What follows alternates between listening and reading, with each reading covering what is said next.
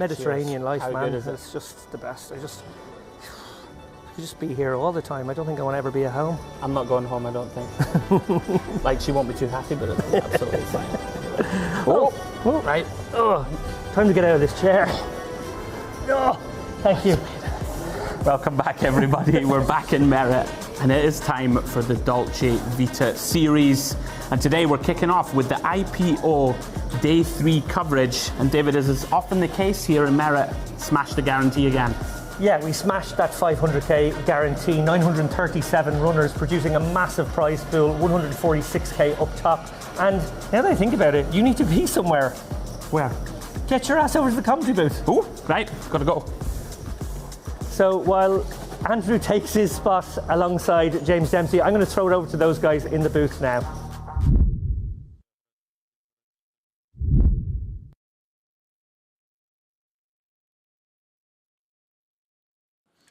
Well, as mentioned, a very warm welcome back to the Dolce Vita series here at Merit Poker, beautiful northern Cyprus. It is, of course, the Italian Poker Open Master Day 3. And any second now, and out of breath, Mr. Headley is going to storm back into this booth, having enjoyed his little limoncello you had on the go?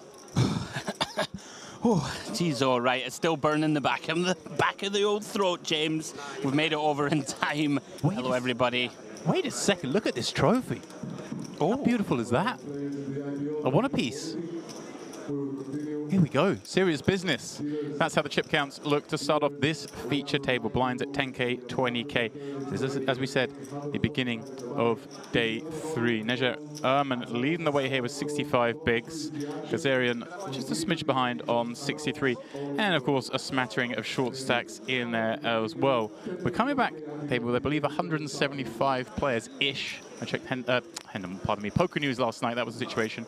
I believe 125 pens. So, as Mr. Lapham likes to say, bubble adjacent, but still pretty early in the tournament, given it's a day 3. That's it, exactly. Yeah, I mean, 50 places or so still to go until we reach that landmark stage of the tournament and get into the money. So it's not, mega close. You're not going to play too tight demps with 50 away still. Right.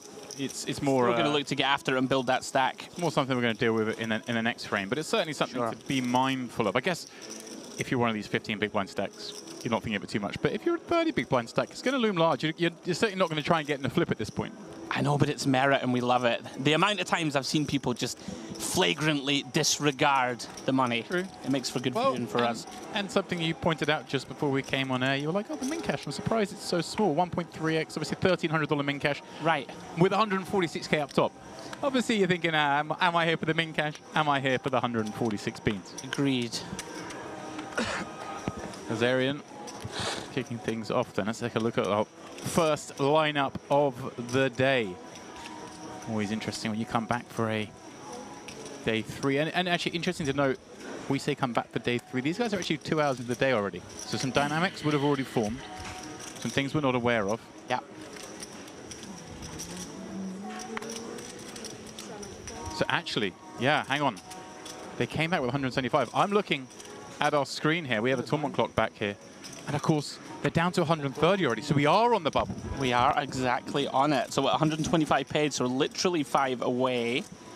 So we see Sake here with the ace-deuce of diamonds on the button. 30 bigs to start. Come in for an open. So we get a look at our first bucket hat of day 3. Rogov here, taking his time a little, showing that awareness that we are, of course, about to be in the money. Round to Erman in the big. Picks up with a very dusty 9-3, just lets it go. Nice early pickup for Sake.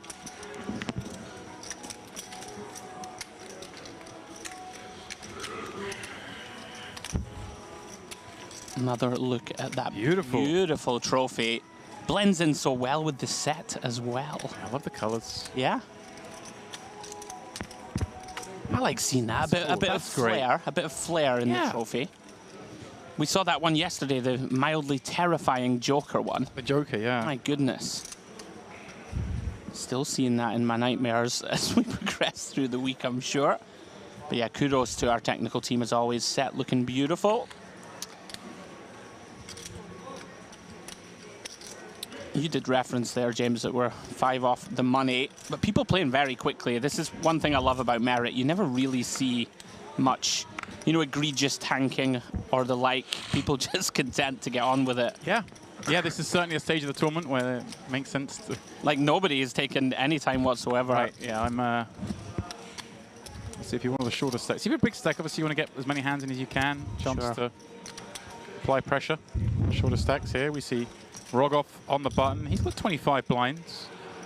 Not exactly sure of the stacks behind just yet. We're still familiarizing ourselves with the table. He's taking a second there. I like that. Oh, man, here we go. Okay, that's a big stack. We know that because 100k starting stack. So you got 1.2.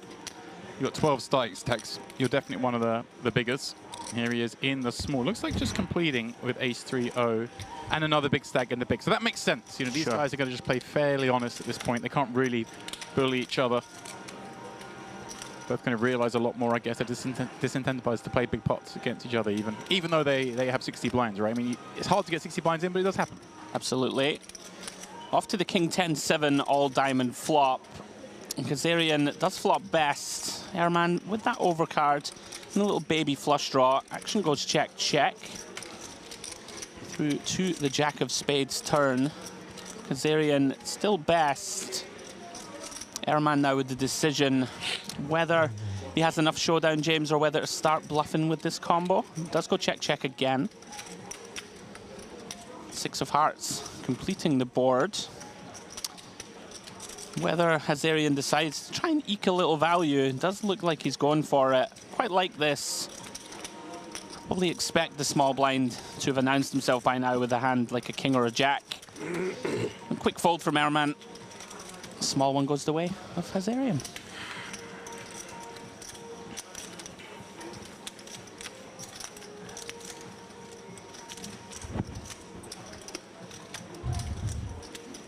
Merit Poker, partnering with Imperium, bringing you all these Italian delights here to Northern Cyprus. I know you've been practicing your Italian pronunciation for the main event. Saving it. I'm not. I mean, it's something to behold, guys. I'm not going to lie.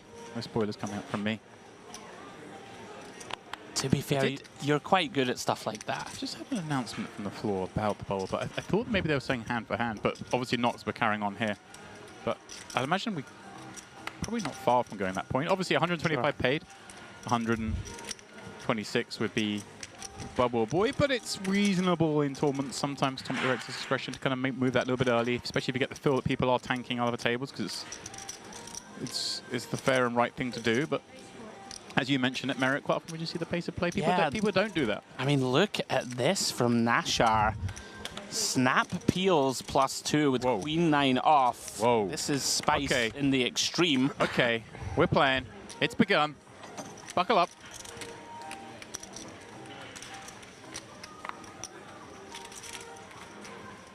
The old flag test for you, James. What country is that for Nashar? I don't recognize this flag.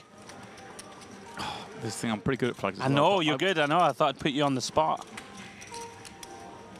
That's a tough one. Rogov showing the awareness. I know, but I'm like 40%, and I'm going to get it wrong, so I'm not going to say. But hang on. I'm going to cheat a little bit. All right, as Google a couple of flags. James has an investigate. Roundshot Airman does have, of course, the table chip lead. Deciding here whether to ever try and leverage that stack. I was wrong because it's similar. Okay. Obviously the name didn't fit with it, but what was I was going to say Senegal, but it has the same colours in the star, but it's a different pattern. Okay. Now then, a very interesting decision point here for Spataru. In the big blind, finds a good hand. Ace-Jack of Hearts. Ah, it does say Senegal, but that's not the... The acting how to play. See, like the Senegalese flag. I'm going to show you here. I started with 300. No. That's what I'm saying. The flag doesn't look right. But I've just Googled Nashar's, or Henam Nashar's name, and it comes up with Senegal. So I'm confused, because those are the colours and the pattern and the star. You see what I mean? Like, it's the yellow, This is a audio medium. Those of you at home can Google the flag of Senegal and see what I mean. Yeah. We will unravel the mystery as we go. Now then, Spataru completing Ace-Jack of Hearts in the big. Off to the 8-7-5 spade heart board. Pretty good flop for Aoun. Of course, going to want to tread somewhat carefully. He's going to go ahead and c-bet. And look at this once again, Demps. Nashar snap calling in position here. So feisty. With that gut shot and overcard to the board.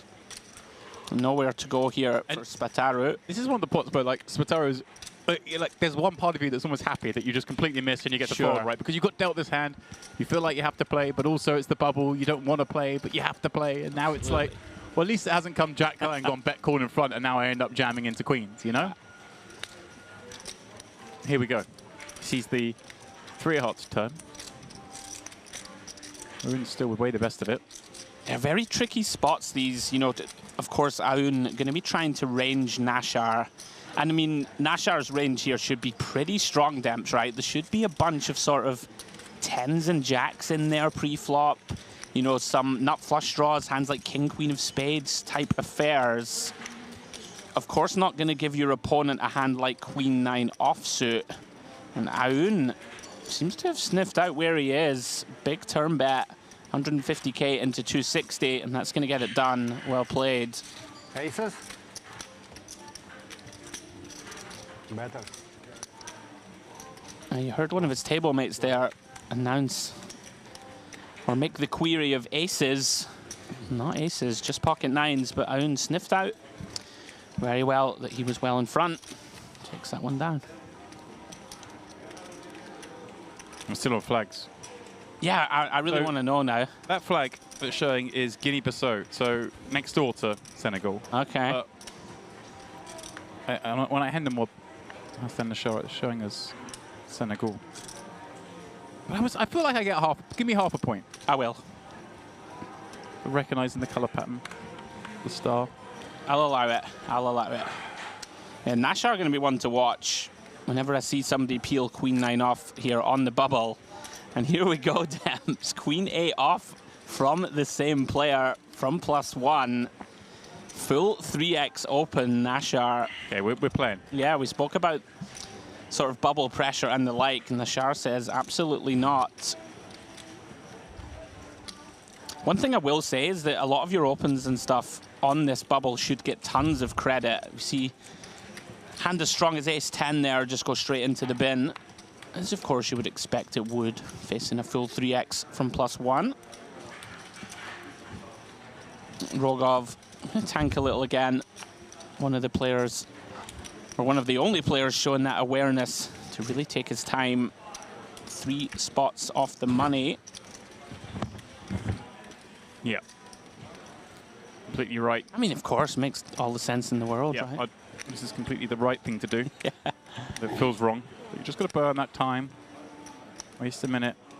Well, not a minute, but 30 seconds.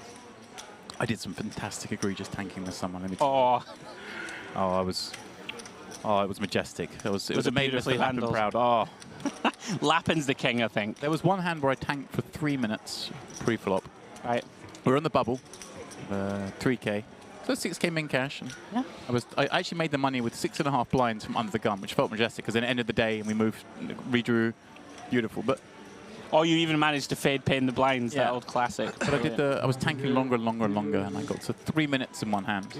And then went, oh, is it on me? Yeah, the classic. The whole table laughed. Every other table, thankfully, was complicit in the tanking. I had a good There we table go. for it. This No is big it. stack. No one was calling the clock or making any mumblings. None of the dealers seemed to care. They were out just chilling at the end of the night. Yeah.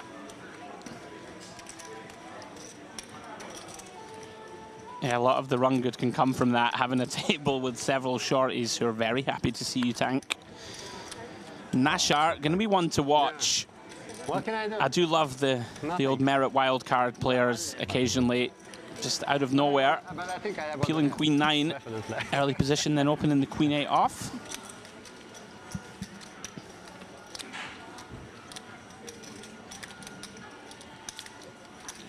عرف الطاولة نعستني هونيك أحلى كنا عم نتسلى هونيك وي هون كثير سيريوس عم نحكي كنا حست كنا عم نحكي تو سيريوس هون تو ليفلز طوال طبعا جسمي دغري بعدين فيك تستعمل تليفونك تطلع من الايد تطلع شوي على التليفون تحكي حدا اتس اوكي only 2 levels.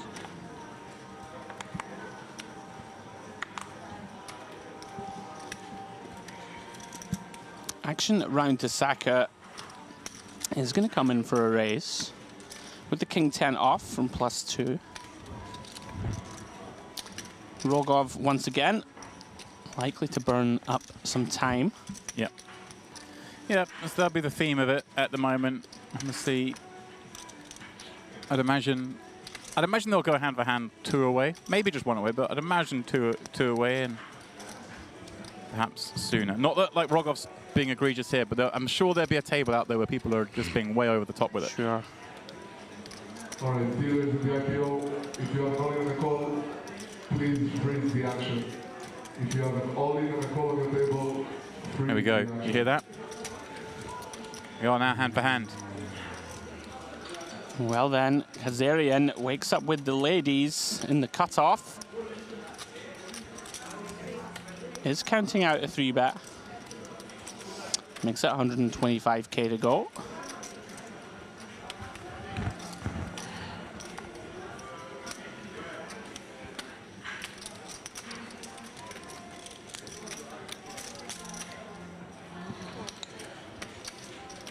$125.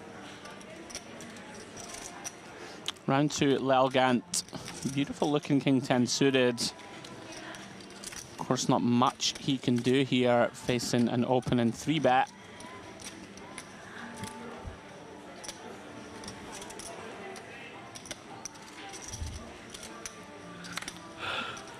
Aoun also gets out of the way. Saki here just has to give this one up. Went for the little steal on the bubble. Nothing to be done with king 10 facing the aggression.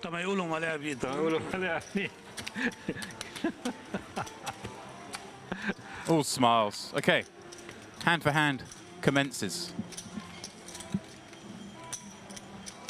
A lot of players, a lot of tables, I should say. Of course, scattered across the room. Playing 9-handed.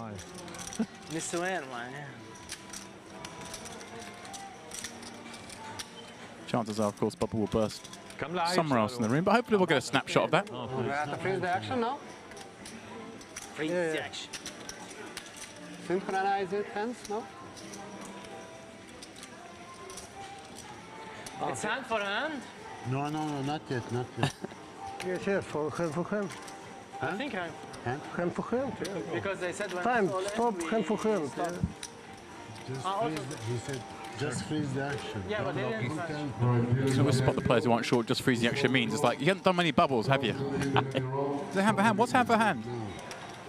So one basket. He didn't say actually. I'm sure people bluff at the end of the night when you're bagging your chips, that old chestnut. Oh, what do I write? Yeah.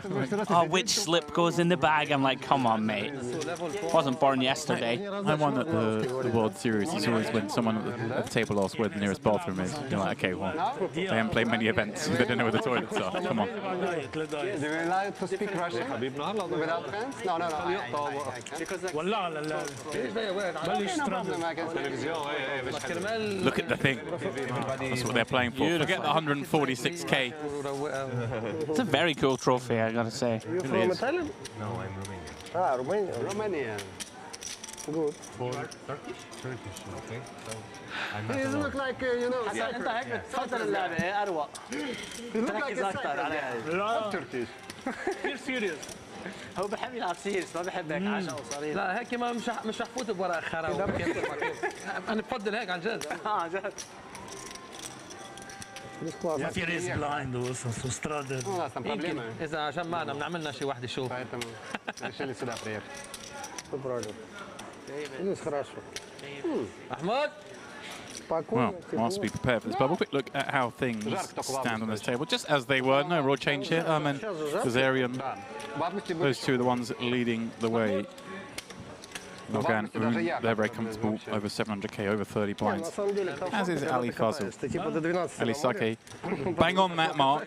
And really, the only short stack at this table, given it's a bubble, is Andre Spataru. But with 13 blinds, he'll know that if he can just fold into the money here. He can fold in. The real tough spot is those ones, those guys sort of 26 blinds to the 39 blinds, because they kind of still have to go with it if they get a really big hand, but they just don't want to play that many hands right now, right? They're almost like, they're happy it's hand for hand, just don't give me any decision, let me get out of here, because they just can't play their hands the way that generates the most value, right? If you've got like an ace queen, you just don't even want to play it hyper aggressive, because busting is just so bad right now. Yeah, definitely going to be the kind of quote-unquote standard strategy, just to sort of chill, wait for that bubble to burst. I guess it kind of depends, though, right, on what type of table you're on. Sometimes, especially live, I hesitate to venture that sometimes they'll let you get away with, you know, sprinkling in more opens and V-pipping more. If the table's sort of going to allow you to get away with it, then sometimes you can play a little more, you know, freely than perhaps you would normally on a bubble. I mean, we saw Nashar, he's just getting after it, sort of disregarding the bubble with the Queen 9 off, Queen 8 off V-pips. Yeah, it's way outlier. Well, that's what you see at Merit. We see the IPO. I love it. I do love it.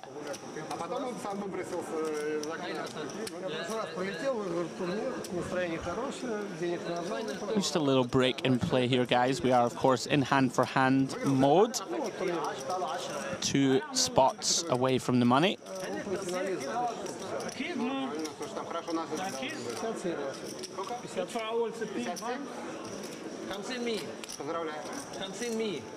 I enjoy it all. All the chat. Everyone's, oh, it's exciting, we're on the bubble. Doesn't matter how many times you do it. Every time you play live poker tournament, everyone loves it. It's fun to get to the money. Come on. It is. Some people try and put on the steel exterior like the cold. Oh, I'm a stone cold killer. Oh, I don't care. I've done this many times. But come on, it's fun. You're on the bubble, you're chatting. Like, just a relaxed time. Unless, you know, it's in a large full event like this where the smaller second table's got 13 blinds. It's not so enjoyable when you've got 3 blinds and you're the big blinds rapidly approaching. No one here is under max pressure. Everyone at this table should cash, but it doesn't, like, might have aces versus kings. Yeah. Might have a huge cold deck. Things do happen. I've seen some wanting to step out. A lot of languages here at Merit. Obviously, once the cards are in play, English only. Although I have enjoyed when we've covered events here that there is some deviation on that rule. Like, quite often we'll get the situation where the last 4 all speak Russian. For sure. They're allowed to speak Russian because everyone can understand. Right. I like that. I'm sure I've told you that I've been threatened with penalties a few times. English only. I'm like, I'm English, speaking English. I say, you're not English. You're British. I know that. A cold shiver went down my spine when I announced it. We can skip that and have you killed in the...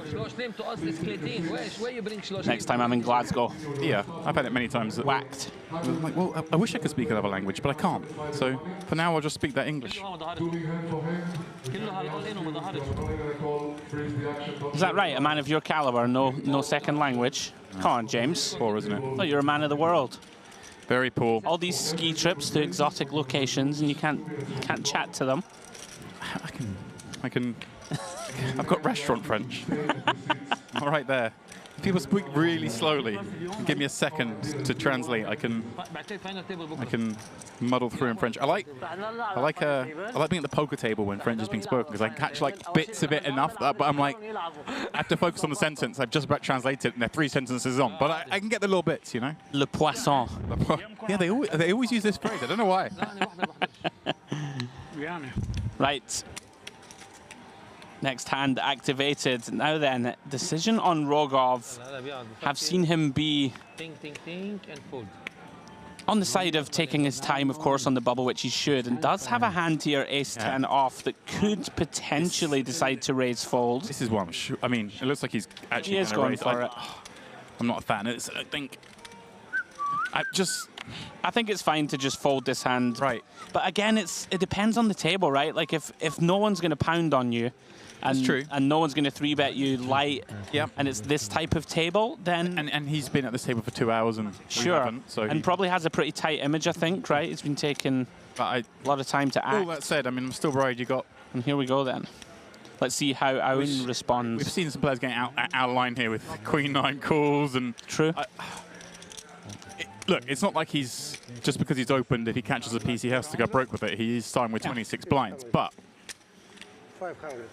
I'm with you. I like fold on the bubble. Just the value of winning a small pot here, does it really increase our equity in this tournament by much? No, min cash is 1,300. Now, of course, we have mentioned the min cash is slightly smaller. If it was like a 1,700 to 2,000 min cash, then certainly a fold. But Owen just coming in for the call. This is one of the hands that could have pounced on him, right? The ace jack off kind of fits nicely as a free bet bluff. Queen jack 7. Let's see how this one plays out then. Owen flopping a piece. And Rogoff, though, still with the kind of impetus and a draw here to bet. Now, again, it's one of those things. You're indicating check. You like check. Obviously, the small blind peel is kind of scary on that kind of board tip. Sure. But what if this is like a fire 1 situation? If he gets raised, it's no disaster. He does elect just to check, try and make the hand. And now picks up a second draw. Nashar as well, of course, now with a gut shot draw of his own, having been no hand on the flop. Will Owen look to apply some pressure here? Yeah, pretty tricky spot here with ace-jack. Also, kind of like, I think I would check this hand, but it makes some sense to sort of just clear out some equity. Right, you've got the big blind in there. You don't want to give them a free pop at anything. Sure. And also, you know, Rogoff's still just going to check back a lot of hands, I guess, on the turn. Also going to have some equity. For sure. Set a price here to see a card, and look at this, getting some value from a couple of combos that could be worse. Could be some worse Jack X in there, of course. Certainly want to play this way. Lovely looking river in that completes nothing, and you can't really expect Rogoff to have an 8 here, one would imagine. Yeah, don't expect him to have too many Queen X either here. Likely going to see bet hands like Ace Queen and King Queen. Probably not opening a hand like Queen 9 suited type holding on the bubble. Oh, hang on a second. Oh, we have a double up, okay. 2 9s. Besting the deuce 3. Yeah. Was that a blind? Yeah, blind. Yeah, on, I think it's obviously folded around blind on blind, and Madame 8 была. that's a call off with the 2 9s. Very happy when you call it off with 2 9s. One assumes that was the action. To see deuce 3. Yes. That'll do.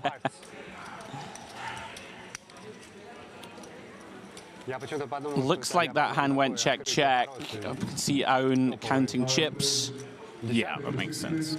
Yeah, one of the problems for Rogov also, like you were saying, you'd have been a fan of just folding pre, and I'm with you, is that when you get to this river now, it's very difficult to bluff on this run out specifically, and on a bunch of run outs, right? You don't really want to be bluffing and at risk.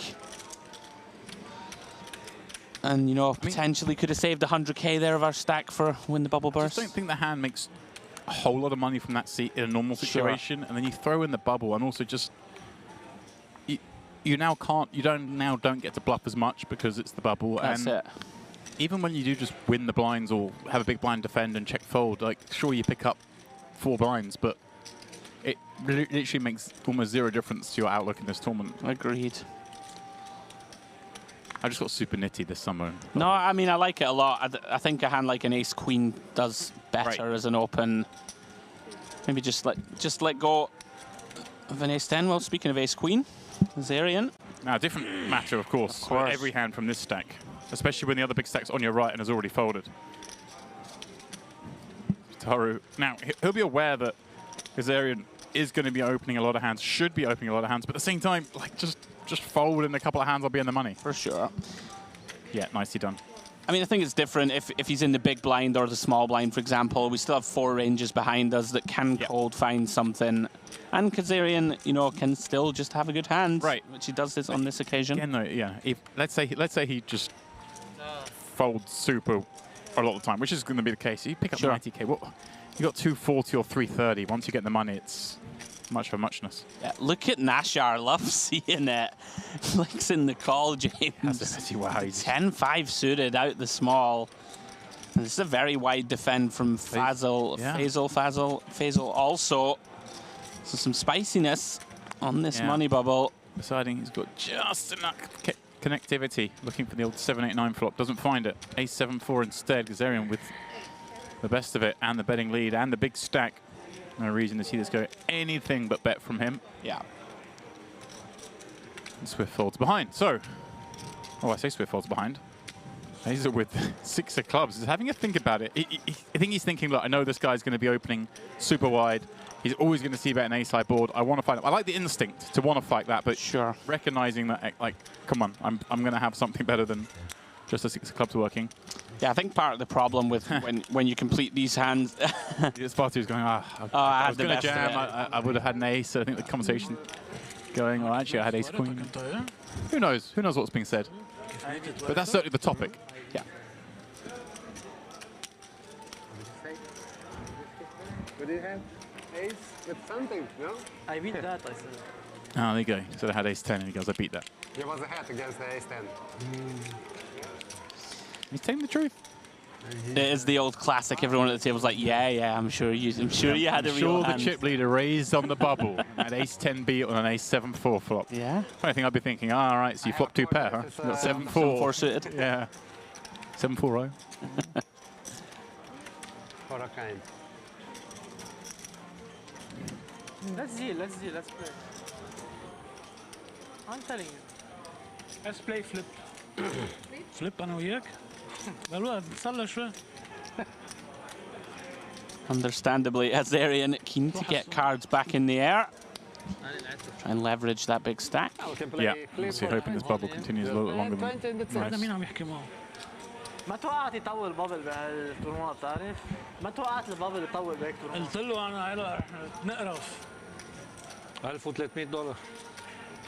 Oh, another all in. What's going on here? بيعملوا هيك ايفنت صغير لأ.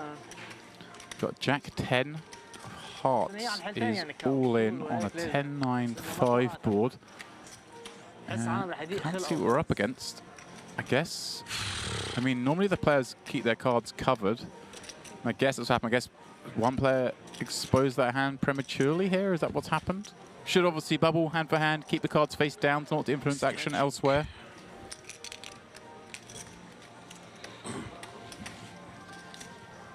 Yeah, I was looking to see whether his opponent was still in the tank, but does have enough chips in front of him to cover. Can we make an order? So I think we are just waiting, James, for other tables to complete the hand before hands are exposed. عندي خبرة فيهم. يمكن هلا ممنوع حطوا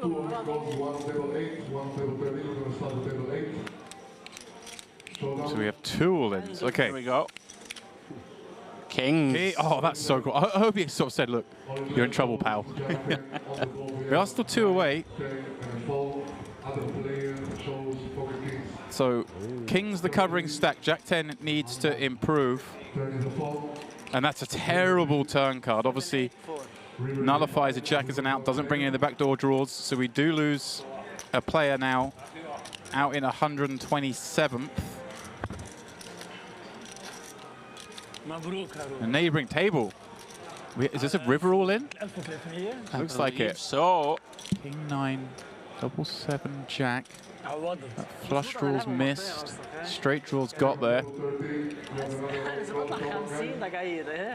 looks like the big blind is called off. Is that a 7? So that's a 10-8, the straight to get there. Oh, it is a 7. Queen 7. This is 10-8. Wow, Queen 7 as well. So the 10-8 couldn't have hit the Queen side of the straight. Nasty, nasty way to go. Congratulations to everybody. Wow, so we lose 2 players in hand for hand on separate tables. And now the remaining 125 players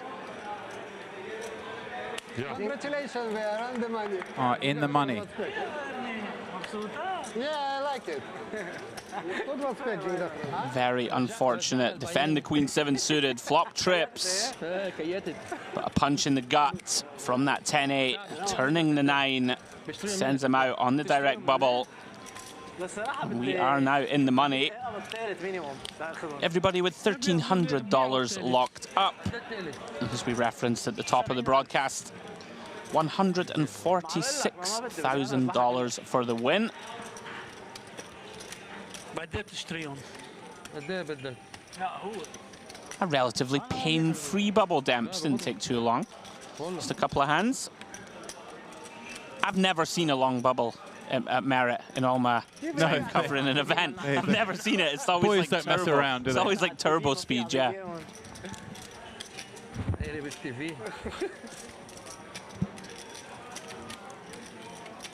قولين معك.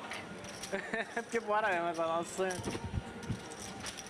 مليون ونص. All right, so poker resumes. Short stacks, pressure is off. يلا. Let's go accumulating. هلا بنعمل نيغوشيشن لما نطلع برات هالطاولة. إذا دليتني.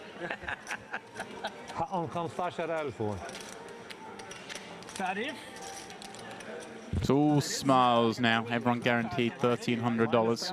بتاع الفاليو تبعه. In monetary value. You can تعرف it? I think the floor just getting confirmation that the bubble has indeed burst. You have an all in a call, please announce on the call payouts. If you lose the player, keep the player active. Yeah, just obviously running the player through it. Obviously, if they bust out now, we need to stay at their seats so we can get them paid out. You know, you bust out, you storm off. Ah, I lost a flip and got it.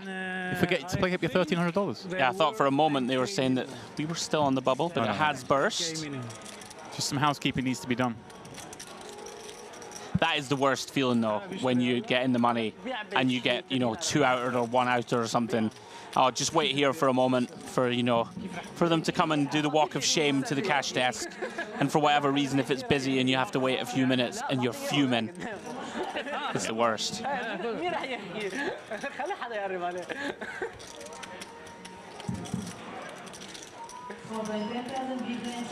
All right. We're back underway. رجعنا 40 دقيقة هلا. 20 minutes break in the Vamos poker camp. هلا بصير يطلع بالبابل بسرعة. No need for tanks anymore. بدك نحن ولا نطلع؟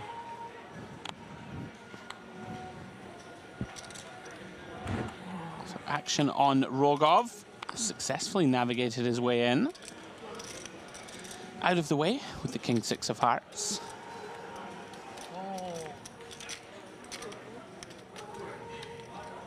Now to Hazarian. You know, open the pot with the Ace-9. Put that big stack to work from early position.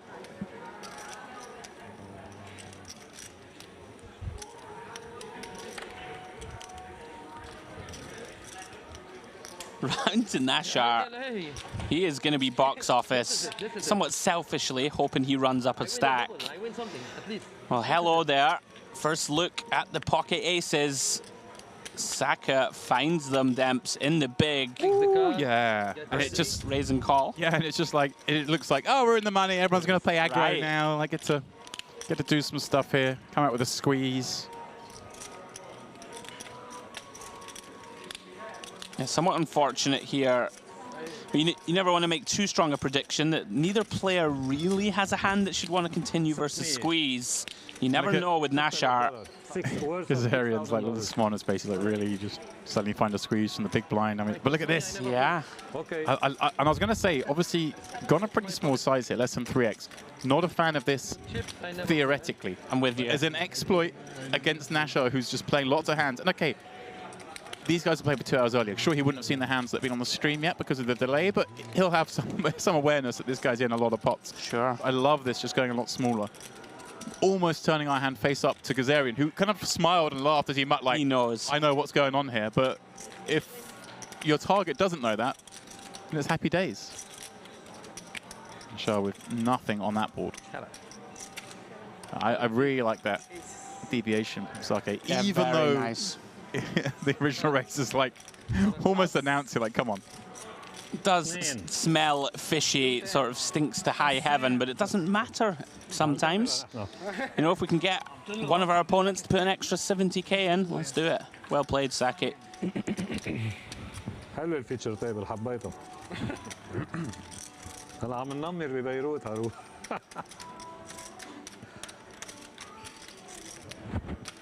هلا اولين وبس نربح. Something I maybe don't do enough of, I think, up live, is, you know, oh, I mean, this is going to look incredibly strong. Sometimes it just doesn't really matter, right? You can just go, well, if my opponent is just not really going to think about what my range looks like and is going to go, oh, I can call 70k, let's make it 110. Yeah, it's something you got to do a lot in poker. You're like, oh, this looks, I never get to do this. Yeah, but yeah, just let your opponent make a mistake. Sure. Don't think they're going to be fully clued in. We see Nashar just flicking in again, Jack 9 offsuit. He's in. And here we go. Another big hand in the big blind. Rogov, pocket tens. 20 bigs, effective. It was nothing but Probably only one route for this one. I would gesture, James. I would gesture, I would venture. Yeah. And again, it's lovely that you find this hand now rather than 5 minutes ago before the bubble bursts, and you're like, oh, I have to jam this, and it feels grim.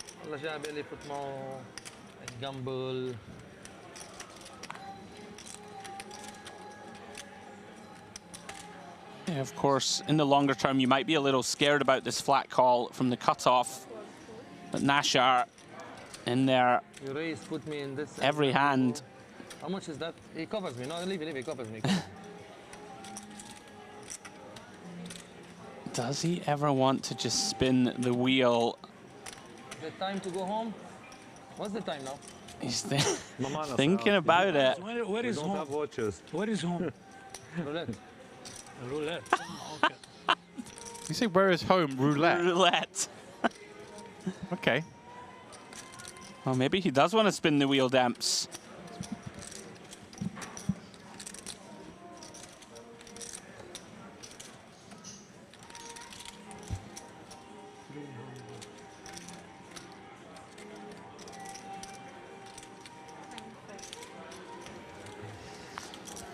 And this would be pretty wild. Yeah, he has made the fold. Oh, yeah, he has let it go. Okay. Very nice pickup for Rogov. Yeah, dreamy scenario, and a sort of obviously depends on how it goes now. He's getting very short and whether he gets more chips together, but certainly a theme you're going to see a lot, I guess, is someone raises, he calls, and there's going to be some very wide squeezes behind. Not that tens was wide, not that aces was wide, but it's surely a path to pick up chips on this table. لا الامتين باقي هون بقبرص. طيب من هلا بطلع رولات.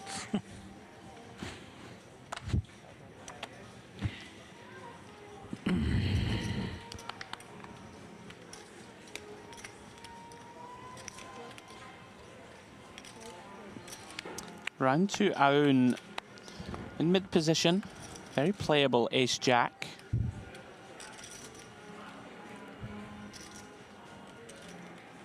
With 45 big blinds or so.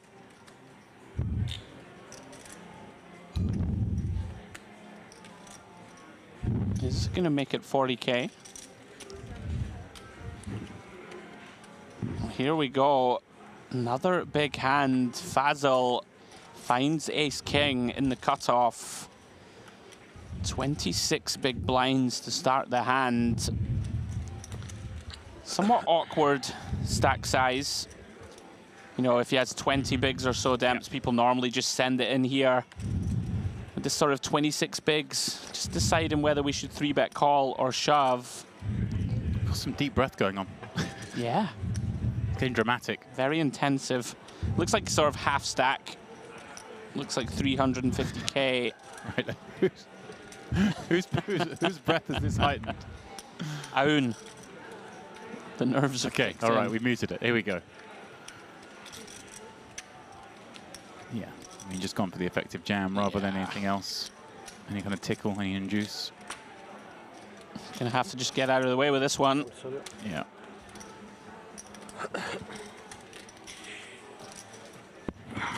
We spoke about the Joker trophy yesterday. That's quite an intimidating Joker card protector. There we go. Someone's leaning into the theme. Yeah. I like the turtle card protectors they have here. Obviously in honor of the Turtle Sanctuary here, or Rehabilitation Centre, I should say. I love it there. I've been there a few times with Jade. I've taken her down there to have a look. I've not actually ever been down. Oh, you got to go. They got turtles. They do. There's a massive one though. He has a head injury, and he's still there. Well, he was there last time I came. He's been there for 6 months or so. Checked in. Was the head injury, was it recoverable? Do you know? Did you get much? Hey, listen. Prognosis. You know, I'm a man of heart and concern for wildlife and animals, big and small. Yeah, actually, you were a bit upset earlier at lunch about I haven't seen the dogs and the cats. I know. It's just so hot during the day. That's why you haven't. Too warm. They're out in the evening. But I like to hang out with strays. You know, I'm a stray myself. There we go. I have kindred spirits. Aoun out of the way with Queen 10. Nashar exercising some restraint now that he's got down to this sort of 15 big blinds realm. Round to Saka. King Queen off. More than enough to play from any seat at this table, let alone cut off. And he comes. Interesting one for Rogov. Right, sort of a hand that we could mix in some 3-bets with, right? Yeah, this is one of the hands in the modern game that gets used very heavily from button. We want to have some bluff 3-bet folds. This hand falls into that sort of range nicely. You know, we can 3-bet and fold to a shove pretty easily. It may depend on how Rogov perceives Saka to play. You know, if he thinks he's going to be a little tighter, you know, from the cutoff, you should be wide enough here to be raised folding a lot. And we'll see what Rogov elects to do. And of course, not just because you think someone like this, he's going for it. Tight doesn't mean you should go for it, because also sometimes you see players you think maybe are too tight, maybe I shouldn't do this, but they're also the ones who maybe fold too tight as well. So it kind of the bars move in both directions. 100%. Like this 130. Yeah, big fan of this. Yeah, just kind of make it really hard for Sake to ever peel. And you can see from the body language immediately he's not thrilled. Yeah, once this many questions go in, it's rarely met with continuum. Right. And this is it, because this is one of the hands that, again, flipping it back on Sake, it's kind of tough, right? Do I have to jam this some of the time, I guess? Sure. Against a button 3-bet, I mean. Yeah, I think King Queen suited, we're pretty happy to send it in. But there we go. Yeah, nicely done. Yeah, well played, Rogov. Like it. Of course, all these pickups, super important, right, as you try and navigate your way through the tournament. Pick up, obviously, big blind, big blind, ante, small blind, and the 2 blinds that are in the open. It's a big pickup. Very well done. Getting himself back towards 30 blinds with a playability. Hour-long levels here in the IPO Master. Yeah, and our clock, really nice. Lots of wiggle room. Oh, yeah. Maybe ace king. Maybe ace king. And maybe nice hand. Action back on Lelgant. Beautiful looking 8-9 of diamonds. Is under the gun though, but undeterred, decides to come in for a raise. Starting the hand with 37 bigs. It's my all. And here we go. Nashar announcing it's my all. Oh, sends the chips in with ace queen. 250, 60, 75. Fazal does wake up with 6s behind, but facing an under the gun open. Yeah, even against Nashar. Even against Nashar, we can't play this. And actually, Nashar's tendency has been to call a lot. So when he does raise, even though it's 3-betting or 14 blinds, it looks like more likely to be a hand. Yeah, I can't do anything here with 6s. And great timing from Nashar in the sense that Thank you, well done. Logan actually has a hand that just kind of is going to fold, and he's going to pick up quite a lot of chips. Of course, when you've got ace queen, you're more than happy to get some action, win the money, but flip with that, you're just jamming 14 blinds, and you're going to start the next hand with like 17 blinds. It's sure. 18 even. Hey, you're more than happy to take this down non-showdown. Thank you, Arut. Captain America. Oh. Very frustrating spot this for Spataru. Marco, not bad. You have the same chips. John Travolta.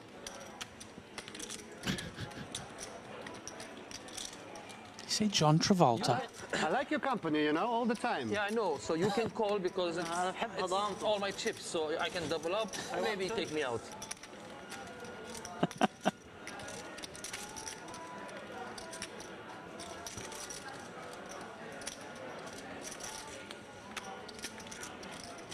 thinking about it, I'm surprised he's thinking this long, 14 blinds. Yeah, I'd be very surprised if these cards do anything but find their way into the mark. If you can see the hand, Sure. but, you know, nines, tens, jacks, queens, kings, aces. Like this hand in bad shape. You from Russia, you said? Yeah. No, two is dve, no? Dve. Dve. Dve. Means door. It's two, no? 3, 4, 5, 6, 7, 8, no? It's Bulgarian, huh? It's a fun grouping. It is. Obviously, Nashar's been the one not just driving the action, but Nobody go? Nobody. clearly got everyone chatting at this table. Still alive. He's the character. Still alive.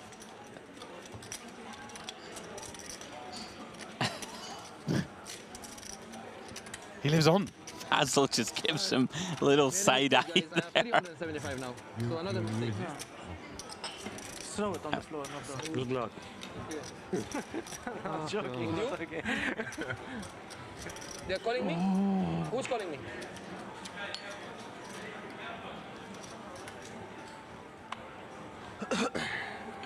Oh, coffee, yeah.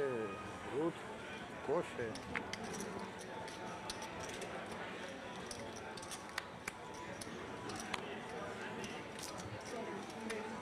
And here he comes again. Jack 10 of diamonds from +1. Interesting spot now, Demps, for Saka against a player this wide. Don't mind this from Saka. Like might be an adjustment that we would fold here against sort of tighter players. It is going to make the call in position with King Queen. Don't mind it. Captain America. Yeah, you know glasses. Spataru keeps finding himself in these very awkward spots off the shallow stack. Another disciplined fold. Yeah. I love this Nashar character.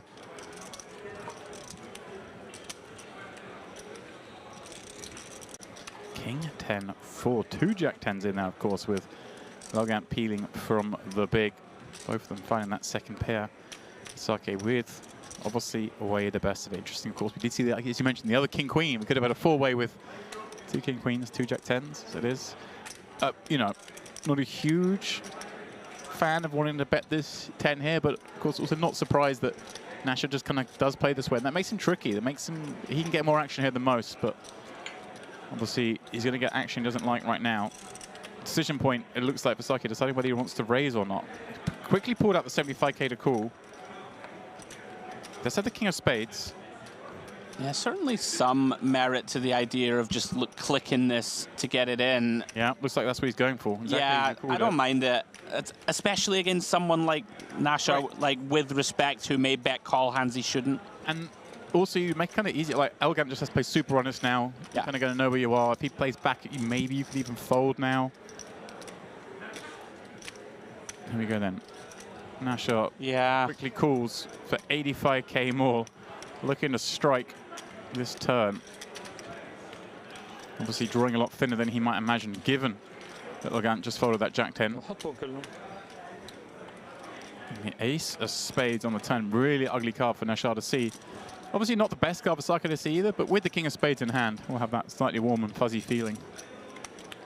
I wonder if there's ever a universe this goes check, check. I was thinking I kind of like a check back here. I mean,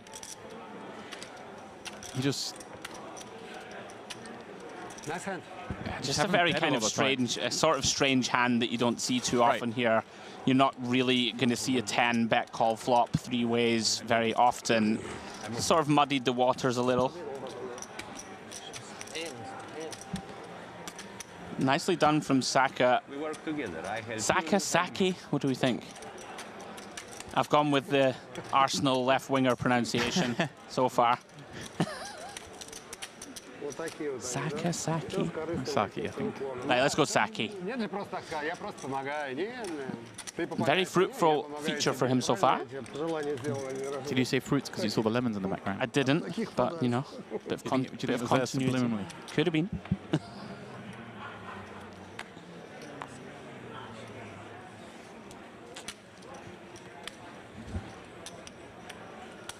Basel +1. Looking at the queen and diamonds wanting to get involved himself off of 30 blinds.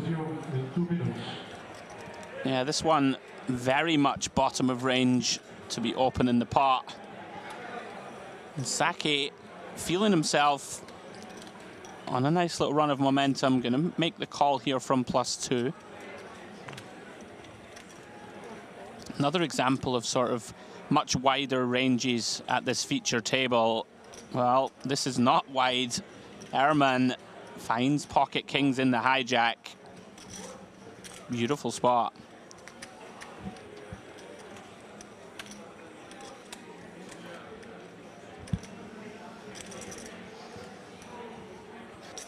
Oh, yes.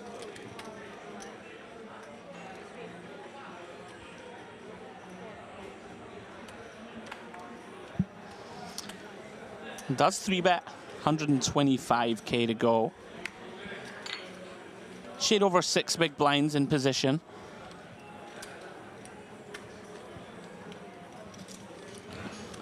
Of course, we can see Fazal and Sake both with pretty weak hands, all things considered. يعني جاي كيف بنروح على التواليت. قصد عليك.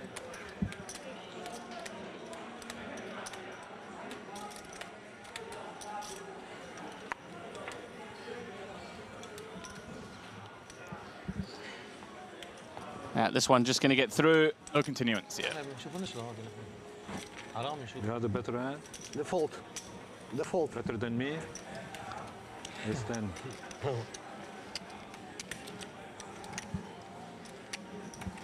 نحن هون ما بنشوفهم حرام. We restart Vamos Cove Florian lines 500, 1,000 with 1,000 ignorant. The dealers continue to win, please.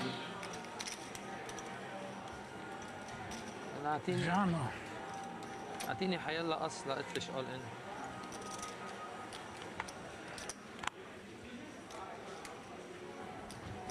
Andrew, I can't tell you how happy I am. Come on then. Well, last night and today, Fold my blind. with this high-pitched ringing in my headset, driving me incessantly mad. We checked yesterday. We were, informed it wasn't getting on the stream. It was only in here, and there was, a couple of little bugs, but it started all again today.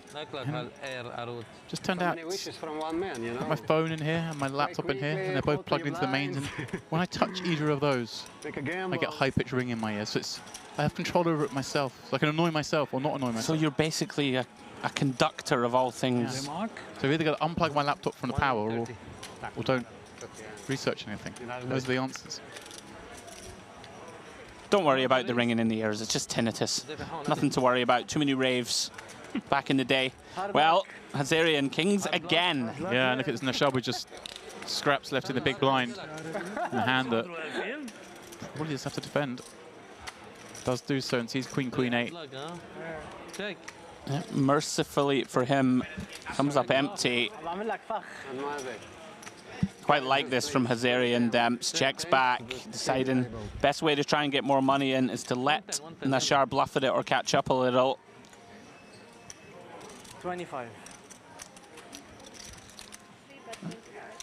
Should be hand over. بدك صب لك شي خبريه يا زلمه. ما يدام جويزه. بدك تشوف ريا؟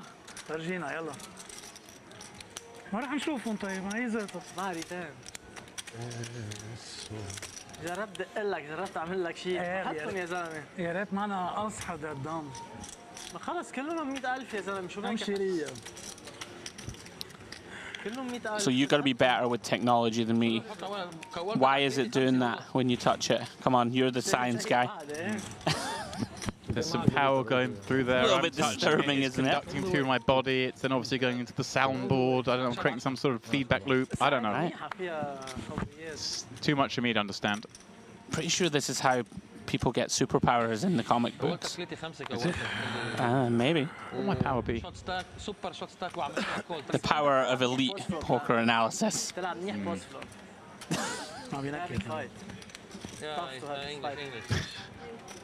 Ruggles got ace-9 suited. There you go. I've got the power. You already have that power, James. I was just being playful. Beneath the bucket hat. بعد في ساعة وربع. English, English. We still have 1 hour and 15 minutes here. 40,000.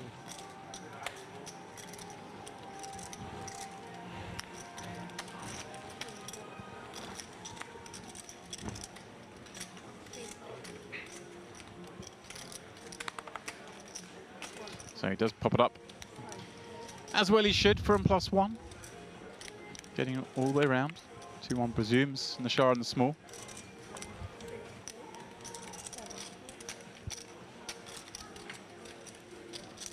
Please. ليك بدي اروح على التواليت. Can you take your time الهاندل بعده؟ فيك تاخذ وقتك بدي فوت على التواليت. بليز اه. No problem. ولا انت بطن. انا بفكر فانتك. Fazal here with the dominated suited ace. انت ولا شيء. Is he counting out a 3-bet bluff here? I don't hate it at all. Going after the +1 from big blind with this suited ace. Curious line. Obviously, you know, so often the temptation with these hands is just the call. Just And call you know, most always. of the time you are just going to call with this hand, but he's starting to mix it in clearly occasionally with the thing. And he's got a big 3-bet as well here. 4xing. When 4xing our position is not big, but it's big when you're dealing sub 30 blinds, right? Sure. I really don't mind it. You know, this is the type of play that can just clear out any of these ace-10 off, ace-jack off type holdings, some middling suited aces like we see Rogov has. Right. Even a hand as strong as sort of 7s or 8s, it puts it in a very, very awkward spot. The king-jack suited, king-queen suited. I kind of like it. I hate calling. And you know, on the flip side, when we just defend and it comes ace high and we cooler ourselves, we can get some of these hands out. 5 total. Yeah, can you bring the carrot juice with the creme, please? With the creme. How it's you? I'm with you though, Demps. I think people normally just click call here with the suited variety anyway. I don't think you want to do this all the time. You get ace-6 suited, but Of course. very nice. yeah, well done. He's a very good guy, man. You know? Turn the dominated hand into the winning hand without seeing any more cards. Sometimes I translate when the dealer speaks in Russian, but it's Yeah, I'm with you. People normally use like the offsuit No, I translate. low ace X here as the 3-bet bluff. Sprinkles in the suited variety and gets it done. Dealers who cannot speak English Yeah. very well. I noticed that. You want carrot juice with With the cream. With the cream, yeah. Carrot juice with cream. ايه مع كريم حليب يورو. That's interesting. حليب. It's like the old watermelon juice out at the Wynn that everyone's obsessed with in Vegas land. Oh, what's going on here?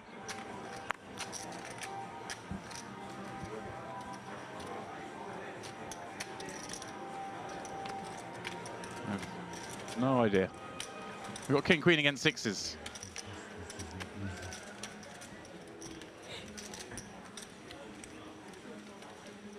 Sixes holding through to the river. Does hold on the ace-7-7-5-5 board. Looks like a double up for the short stack. It's going to leave the king-queen pretty crippled. انا ضيعت لك وقت. Sorry.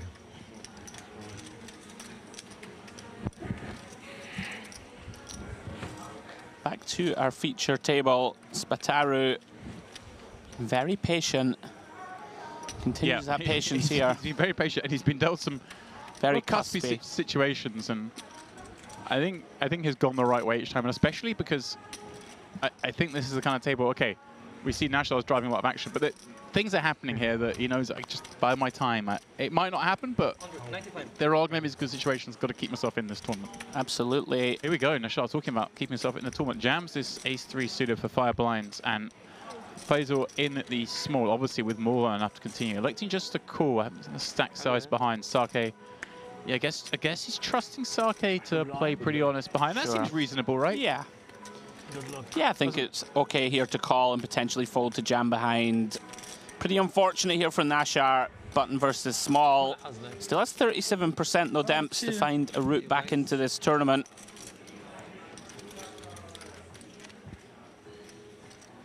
Yeah, a bit unlucky that to run into a dominating ace here. Obviously, certainly be cool by a lot worse, but Nashar with a shot to get back in this.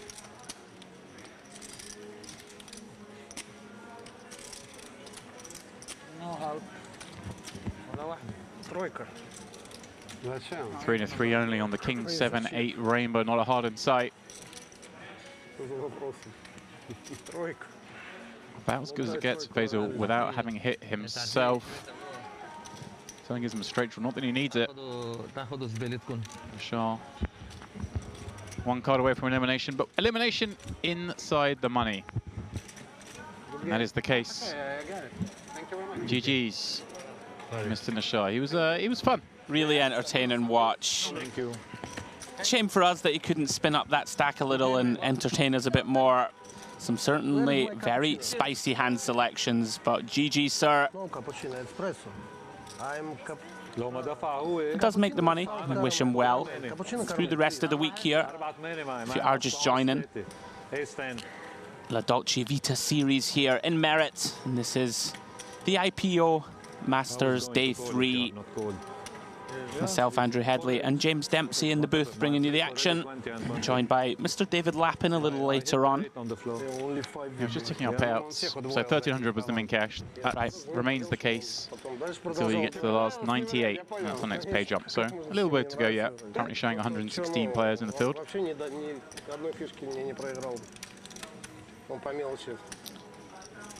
Another look at that beautiful trophy. We'll be going to the winner of this event tomorrow.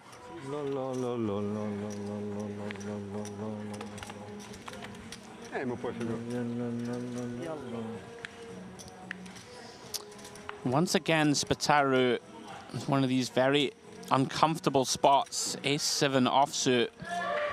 10.5 blinds from +2. Very unattractive. Really awkward one, Demps. Like, I think we do still want to have some potential raise folds, even off this sort of 11 big blind stack, but Ace-7 off. Yeah, continues with the patient route. I like it.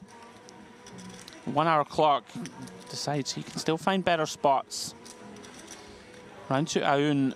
Finds pocket 8s in the cutoff. Very strong holding, of course, from late position.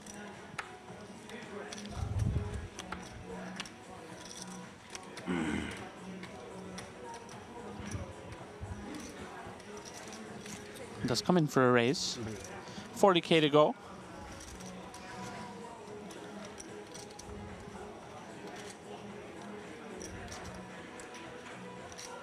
Does Faisal have ideas in mind? Is reaching Demps. Very interesting. He's chosen spicy line a few moments ago with the Ace-6 suited. Big blind versus early. Going for it again here from the button.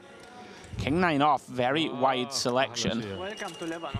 Do we have a power cut in the room? Something's going on. In Lebanon.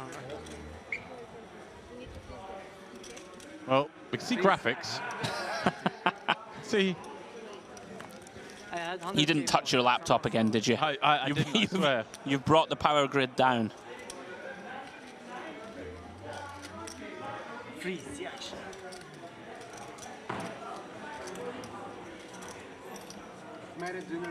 I think there is a power cut.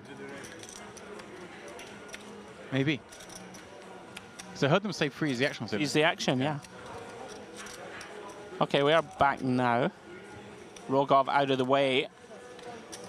Back on Aoun. This is very spicy from Faisal. King-9 off. Just a shade under 40 big blinds to start the hand. Action back on Aoun. Decision point to be made. Probably argue, Demps, you could go either way here. If you think your opponent's too aggressive, you could 4-bet jam this hand. I think typically people will continue with call, which is what he decides on. Inflated pot here. Because of the fat? Yes. Ooh, Jack 9-7 finds a piece, but a piece also for Oon. Pocket pair, obviously still best against some of the legitimate 3-bets, the ace kings, the ace queen, and of course now picks up additional equity against the biggest of pairs. Form of a 10, but as it happens, has fallen behind. I like this in Faisal, just recognizing, hey, look. Oh, wow, he checks back the 9, finds trips, but I like the check back. Obviously, not going to get a lot of value with the king 9. Trying to rep himself, perhaps he has got those ace king, ace queens, they're always going to want to check. Mixing it here. Now Oon's going to feel pretty good about these 2 8s, right? Yeah, I think recognizing Fazal that this sort of Jack 9-7 connects pretty well with a cutoff range that opens pre and just calls 3-bet, you know, going to wrap around this Jack pretty often. And you've called it, James. Aoun now probing turn. I believe he's bet. Oh, he's got chips in his hand. He's thinking about it. Okay, sorry. I thought I saw them going in. This is when Faisal's going to look back and go, did I really 3-bet king 9 off? Is that what I thought here? This is going to work out beautifully so far. It's so nice to have this strong a hand when you look like you've got an ace high or a king high. Absolutely. Perhaps king 10, king queen, something like that. Yeah, I think we can have some hands like a pocket 10s or something could potentially check back here.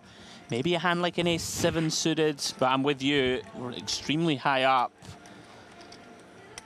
I mean, very likely just to continue the story of like sort of somewhat weak holding here and continue with call. He's going to call here. You're going to hope your opponent perhaps bluffs rivers, but also on the flip of this, actually, assuming this goes like a brick on the river, and then if... Oh, wow. There we go. Wow. Oon gets there. Straight on the end. Let's see how this plays out now. Does he check and just throw some rope? Very interesting one. Because he's... What am I trying to get ready from here? Like, did a Jack 3-bet me and check back? Has he trapped with, like, aces? Yeah. What do I like you say, he has 10s at some frequency. He does. It does feel like, I think, in the long term, that the button checks back too often when we check. Yeah, it's kind of like... You know, a hand like a queen jack suited, like a jack, you know, king jack off that decides to just pot control. Yeah, like he's just going... Yeah, he got snapped. Wow. And what a horrendous run out this was for Faisal. Yeah, 230k snapped off. Yeah. Tough to blame him, of course. King in hand, blocking some of those king queens. Of course, we're blocking full houses. Very unlucky. Pretty nicely played hand from both, I think. Yeah, spicy one. Tough river. Yeah, once the river came, there was nothing that could be done there. A very interesting hand. Yeah, I think you have no idea that he's up against a 9 there. He's thinking, oh, the guy's got a jack, right? Sure. Or like some overpairs are going to want to pot control here, I think.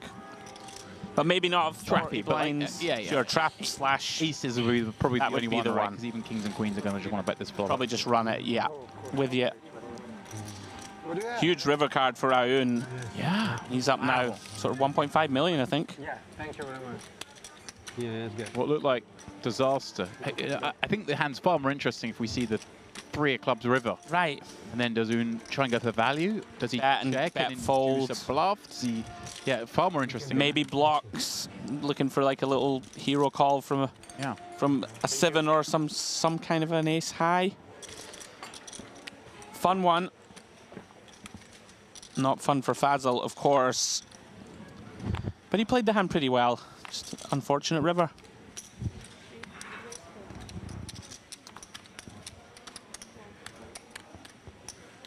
Back into the action we go.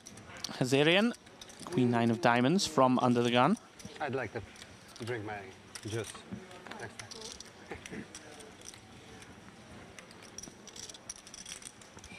Aoun is up to 1.3. Yeah, what a very lovely healthy turn of events it was for him there. Was now short. Still in the fight. Sake. He's chilling for now. Rogoff, a man who's shown some gumption at this table, looking down at 2 5s in the small, but against an undergun open, wisely making away. Now Erman with a real close one against an under the gun open. It just feels like it's just a little bit too low. I like that fold. I think King 9 IPO, but King 8 I fold. Yeah, it really is one of those right on the borderline. Oh, cut into another outer table here, Demps, but we have another blackout. Yes. Is it power cuts in the room? I'm going to investigate. Must be. Assuming that's what's going on. Oh, we're back. Something going on. To the Bergolov there. Fresh off the victory last night. Yeah, always deep in these tournaments. Every time we come to Merit.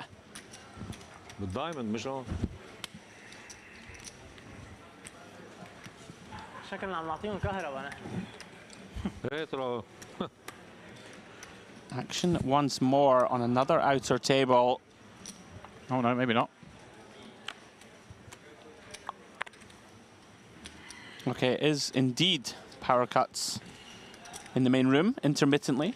Spataru again, Demps, another one of these very annoying spots. King 10 offsuit. But there is, you know, in the modern game, we do still see some raise folds, and he is deciding that he wants to try with this hand. Don't mind it. Of course, a bit of a disaster if someone comes after us and we have to fold and then pay the big blind and big blind ante. But feels compelled to try and get something going. Action now on Aoun. King, queen off. Again, a lot of this will come down to how he perceives Spataru to construct this min-raise range. A lot of players, Demps, will just have kings, aces when they min-raise here. Yeah. From under the gun Creative. of 10 blinds. Very creative. Yeah, again, one of these spots that I was just referencing in the modern game, people do still find steals from this position, but it depends on the player. This king-queen, of course, going to shrink up a lot against players if you don't find or think they have the creativity to find the steal. Yeah, he's just looking at it. This is so suspicious. It's very difficult to play against. Yeah, I love it. Faisal, what's he thinking about here with his ace-4? Oh, yeah, surely he's not going to get involved. Of course, it is Gazarian in the big blind, the biggest stack at the table that he's going after here, so it's still a little scary proposition. Yeah, round to Airman again. Type of hand that you would like to VPip, of course, but facing this sort of 10 big blind open where the implied odds aren't great. Yeah, it's curious because this is the sort of hand that this is the kind of move that I like at the deviation on this table, because if this was still when Hassan Ashar was at the table, this is not something I'd be a fan of. He's just going to flick it in with something, but recognizing that this table has got a little bit more aware of what's going on. But look at this, he does pick up a caller from a man in the small blind with 8-9 clubs who likes the price and likes the Jack-8 deuce flop, in the sense that he now takes the lead on the board that Spataru, especially with this holding, he's going to find it really hard to put chips in. Yeah, one of the problems, of course, when we decide to go for this steal is that when we do face resistance, it's tough to navigate it post.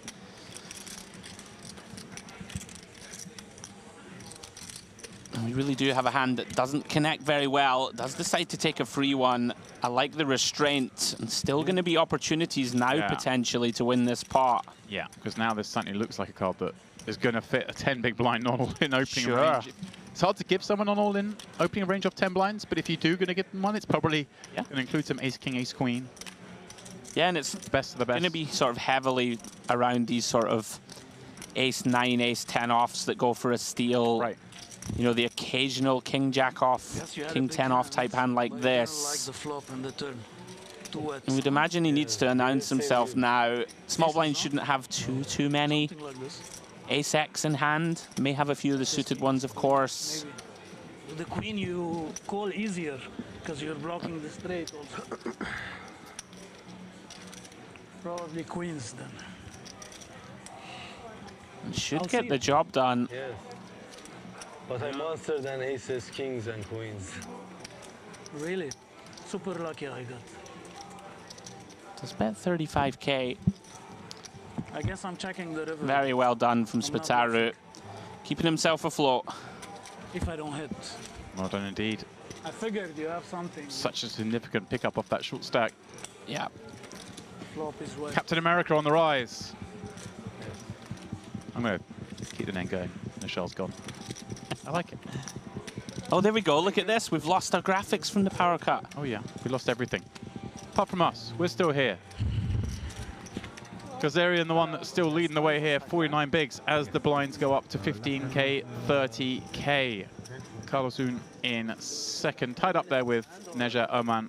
They're both over 40 blinds. Everyone else now dipping below 30 with Andre Spataru, even with that pickup, finally got himself some breathing room and finds himself back below 10 blinds again. Time waits for no man. How's your luck, eh? The big blind's up on you when you've just got yourself up above 10 bigs. Yeah. That could be a critical pickup, that hand for him. Keeping himself in the mixer. Yeah, huge. When you get that bet through on the turn, you're like, oh. Massive. Thank you. Thank you. How am I in this spot? Just shows us more than one way to skin a cat. Off 10 blinds, find some creativity. I guess. Maybe, yeah, maybe you're right. Everybody tank.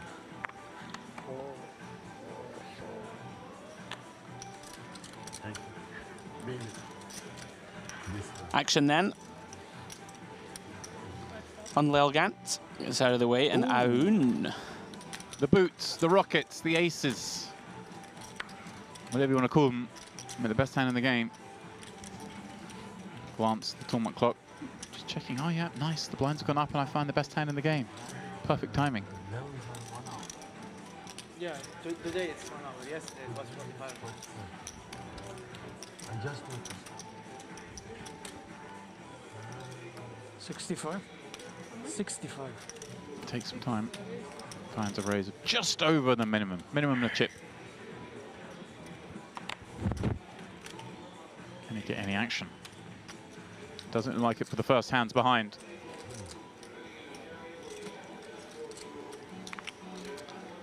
Yeah, some of the hidden run good we speak of is somebody actually finding something to play back with.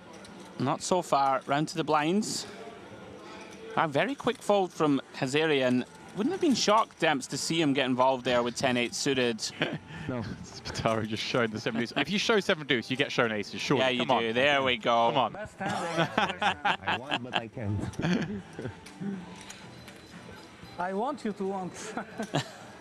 That's a little bit of hidden run good, right? Not finding a 9-10 off that you need to defend. You need to flick in. So much of it in this game of ours. Sure. Yeah. Just finding nothing when your opponent's got aces is run good. We don't really recognize how much there is of that in this game of ours.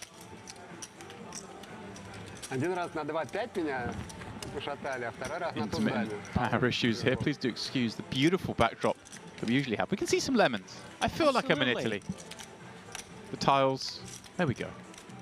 When life gives you power cuts, make lemonade. That didn't work. But it happens a lot here, right? We get quite a few power cuts. Just whether it's location of on the island or what. I don't know. I'm not the smartest with these things, Dems. Not hired for my technical prowess, I think is I think I did well to figure out. Understatement of the year. It's only if I touch anything on the desk that's plugged in that I get my feedback. My headset. At least I'm going to lose my headache soon. Yeah, you're going radioactive for sure by the end of this trip. Airman, pocket 10s in the cutoff.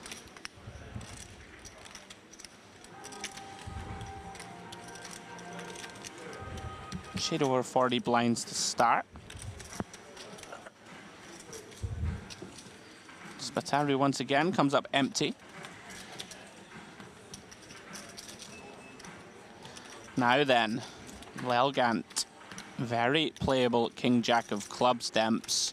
Yeah, I think no reason to see anything but a defend here from the big blind. 65. Let's see, playing 20 bigs. Hey, I mean, yes, we can incorporate just some 3-bet jam here. Sure. Take this down, but a pan plays so well, you don't want to make the sort of king 10s and the queen jacks fold. Here we go, case in point.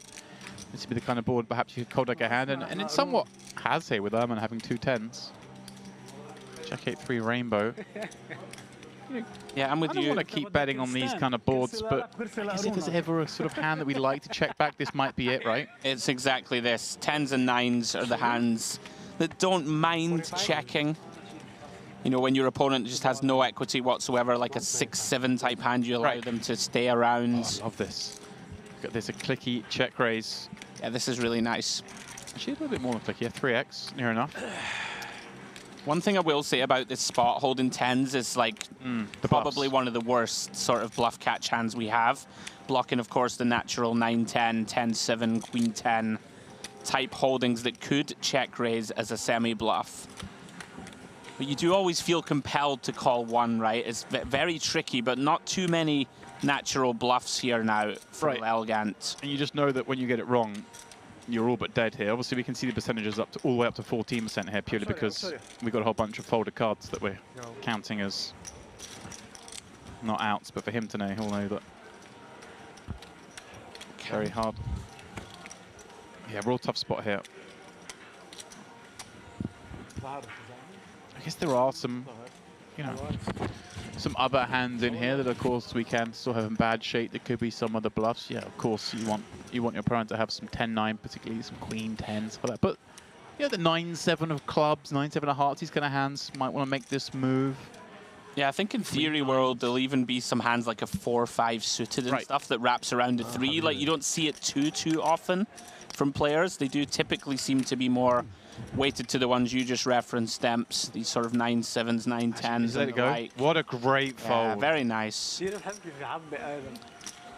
great laydown. Yeah, I think just much more comfortable to continue here with a hand like an Ace-8, something like this, right? That just unblocks all these bluffs from the big blind. And has 5 outs if it's behind. And has more outs, that's it, absolutely. Rather than the 2.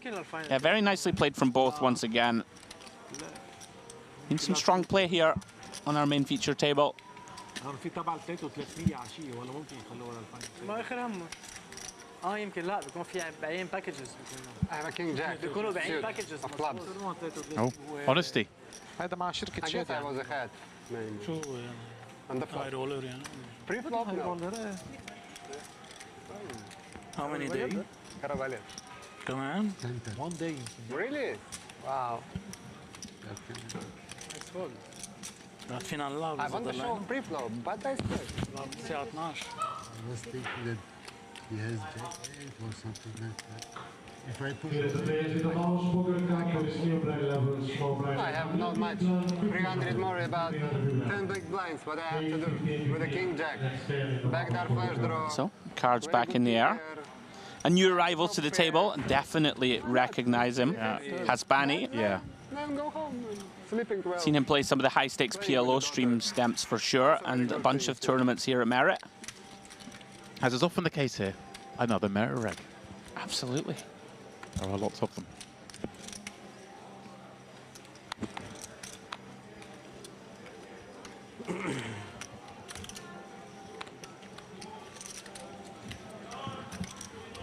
ما بيقعد يتين برا ما بيقعد يتين برا انا ما راح اشك عليه انا ما راح اشك عليه بس انه هي لازم Round 2, Hazarian.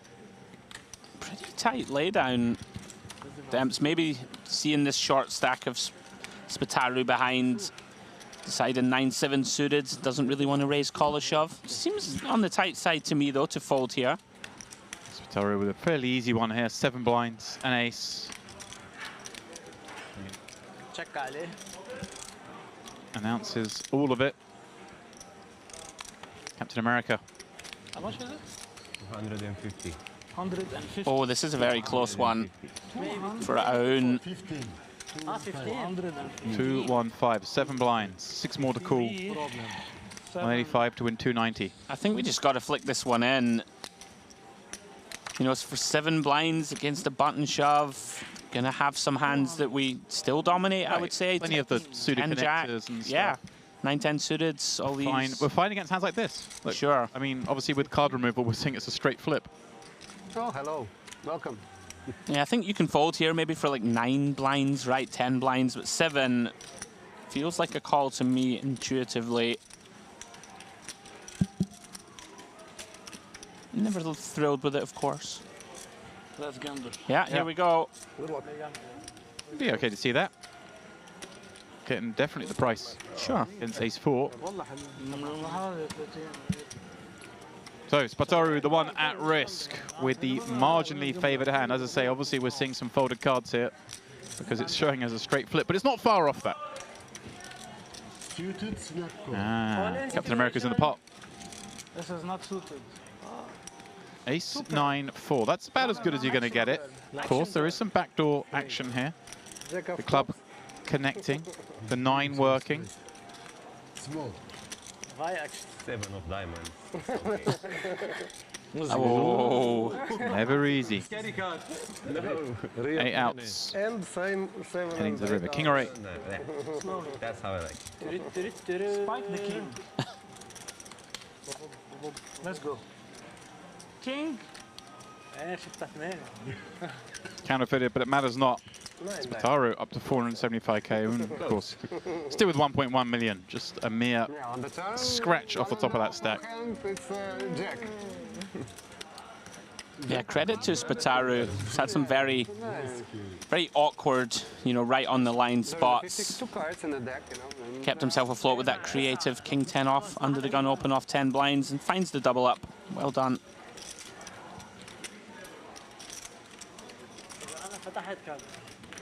Now you have 400 with something, yeah? Now you have 460 about, yeah?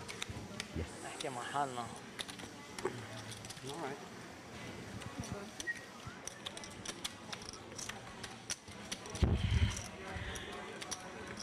$475. No. Cool. I like the questioning. Close, I guess. Small Spataru doubles up. Against you have like 460. I'm just already looking to fight him. Already expecting future clash. Like, let me breathe a second. Hang on, don't ask me how many chips I've got.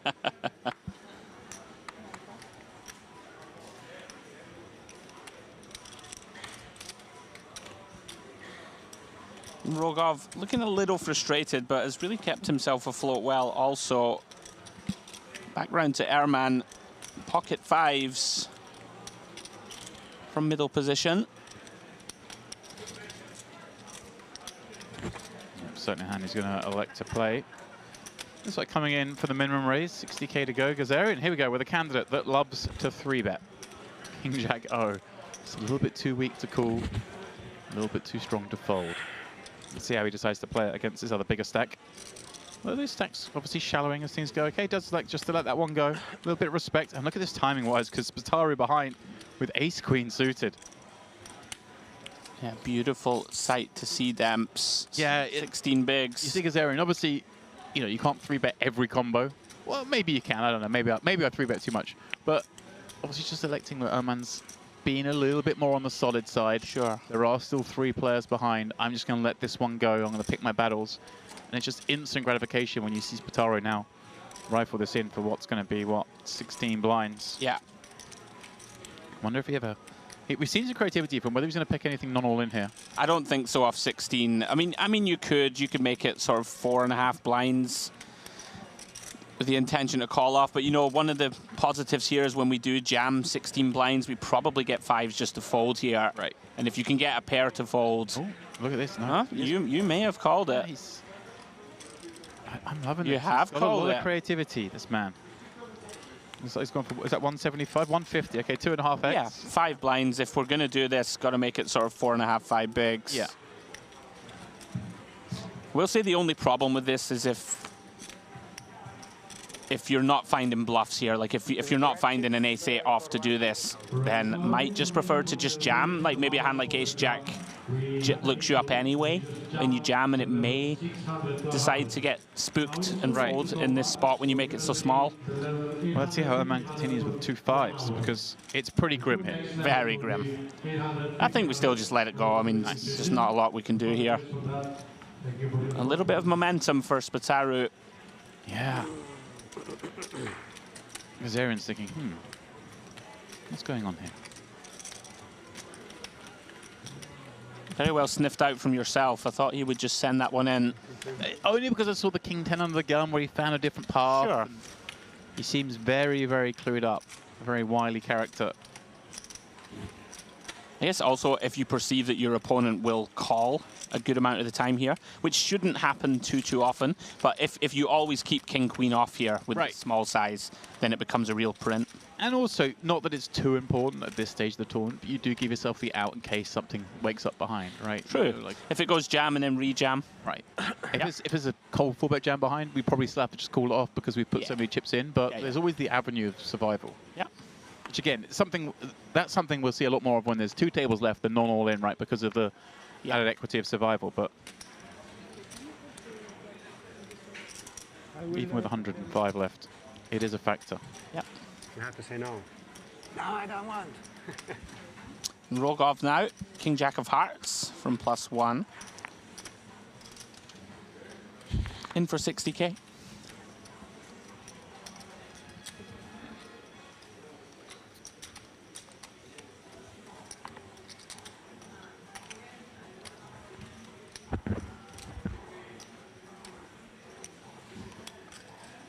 Action folding round to the button.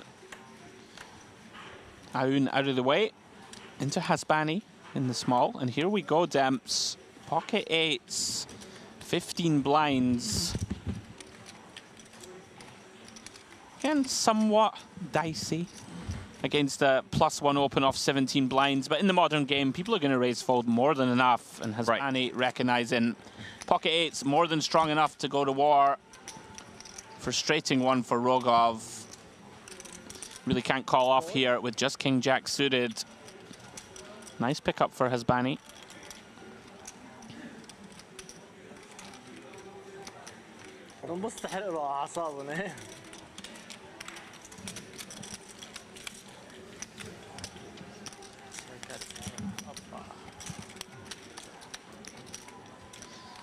As we continue on, IPO Masters Day 3 coverage. We're getting there. 102 players now remaining from 175. The start of our coverage a couple of hours ago.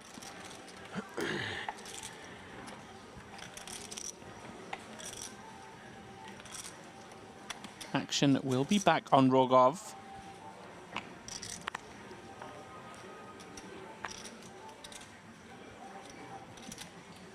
Gets the fake aces.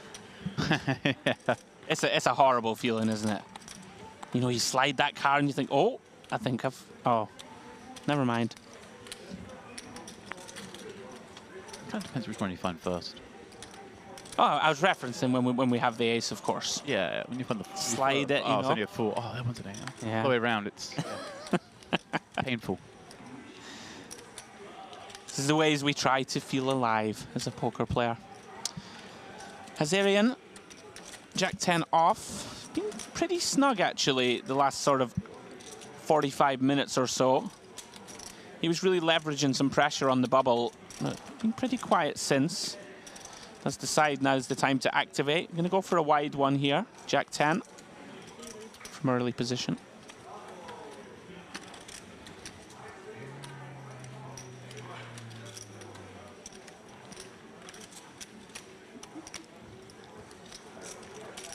Have you got a card protector, Demps? I don't, but I do really want one of the turtles from here. I think it's time, yeah. Before we leave this week. Yeah. I think they're cool. Are you a Donatello man? Michelangelo? I was like Donatello. I think he was the purple one, right? The purple bandana. Yeah. Bit of a boss. Yeah. Raphael, Leonardo, Michelangelo. It was so good. So much nostalgia. Turtles in a half shell. Turtle power. Oh, Fazol finds the 8s also. Hasbani has moved them 1 seat to the left. Yeah. Pretty easy spot for him now. Obviously, having got so short, unfortunate big all-in coup that happened before. Now, gone non-all-in. The field says 102 left. I mentioned a reference, the pay jump at 98. So I think maybe he's just thinking, hang on, like, I'll just waste some time here. Because, you know, you're seeing the tournament clock, it says 102. Maybe it's not 102. Maybe it's already down to like 100. You don't know that's going to be 100% accurate. So sure, if this goes in, he can maybe waste a bit of time, maybe get a pay jump. And he might even get this one through. Is 9 bigs effective? Pretty gross spot when you have just Jack 10 off. He's surely getting this through, right? He should get it through for sure, yeah. Aaron's like, really, you found me with this hand. Like one of the few hands I can fold here. Yeah. We'll see. You can see the cards. If he does our stuff to fold.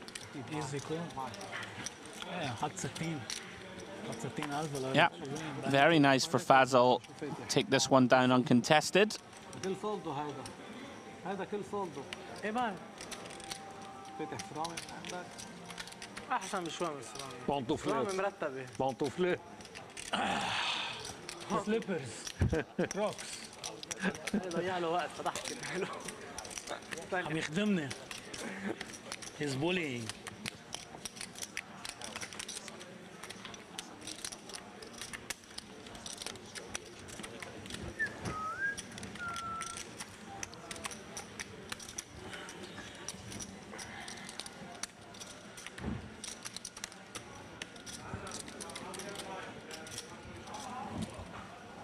We continue, 102 remain.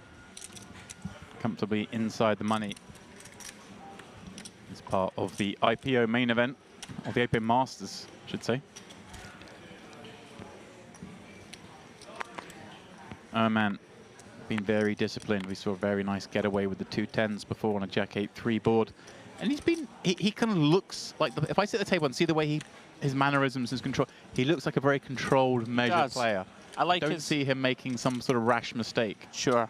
Yeah, I like the way he holds himself. You're right, though. You never want to make too many assumptions, do you, when you play? But he really does strike that pose as, you know, going to be very measured. Yeah. Very kind of patient, make good decisions. Right to Hasbani. King 9 off. 19.5 blinds. Certainly could go for a steal here. Weighing up his options, is reaching.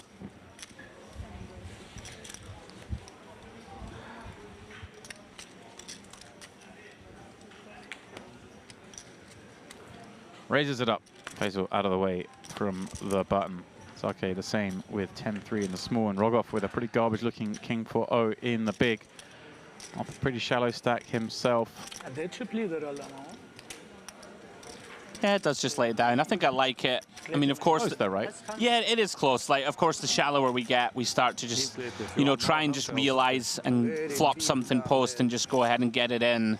Well, look at this. I see on our tournament clock back here that we have in the booth 99 players remain. So we are right on that pay jump bubble. So just further justifying why Faisal was... Assume that's what he was doing. Aware of it, hyper aware of it. These little tricks. Remember, 99 gets $1,300. 98 gets $1,550. So not a big jump, you know, a quarter of a buy-in, but money's money. A quarter of a buy-in. Absolutely. If you just have to waste a bit of time to make 250 bucks, then you do it. Yeah, I like how Faisal has played. You know, this King 9 offhand was a little spicy pre, but played it very nicely post and got a little unlucky. We saw him take the Ace-6 of Hearts hand that not many players would find. Yeah, that was very impressive with that. that. An Ace-9 suited to fold, so he's very sharp. Again, Spataru, been impressed with him. Also super patient. Been a lot of strong play, actually, on this first frame at the feature. Hasbani finds another playable one. Demps, Ace-8 of Spades in the hijack.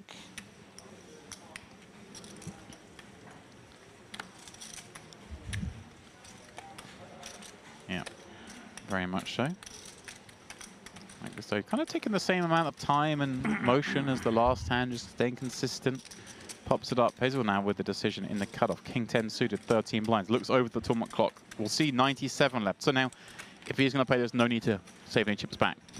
He knows he's just made that pay jump. Yeah, pretty close decision point here. Can certainly reshove this one. He is looks like he's doing it.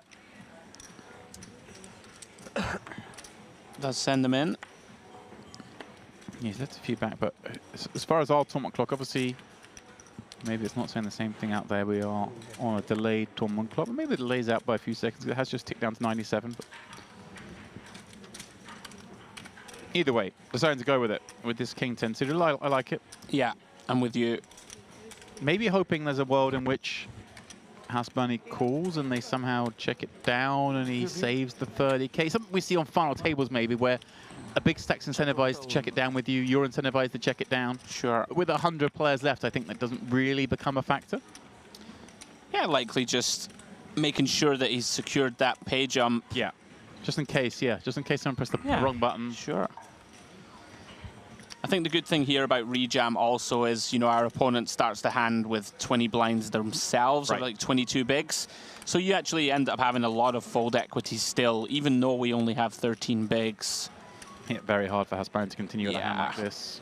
Don't think we can ever flick this one in. It's close though, right? It is close. You know, if you give your opponent all these suited broadways and all the pairs from sort of, you know, deuces up to sevens, if you think they shove them pure, then you might decide to spin the wheel, but typically you're going to have to let it go, and he does. Another nice pickup for Fazal.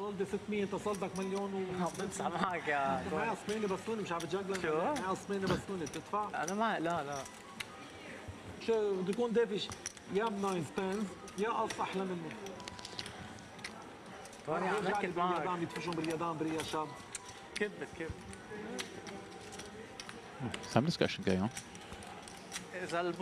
Sounded somewhat aggro. انا لو معي صولدك يمكن بدفع بس انا ما معي صولد معي 600,000 بعد behind.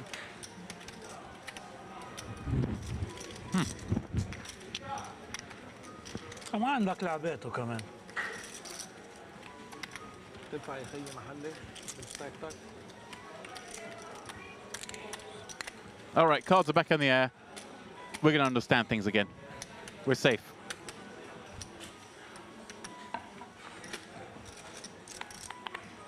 I know, I feel like I need to invest in, so what is it, Duolingo? Is that the name of it, the app? Yeah. You know, some pre-merit study. Get a bit of Russian in there, a bit of Italian. Yeah, why not? I mean, it really is one of the best things about this wonderful location is there's so many different nationalities come and visit and play. Yeah, we love it. We do love it. Just so much variety. And so many different playing styles always makes for compelling viewing for us. Fazal back at it again. Ace-7 of diamonds. Very reasonable hand to open. Yeah, getting himself in the realms now where he gets to have some raise folds himself, having just got 2 jams through effectively. 2 rejams through, in fact, actually. 1 sub 10 bigs, 1 with 13 bigs. No, 60.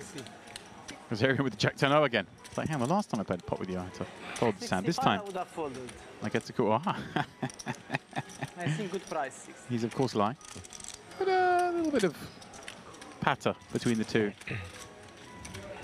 You know, not to overanalyze, but I often think there's like a bit of information there, right? You know, it's like not weakness, but I don't think people give you this speech if they have any type of strong holding. But he does flop strong.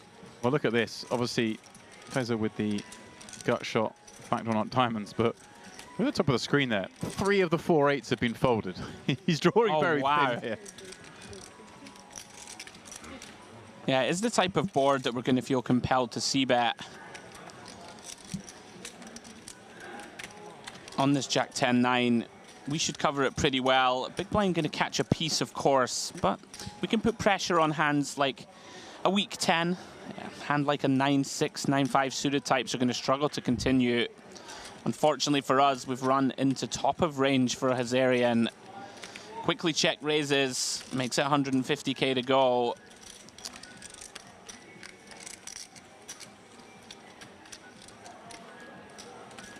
Kind of one of these spots, Demps, right, where, you know, the theory book says, right, I'm going to have to c-bet this one. And okay, if he raises, it's not the end of the world, but sometimes can be a little frustrating, right? I mean, do you have backdoor nut flush draw? We have an overcard. We have a gut shot to the bad end. But typically the way poker's kind of gone nowadays, right? We're just supposed to c-bet here and just fold to the raise.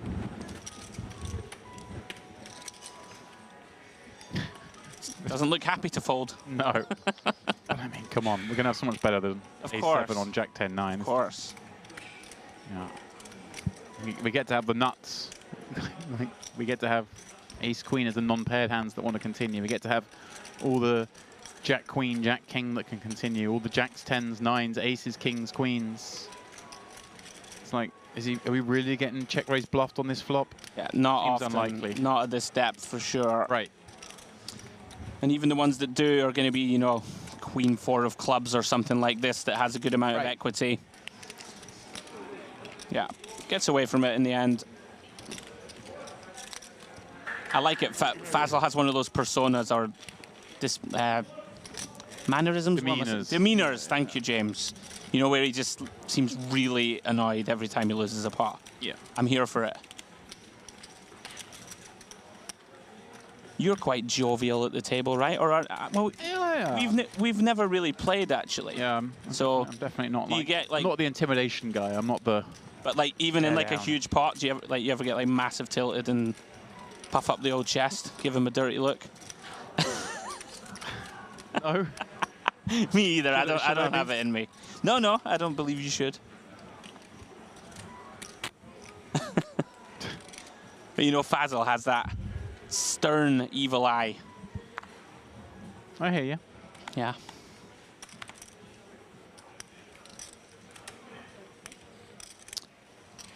Cards back in the air then. Aoun, pocket 7s from +1.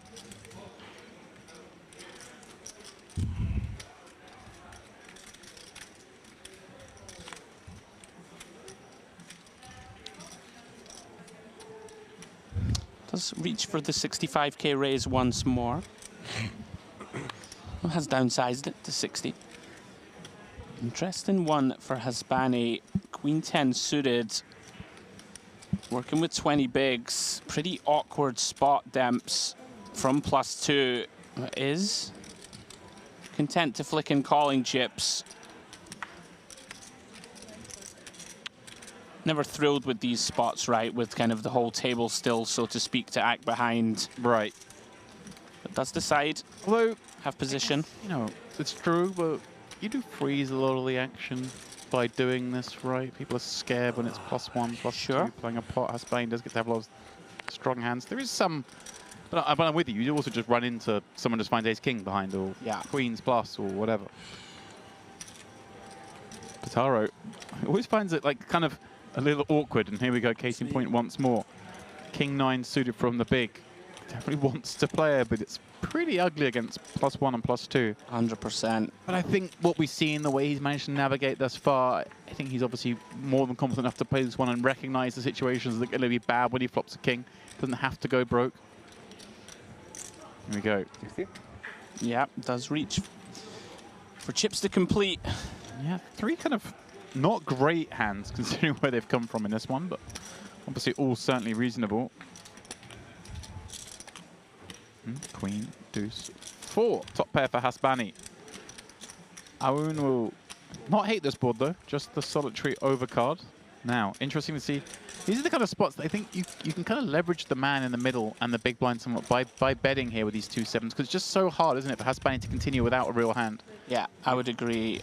One of these, we can go ahead and don't have to bet large either, is the beauty of this spot, you know. We can just get our opponent to fold a hand like ace-jack of clubs or something like that if it's in there.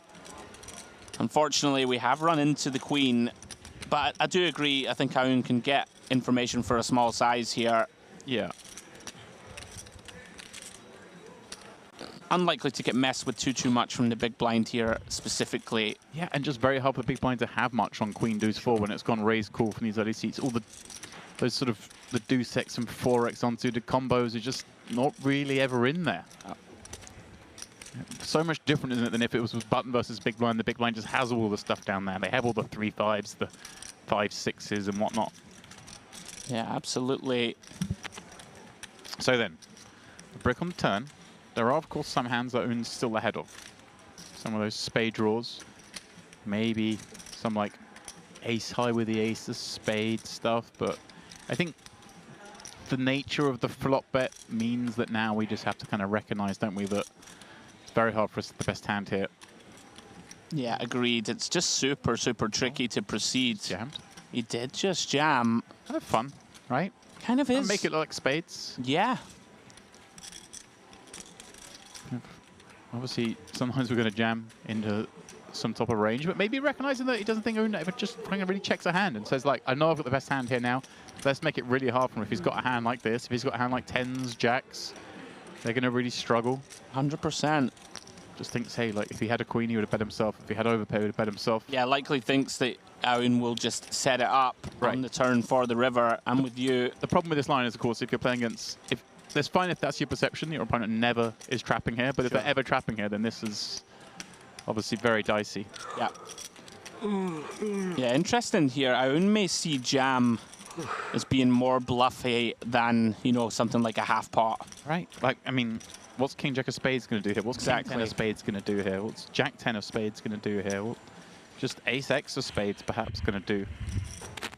Beat all those hands. Yeah, and when you factor in that hands like tens and jacks, if they are in there, probably check or go for a small bet. Hand like a 9-10 of spades or something doesn't need to jam. So we do end up... You don't have a pair. Oh, here we go. In your hand. Doesn't put him on pocket pair. Yeah. Good fold. And you just got to look back at it and say, look, I bet the flop. Like, I got called. Yeah. Just hard for Tim to bluff him here. He said I had top pair. Everyone's very honest. Yeah. Here at Merit. No post-hand bluffing going on.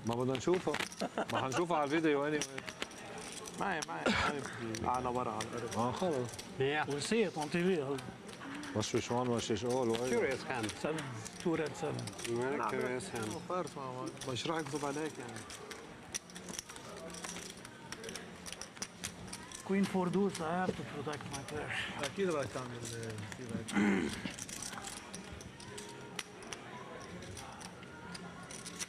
Yeah, another very well played hand. Owen emerges relatively unscathed.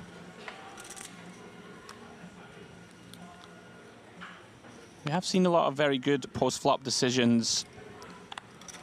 People making the correct laydowns. Action back on Haspani with the King-Queen O from +1.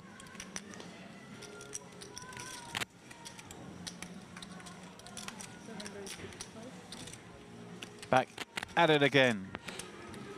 As he should with this hand. A little bit of momentum working his way. Sake angrily folding. He's been out of this one for a little while, hasn't he? He has really actually. seen him into many pots. Yeah. 19 دقيقة بعد, 19 more minutes. It's too boring to sit here. No phone, nothing. Too boring. In the money. Too boring, in the IPO. It's too boring. 90 people between you and 150 grand. Too boring. Bored. Interesting. Pay jump has been secured. See, we're down to 89. That means we're up to $1,810. The pay jump seems to be coming every table here. So every 9 players that bust out are going to creep up. But boring. People really struggle, right, without a device now. Yeah. One of those things. I've been working on it, Demp's been on my phone less. Yeah, I find it's easier if I put it in my pocket. Then I go, where's my phone? Oh, can you leave it on the rail so often, right? And it's easy to pick up. Yeah. In your pocket, you go, oh, my point. Oh, I put it there for a reason because I want to pay attention. That's why. Yeah. I try and put it in my bag. Yeah. When I'm playing. I don't bring a bag, but yeah, when I used to bring a bag, that was the play.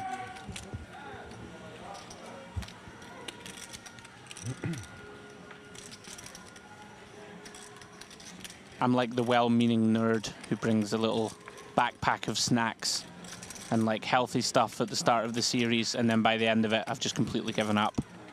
All hope is gone. And we're back on packets of crisps and Jaegers.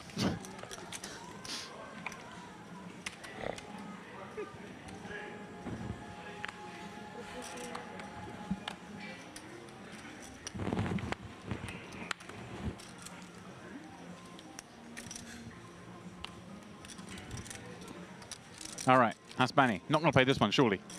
Think about that. He's got the run going.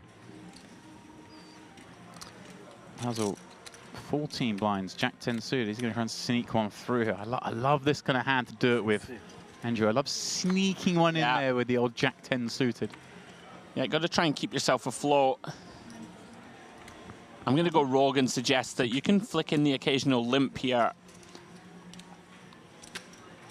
from EP.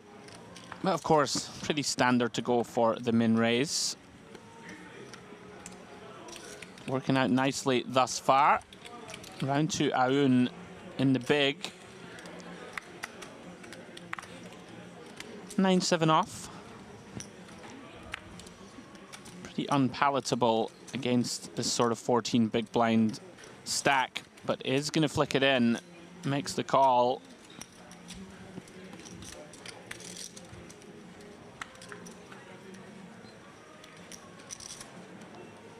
Does flop best on the ace 7-3 club board. Of course, a board we expect Fazal to c-bet very aggressively. Interesting to see how this proceeds down the streets. Aoun, of course, flopping that middle pair demps. Going to be compelled to continue for at least one street, you would imagine. Very uncomfy, though. It is uncomfy because you know a lot of the raises here are the ace-x stuff, but it's still playing a hand, and you can, even if they've always got ace-x, well, you get a nice price to spike and bust them. But so hard if Fazal does pick up extra equity here to ever realize with a 9-7, because you're just going to get blasted off now. That is some added equity, but it's not a lot. But let's see, does he take it? It seems like a kind of card we gotta give it a go on. I mean, one thing I will say is he used sort of 40% on the flop. So when you kind of do size up a little, like, you know, it's not a monumental size up, but you hear me. So you may start to weight your opponent now more towards sort of 7x and the occasional ace-x. Right. That's so fair. like it might feel a little less palatable to barrel, but you should still get a bunch of turn folds. It's so grim that I was meant to bet and have to fold if it is jammed on. That's the problem. Oh, there you go. He's just, how about that? Wow. I'll just put it all in. Well played, Fazal. Fearless. Like it. Yeah, it's, if you walk into the ace here, then it's like, uh-oh. But there's still all of the club draws in there, right? A bunch of 7x, some 4-5, all these that we can get to fold. Nicely done. I think also very nice to unblock clubs and also block the best ace-x, being ace-jack and ace-10, I think, that wouldn't go all in pre from the big. Nice hand. Yeah, great point there, specifically those cards, right, the jack and the 10 being in your hand, very good. So, we carry on with a very cagey, aware, capable table here. Day 3 of this, the IPO Masters. I've been pretty impressed with the play post-flop the last sort of hour and a half.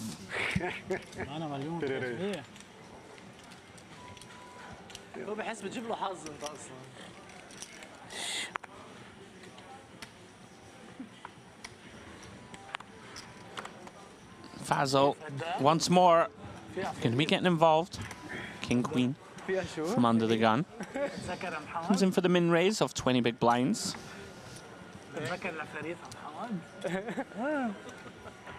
Certainly feels like one to watch, Demps, does Fazal. You know, the willingness to get involved earlier with that light King-9 play. That didn't work out, but he was unfortunate, and he's played very well.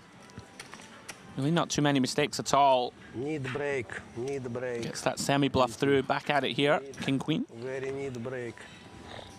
Oh, it's a great feeling to have 2 hours without telephone, without Instagram, without smoking. So it's very healthy to be on the TV table. It's very healthy things.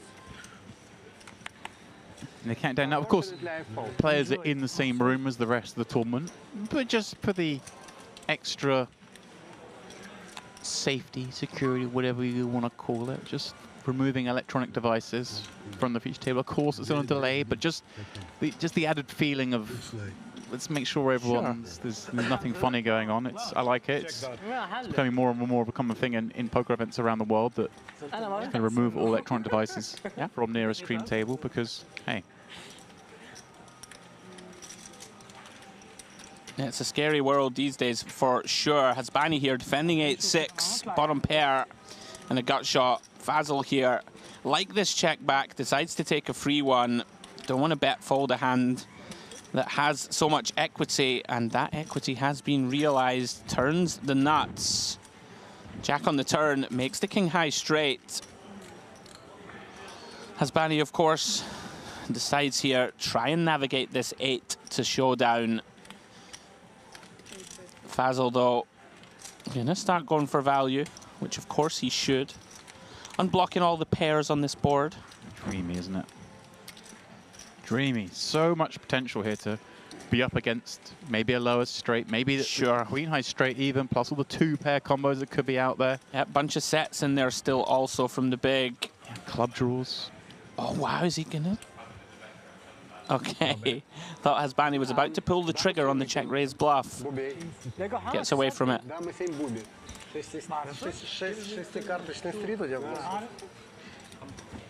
Come on then, Demps, I'm gonna have to pick your brain. Oh.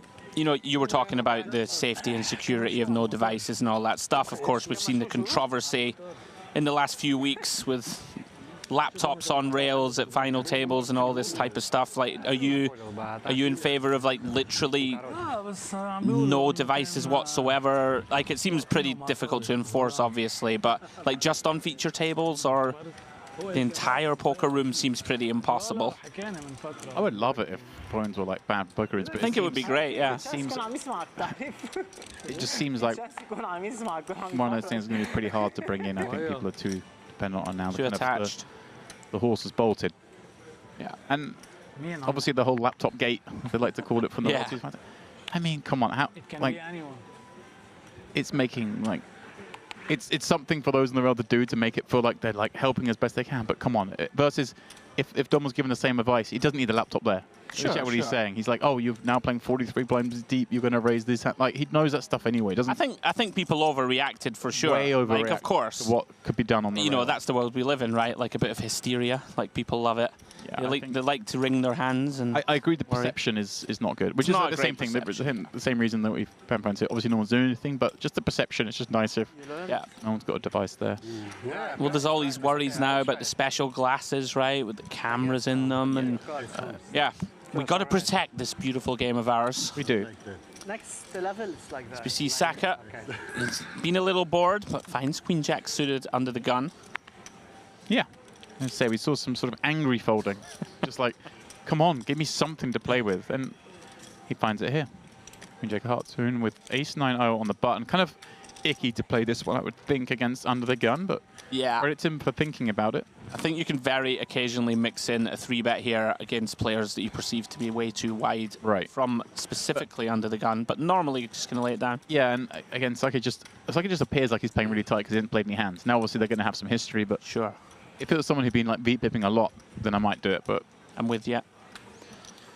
Fazal with another one of these awkward ace-X's in the big. Yeah, 21 blinds behind. We saw him get really creative last time with ace-6 suited and not the similar spot. Yeah, I think these are the ones that are more theoretical in terms of, okay, I'm going to 3-bet bluff an ace. Right. Whereas, don't really want to call. Yeah, these are kind of grim. Like you wouldn't be shocked to see sort of the 7 big blind size 3-bet. See how he perceives Saka. Yeah, just continues with the call. But I credit him for thinking very so much about it. uncomfortable to play these. Yeah, it just gets difficult. And if you do 3-bet, you make hands like this fold, which is so attractive. You see the equity running so close. 10, 10, 8. Gut shot draw for Sake.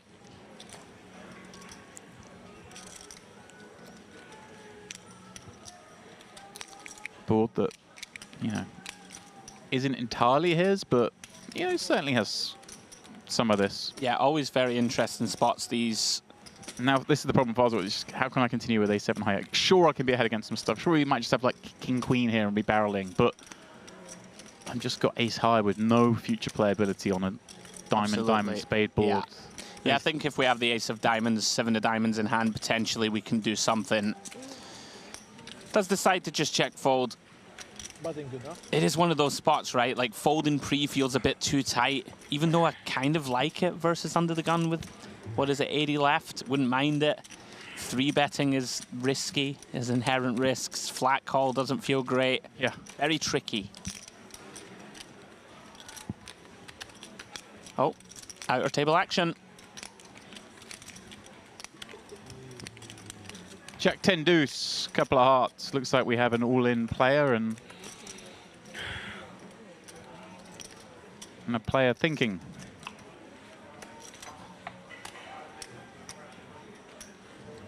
Well, that is Tulip Burganov in the tank. Last night's champion. That's a big old shove, by the way, from the player in white.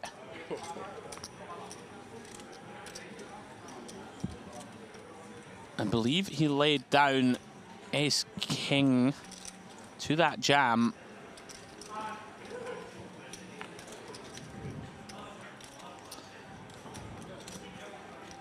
And back to the feature we go. 75.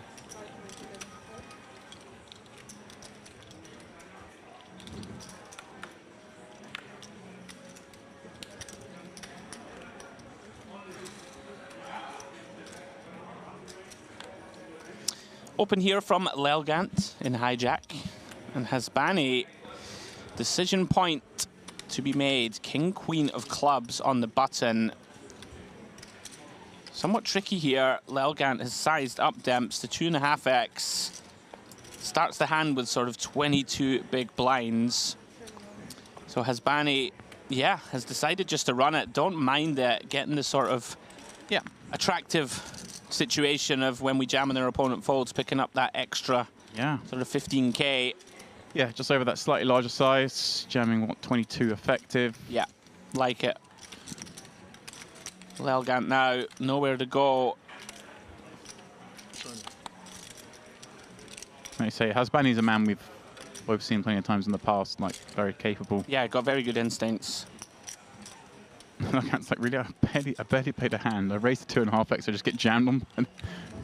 I do find that people struggle to balance this sort of larger size.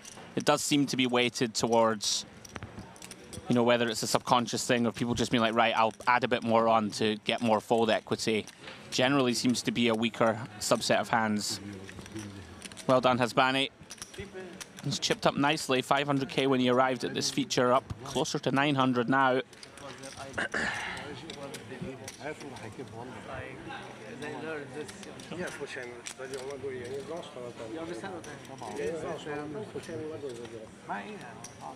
Some people did it before and they put it and maybe everybody like started the game while watching these kind of because I never did.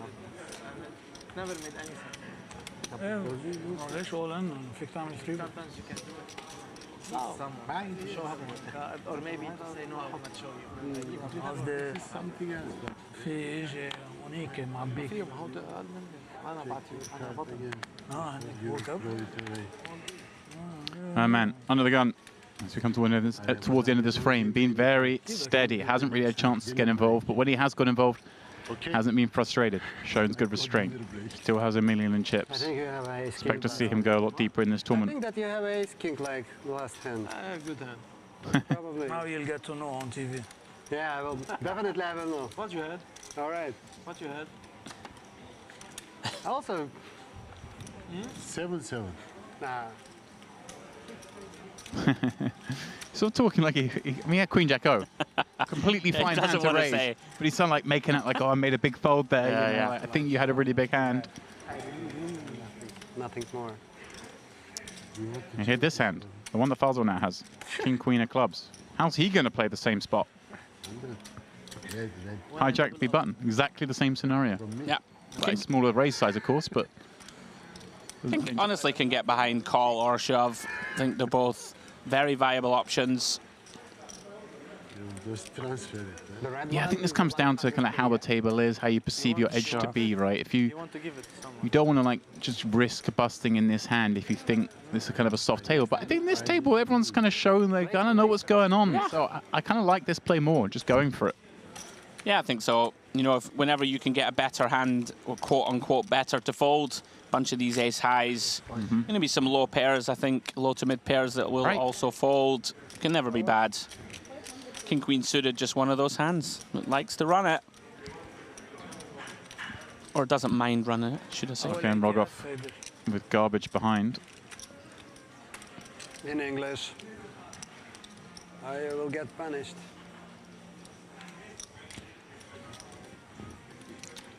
Are we on a pay jump? Interesting that he would tank here. I guess we must be. Unless, I'm going to be super Saying it's my first perceptive. We're nearly on a break. After the break, naturally the blinds go up. Is he tanking so that so he's on the button. The blinds go up on the button? Maybe that's what's going on. Very nice. Sharky. That might be what's going on. That's the only thing that makes sense to me. Thank you. Hello, Jacques. I really like how Fazal has played. Always taking the aggressive route. Going to be a threat here, Demps, if you can continue the recovery from this cooler type situation. With the trip nines versus the straight earlier in the coverage. Oh, this is last time. Okay, back alive.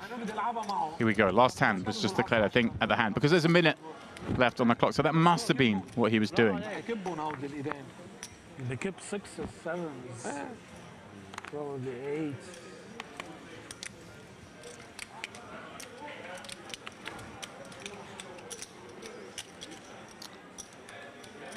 Hazarian been pretty quiet. Does come in for an open now. 6-7 of diamonds from under the gun. Pretty wide, 50 bigs. And you know, there are lots of these sort of, I'm not a huge fan of this open, being in that there are a lot of sort of 20 big blind, 25 big blind stacks. Who've shown willingness to sort of jam, Exactly. particularly King, Queen of clubs. Well, this is it. And you know, you're not really in a spot where you can call 3 bets is what I'm getting at and try and play big pots. I think sometimes people go a little too wide with these suited connectors as stacks become shallower. And Spataru once more. Yeah, coming out with something funky. He just always I like thinking. this. I like this. Always thinking, this man. I think recognizes that Hazarian's going to have plenty of hands that will raise fold to this 3-bet. Right. And then if we do run into something behind that jams, we get to decide, right? Like, can we still run it? I would like to say hello to my wife. Okay. Sort of just take control of the betting here from +1. I think I like it. Like when we call, we allow other players to get in the mix behind. Just denying them equity can never be bad. Yeah, I would imagine it's handover, Demps. One of those. Just like we're down to Erman, who's obviously looking down at ace-9-0, and he's going to make way. And while the rest of the players are gone, the camera's gone wide. There are still cards and chips in the middle of this pot. Here we go. Kazarian's still with the decision, but as you mentioned, you know, 6-7 suited. Yeah. No decision. One of the problems. Try to get one through. Try to get the last hand before the break. Everyone's ready to go off. Get their phones. Check the Instagram. They want to see what's going on. As it is, that brings to an end our frame with our first cast of characters here on day 3 of this, the IPO Master event. And with it, we send the players to the break. We have one last look at the count. Is Kazarian still the only player over $1 million? He has 1.4, equating to 48 big blinds. Antoine Haspani in second place. But you see, they're so much bunched up. But we will have a fresh cast of characters coming up after the break. And I'll be stepping aside. Mr. Lappin will be taking over with your good self. So, guys, we will see you all in, 18.5 minutes.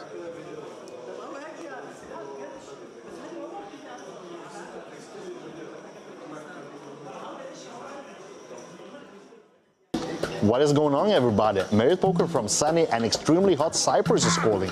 It's time to introduce the glamorous Dolce Vita concept. This festival is organized in collaboration with Imperium Events from Milano, Italy. Even the main event is called La Notte degli Assi. We expect more than 200 Italians to participate in the Dolce Vita Poker series. Pizza. Yeah. How to say in Italian, Dolce Vita is my love. Dolce Vita è il mio amore. No. Dolce Vita è il mio amore. Dolce Vita, mi amore. Dolce Vita, mi amore. Dolce Vita, mi amore. Dolce Vita, mi amore. It's lovely. It's an excellent idea. I just came from Vegas, and I'm very happy to be here. Dolce Vita is being happy with yourself. I like the beautiful ladies. I see dealing cards. The atmosphere, the people, it's good energy here. I hope the pasta to be as good as in Italy. Dila's outfit is perfect, matches with the concept. The whole vibe is lovely. Well, the structure of the tournament, pretty much. It's really good. As well, it's so refreshing with all these lemons and all these bright colors, you know, it's really nice. Our partners for this festival are Ojel events from Lebanon, as well as the Bahamas Poker Tour and IPO Master. This time we offer more affordable buy-ins, but still huge guarantees. It will be fun, I promise you.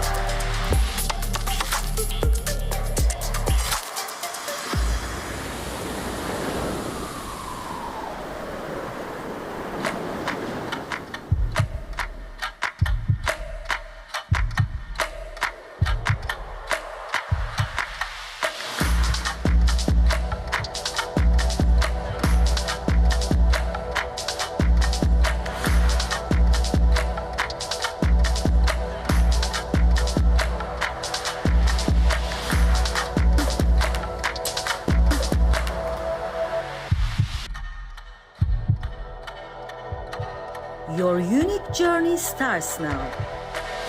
Merit Starlit.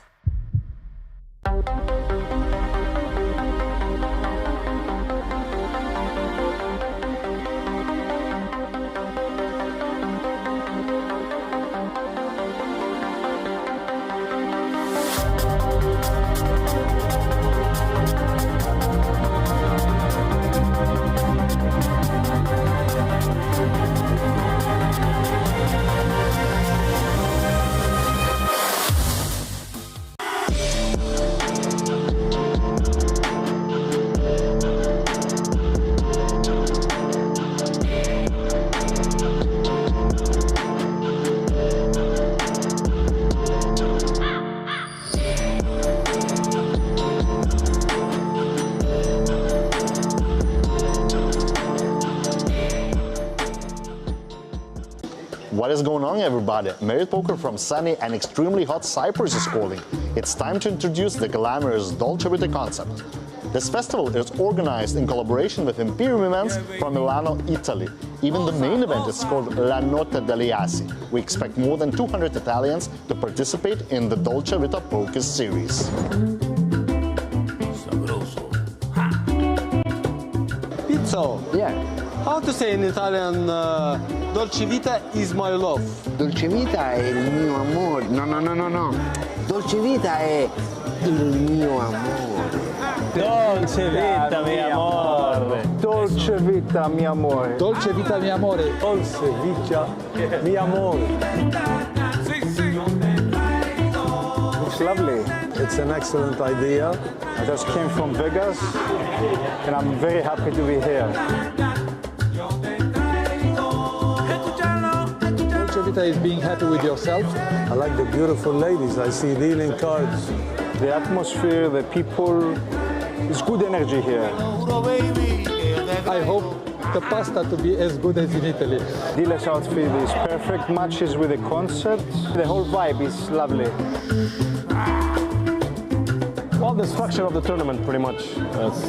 It's really good. As well, it's so refreshing with all these lemons and all these bright colors, you know, it's really nice. Our partners for this festival are Agile Events from Lebanon, as well as the Bahamas Poker Tour and IPO Master. This time we offer more affordable buy-ins, but still huge guarantees. It will be fun, I promise you.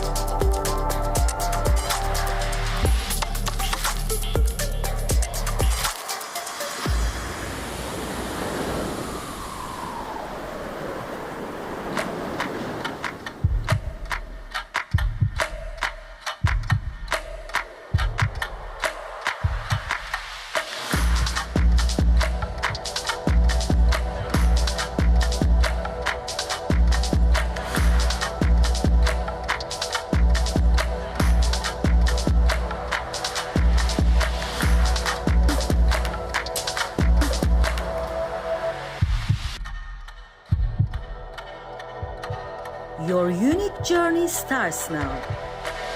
Merit Starlit.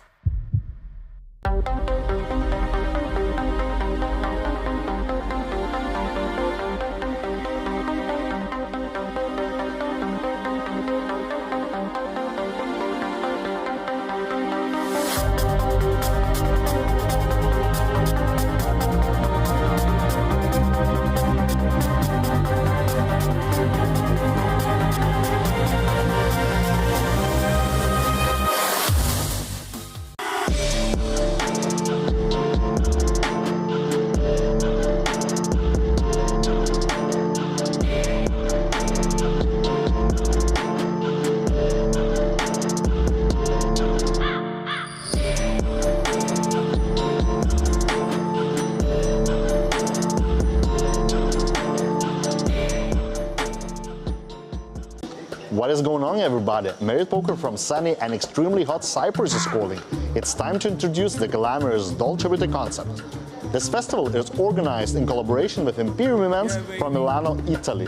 Even the main event is called La Notte degli Assi. We expect more than 200 Italians to participate in the Dolce Vita Poker series.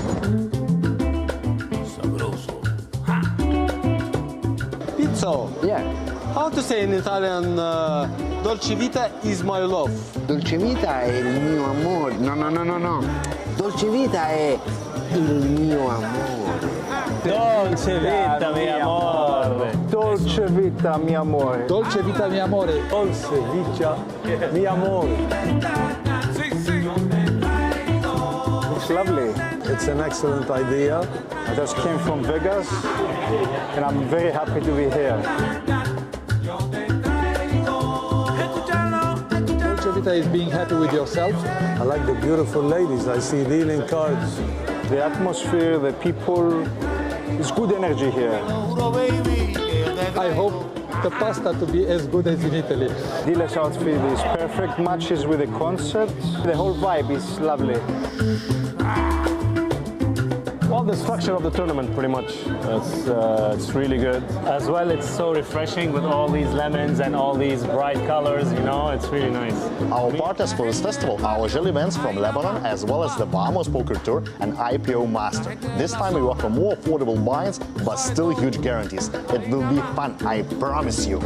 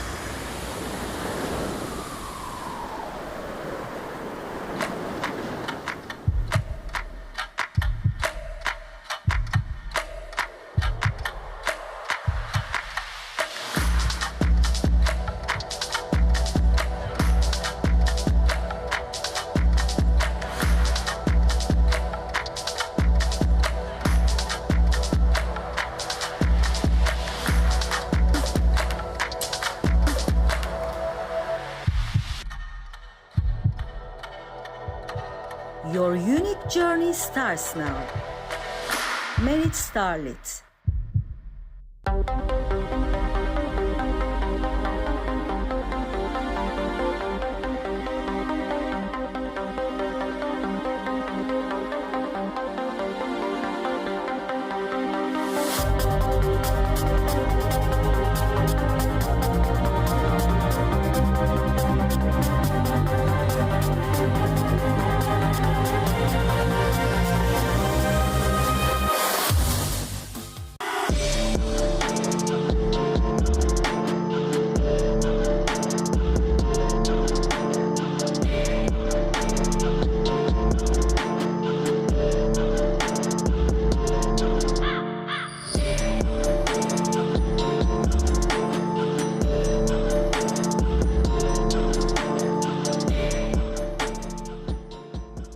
What is going on, everybody? Merit Poker from sunny and extremely hot Cyprus is calling. It's time to introduce the glamorous Dolce Vita concept. This festival is organized in collaboration with Imperium Events from Milano, Italy.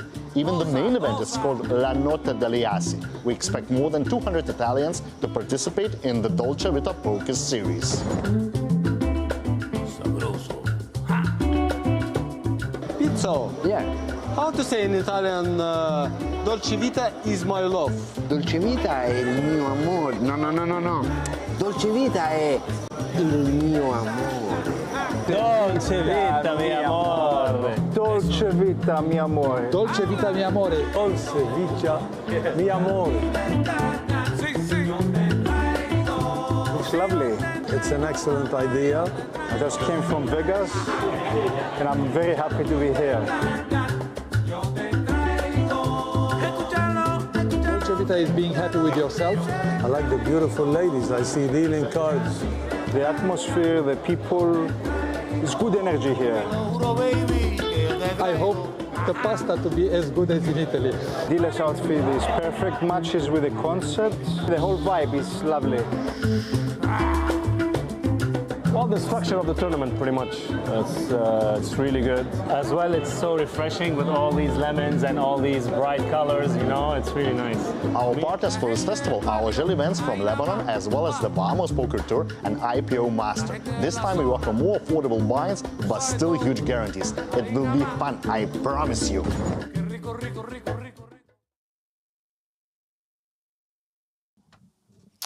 And a very good evening, everybody. Welcome back to our coverage here at the Merit Crystal Cove in Cyprus. This is the IPO Masters Day 3 continuing coverage. As we see that beautiful backdrop. What a beautiful place it is, of course, everybody. And we have a new feature table lineup for you. And freshly back from his break, Mr. David Lappin. Who do we have, David, on the new feature? Yeah, I want to focus in on a couple of players here. We see there Renato Minicucci, I hope I've pronounced that correctly, with 2.6 million. His claim to fame is actually a very deep run last January, in fact, in the PSPC. He came 27th for over 100 grand, obviously the biggest 25k tournament ever. Yeah. So worth noting that one. And then the other player I want to give a little bit of love to here is Basil Musa, 680k. He's obviously, you know, somewhere around the mid-pack of this table, a good bit short of the average, which is 1.1 million right now, but lots of experience going back quite a few years for Musa. EPT final table, WSOP final table, Merit Gangster Series final table, and also a Merit International in Montenegro second place finish, so no stranger to deep runs here and elsewhere. Yeah, I'm going to give Basil some love also. One of the nicest guys around here at Merit. I've had the pleasure of being in his company many times and played one of the main events here earlier in the year. Great guy, very strong, capable player. Looking to get some traction, of course. 17 big blinds, not too much to work with, but he'll be looking to get some upward momentum. Yeah, another player looking to build upon what is already a pretty good start to this post-bubble phase is John Basta there. I think he's sitting fourth on our feature table, and he's actually got a couple of wins in this very poker room in the Merit Poker Western Series back in 2020. He took it down in the Merit Cup, and he also took down the Honor Poker Kung Fu Cup. The Kung Fu Cup. Which was here in March. First place in that one, good for 27 grand. So yeah, the Kung Fu Cup, it means, you know, possibly a short stack ninja. I don't know. Brilliant. Can always trust you to have a very nice segue, you know, into like some Kung Fu related patter. I was struggling not to launch into a chorus of the old classic song. Maybe later. I'll do it when two people are all in. That seems reasonable. Who sung that? There you go. There's a challenge. Who sung Kung Fu Fighting?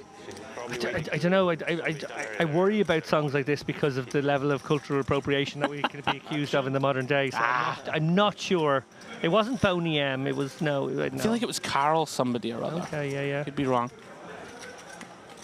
I'm completely guessing. Anyway, new feature table lineup, guys. So, reminder, if you are just joining, IPO Masters Day 3, it's an $1,100 buy-in, 500K guarantee. We smashed that, $862,000 in the prize pool. Everybody with their eyes on that top prize, 146K for the win, and we're down to 80 runners. So we're getting there slowly but surely, down to the business end of this tournament. Take you through another 3 levels of play. I think 3 levels is the plan for today. Yeah. I think these players may play on a little bit into the evening. I'm not sure, but we will just cover the next 3 levels, which I assume will get us down to around about 3 tables left. Yep, and then we'll be picking up the coverage tomorrow, taking you through to crowning a champion. So we get our first look here at Zargaran raising King Queen off from under the gun. Working with around about 45 blinds to start. It's pocket 6s to lay it down, pretty understandable. Round 2, Basta with the suited ace, also going to let it go. Again, tricky stack depth, makes a lot of sense to fold from middle position. And there is our first look, at Basil Musa. Round 2, the blinds, and here we go. You referenced Minikuchi in the big, wakes up with pocket kings on hand 1 of the feature. Counts out a 3-bet. And this one could get spicy because Zargaran, one of the few players deep with him, so these guys could play a deep stack pot. And King Queen suited, certainly a hand you would want to get sticky with here against a 3-bet. I don't know about King Queen off. Yeah, I think this is just one of those hand combinations that facing a big blind 3-bet, content to just let it go. Certainly in my eyes, one of the spots, even in the modern game, that's still very underbluffed. Correct. Big blind versus under the gun. You know, you're supposed to find a lot of 3-bets here that people just don't really find. Tend to just play call with most of the range. Normally the 3-bets are pretty strong. Couldn't help but get a lovely glance there. We seem to be double trophying our way through this series. Yesterday, of course, we were somewhat disturbed, it's fair to say, by the Joker trophy. Absolutely. But it almost looks like a piece of Mdina glass there. It's beautiful. Very nice. Yeah. Is there another one to go with it? We didn't see it earlier. Maybe that's been added in. Okay. First look at Solovev, out of the way. 15 bigs from under the gun. Bunch of shallowish stacks here on this feature. We saw that a few moments ago. Several stacks in the sort of 15 to 20 big blind realm. Round 2, Basta. +3. Jack-7 of spades. Let's go. Now then, round 2, Musa. Tricky sort of depth. 17 blinds. Decides just to fold. Django's are hot. Yeah, pocket kings have moved their way 1 spot to the right. Sarakoglu, beautiful situation to wake up with them on the button. Of course, can it be perceived to be pretty wide here. Just raising into 2 stacks. Is, of course, going to enter for a raise. 90K. Unfortunately for him, both blinds waking up with very dusty combos. Okay, so let's take the opportunity then, while we have a little lull, to dive into a bit of strategy there. In the last hand, you pointed out that the big blind raise, particularly versus an early position open, a very underbluffed spot. Sure. How do you construct a range in that case? Would you, A, maybe flat more of your strong hands so that, you can sort of protect all those, weaker flats that you might have in that spot? Or do you start constructing a more creative 3-betting range that includes some stuff that might maybe on first glance look like you're stepping out quite a bit versus an early position open? Well, this is it. It's one of these kind of complicated things when you're playing. I mean, hands like kings and aces, for example, we were, 50 big blinds deep? So we're still just sort of compelled to just get money in, right? Like, the guy is under the gun. Okay, on this occasion, he had king, queen off, and that's going to fold to 3-bet. But, he's just as likely to have pocket 9s, 10s, jacks, ace, queen suited, king, queen suited, as you referenced. He's still going to have that sort of lots of strong hands in that opening range from under the gun. So I don't think we want to just flat. Like kings and aces, I think we just go ahead and just continue trying to get more money in the pot. But I'm with you, and I don't think people expand their range enough into these sort of more creative 3-bet combos. I'm sure if you looked into Theory World, there'd be some kind of 10-8 suiteds and like the likes, and hands that you can 3-bet, just take control of the bet and lead and fold out a lot of much stronger hands from under the gun. But I think kings and aces specifically, I think you just go ahead and 3-bet and hope your opponent can continue. Now, if you're going to construct some light ones, then do you want to have maybe double blocker hands like the king queens yourself that sort of block the continues, or do you want to have a much more polar one where maybe you use the ace 5 and ace 4 suited, maybe even a cheeky king 6 suited? I think it's these ones that you want to sort of be mixing in there more often. Just and you can just like if you can just drive ace jack off out of the pot here, and you have like a worse ace x suited and the likes. These are the ones, but people just never really seem to find it, and it's understandable because it's a very non-intuitive spot to start 3-betting light off 50 blinds. For sure. Great analysis there from Andrew. Much appreciated. I think, guys, we're all out here trying to figure out the best ways to navigate through poker tournaments, and these are the more difficult situations and spots. So good to get the insights of someone. I'm going to have a little look. I'm going to have a little look and see. Can't hurt. As we see here, Minichucci going to 3-bet the ace 5 off here versus the late position pocket 4s of Sarakoglu. Yeah, and this is kind of spicy, and I don't hate it at all, right? You're attacking a guy with 35 blinds. These are the sort of stack depths that can be nice to go after. Like, it's very uncomfortable to call a 3-bet here out of position, and you're sort of forcing people to find the right frequency of like 4-bet shove. Yep. And it's tough, right? Like, we're getting a hand like pocket 4s just to go ahead and fold here to 3-bet. Very nice. Yeah, and if you had a hand like 9s there, you would really be thinking, I don't know what to do right now. This is it can be really difficult, absolutely.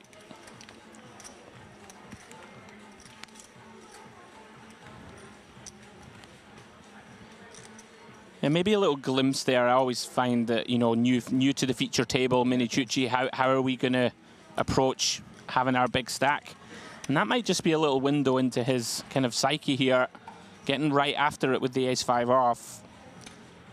Yeah, a couple of other notable results for Minichucci here is the 8th place finish he had in the high roller in the Winamax series back in 2018 in Paris, and also a 2nd place finish at EPT Monte Carlo in one of the smaller events, admittedly 2nd place in that one for 17k. That was 2019. So, nice sprinkling of results around his resume. Yeah, very nice. Just having a little look, David, because, we like to learn. We were both on point. Sort of 9-10 suiteds are in there, 10-8 suited, 8-9 suited, these type of hands from the big. And you called it, king 6 suited, it's in there. But yeah, like an ace 5 suited, king 6 suited, these suited broadways. But people just, and I'm the same. I would imagine I'm not finding the sort of correct, quote unquote correct amount of them, right? Because normally you just either continue with call or 3-bet a pretty strong range. Yeah. But maybe something to look into in the future. Next time we play live and you've just got king 6 and you just bump it up to 9 bigs, David, get called, and just get trapped, whatever. It doesn't matter. It was the right thing to do. Salver says yes. That's it.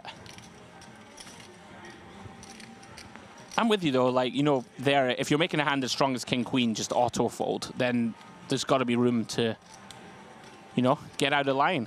For sure. Speaking of getting out of line, Barbarics here very unpalatable Jack-6 off is going to take the price.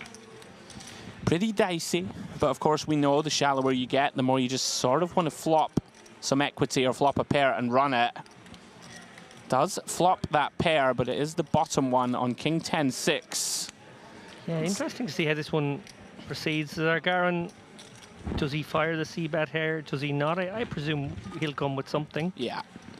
Certainly a board that people are going to bet incredibly often from button. Part of the problem with defending this Jack-6 is, you know, now we can certainly have the best hand, right, against a button opening range.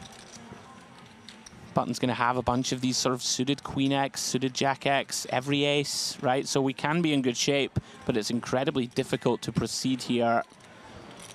Do have a backdoor straight draw, and we are facing quarter pot.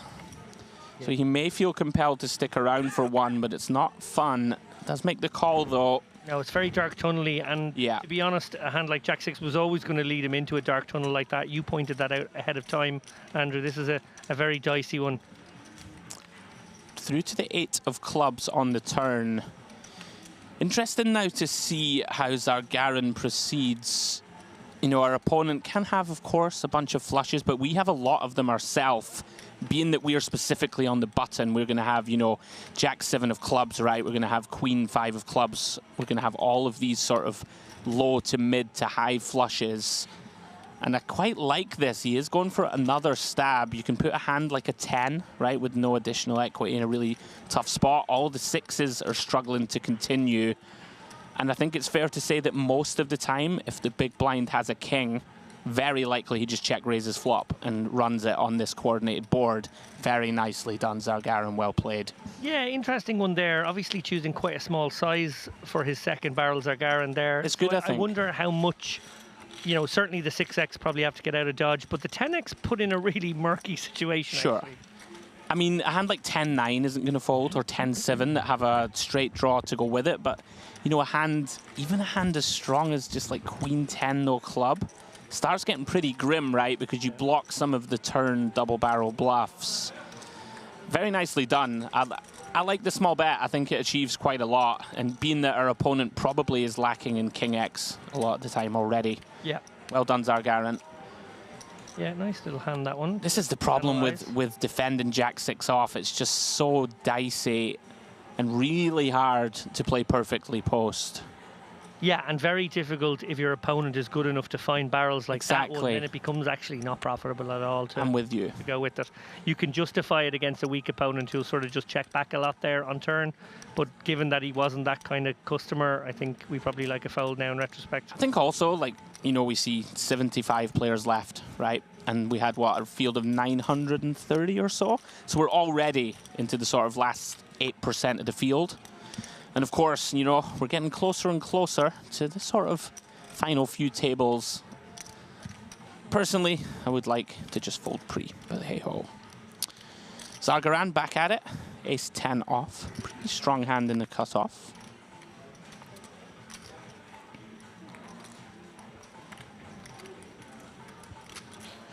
Round to the big blind. First look for us at Baluk J. Similar situation here now with a, you know, okay, maybe slightly easier to play connectable hand, but similarly shallow, looking to call and flop some equity. He actually decides, I won't do it this time. Yeah, and I honestly don't hate it. No. Also, like 1 hour clock, I think is important to note. You know, if this is a 30-minute, 40-minute clock where you're not going to have as long or as many spots, you know, to be patient and wait. I think in an hour clock, a very good structured tournament here at this IPO Masters. You can sort of be a little patient, look to get the money in good in a pre-flop situation. If not, kill the floor, please. What is that? Oh, I would say to counter his stack, so... Minichucci looking for floor for some reason here. Some maybe little technical issue. Something about stack size or being able to count. I think maybe to do it... Someone's not stacking it in 20s is going to be the guess here, yeah. How do you approach that, David? Do you like being fractious and just like noising people up and going, look, you must stack it in 20s? Or are you just sort of like, whatever? It depends if you like his face. Well, you're right. Like this sounds a bit strange to say, maybe, but like it depends on the dynamic at the table. If I'm the big stack and I'm kind of pushing people around, Sure. maybe I don't want to ruffle any feathers because I'm getting my way. If I will be honest. I'm sometimes at a poker table and I will message a friend and I'm like, I can't get out and going today. I can't flop out. I think I'll just start a fight, and I'll have a little. I'll have a little go with someone, or I'll give out about some small technicality, and it'll just get me going. Do you know, it's like the Roy Keane comment. It's like sometimes you just have to smash into somebody. Sometimes you have to bosh your way to victory, I heard you coined yesterday. There was a lot of boshing just purely because it was Mystery Bounty, and it really hang on. Doesn't serve players to... We will come back to that, because we have all in from Barbarics. King 8 does decide to send it for 10. Basta, ace-9 of diamonds. Can't imagine we're letting this one go ever. Here he goes. Does make the call, David, and off we go. Pot of just under 900k. Barbarics, 42% equity, not in the worst of shape. Is going to need to improve. Big pot. Basta will be up to the bones of 2 million if he can hold here.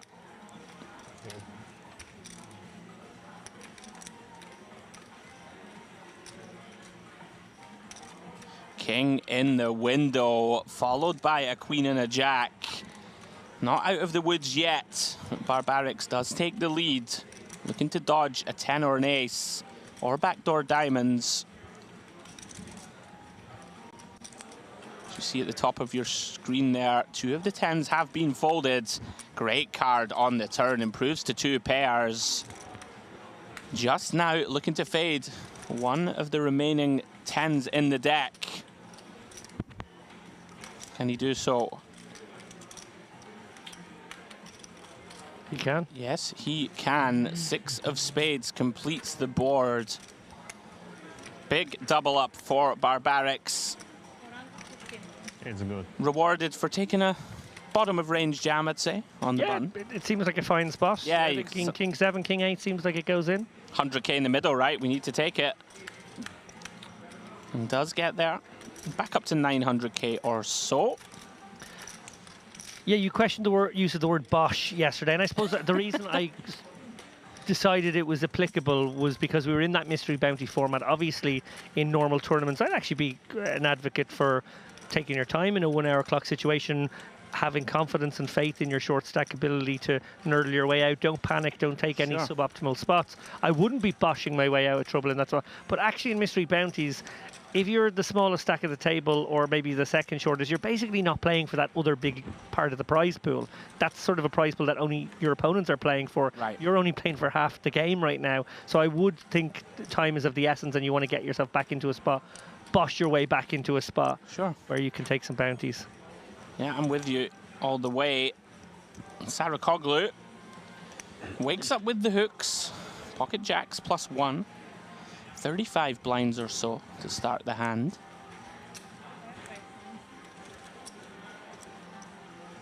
Makes it 90k. Round to Solovev. Does find a pair, but not a lot of fold equity here. 12 bigs coming in for the reshove over the early position. And I think that's a good fold for that reason. Yeah, very disciplined. Not going to make the cuts. Yep. Probably need a hand like 8s plus there, I think, versus +1. Round to Balukji. Similar sort of problem, David. Ace-8 suited. It's a nice looking hand, but we only have 10.5 blinds. Yeah, nice discipline once more. I like it. Now then, round to Al Nasseri.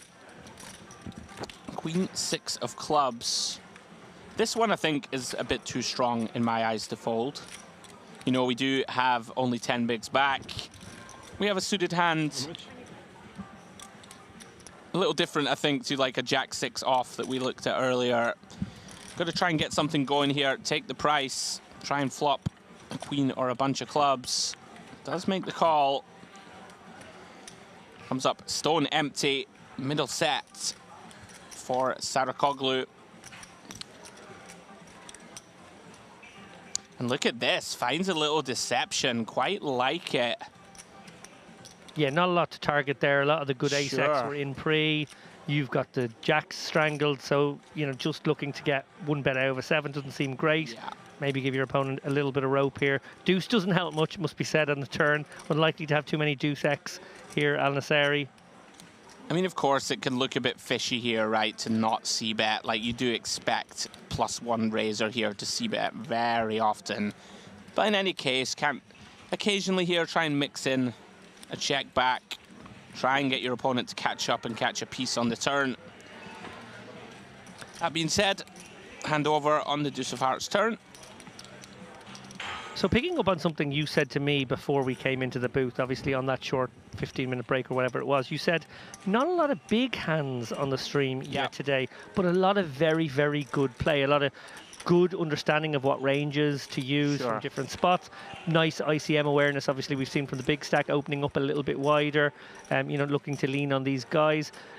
Turning down that pocket 4 spot. It seems rudimentary, but actually you do see mistakes like that, very common. Absolutely. And then these big blind defends, we've seen, you know, maybe one speculative one that we maybe give, you know, maybe a thumbs down to, but we also really liked the fact that the next one was turned down and that one was taken. Sure. That's it. Yeah, we did. We saw a bunch of very nicely played sort of bet folds from hands that, you know, we had a pocket 10s on a jack 8-3 where he got check raised, and recognizing that 10s wasn't a great continue, blocking natural bluffs and the like. We did see lots of very accomplished post-flop stuff, just very strong and solid play from all, really, the last hour or so of the stream. And the thing about Zargarian here and this 6-4 suited is 70% of the time it'll work 50% of the time. Oh, what is it? The old Sex Panther cologne from Anchorman. Well spotted. Love a movie reference. Yeah, this is spicy from +2. Now then, is Balukji aware of how aggressive Zargarin is playing pre? Because this is another one of these spots where against the right player, this can become, I don't want to say fist pump, but you just put it in, right? But against a normal +2 opening range, we're not thrilled with ace 10 off. Does get out of the way. Blackjack, yes. One thing I will say, not to be too nitpicky, I'm not a big fan of this open. No. Mostly in terms of the fact that there are, I think, 6 10 big blind to 14 big blind sort of stacks. So, like, we're not going to be able to call 3 bets. We're not going to be able to barrel off down multiple streets very often. I mean, I'm nitpicking a little, but personally would rather just open a king 6 suited here and have a block or 2 all-ins. Sure. Works anyway.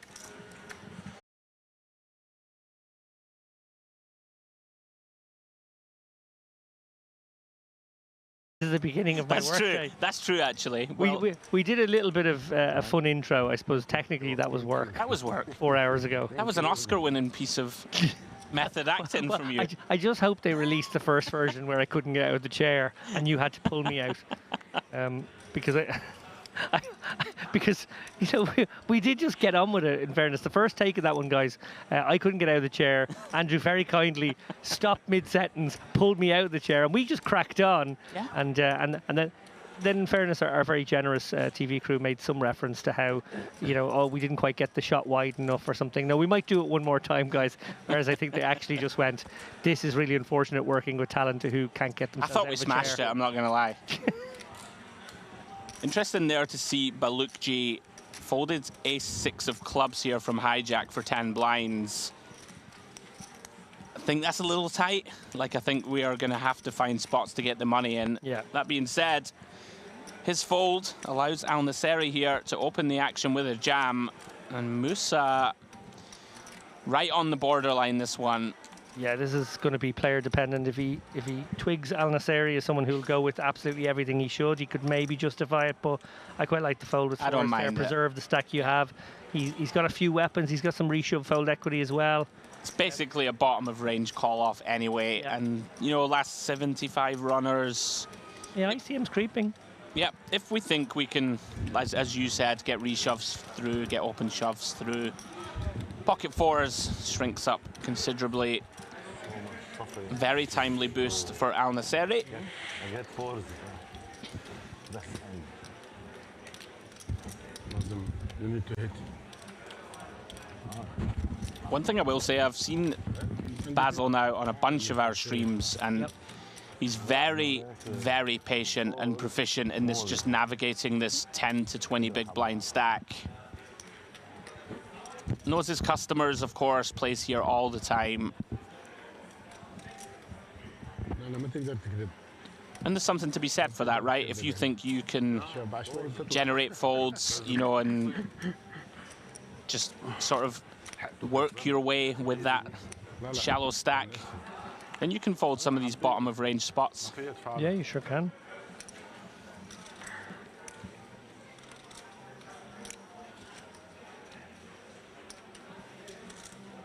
Round to Basta. Ace-9 once more. So I'm in that confrontation with Barbarix. Get unfortunate. Good open here from the hijack. Runs right into the ladies. Al-Nasseri here finding a little momentum when required. 11 big blinds, in they go. Quickly take. Yeah, and again, player dependent. I think Basta can get away from this one. Yeah. But it's, you know, it's close. You know, if you had 9 bigs, you're certainly calling it off. 10's very close. Yeah, it's very frustrating, but one of those hands that just performs very badly. Can I see your stack? Okay, Minicucci really considering this one. He knows Basta could be just opening here, and actually so much of his range would have to disappear to further action here. So the question probably more importantly is, you know, how does he play against Al-Nasseri's reshoving range? And I would say he's probably got roughly the kind of average hand within that range. Yeah, I think this combo, it just really does poorly. Yep. Just in terms of, you know, you're very often just slightly pipped. I think if we have like ace... Oh. I think if we have ace-jack suited, as we have a little power cut. Yeah, if we have ace-jack suited, for example, I think we can make the call. Or potentially consider the call.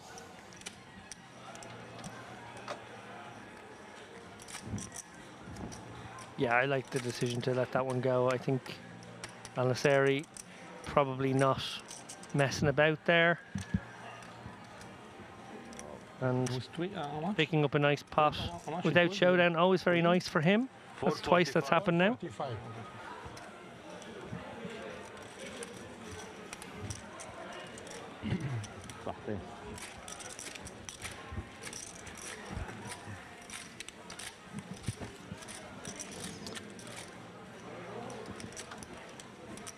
Yeah, one of those, isn't it, where facing the open from Basta and the rejam, and also, you know, Basta has a million effective stack.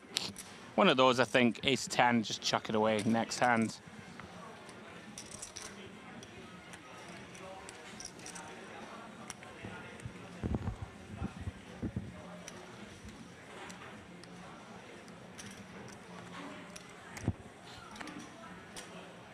Cards back in the air. Yeah, no bust outs as of yet at this feature table. We did begin with 4 short stacks.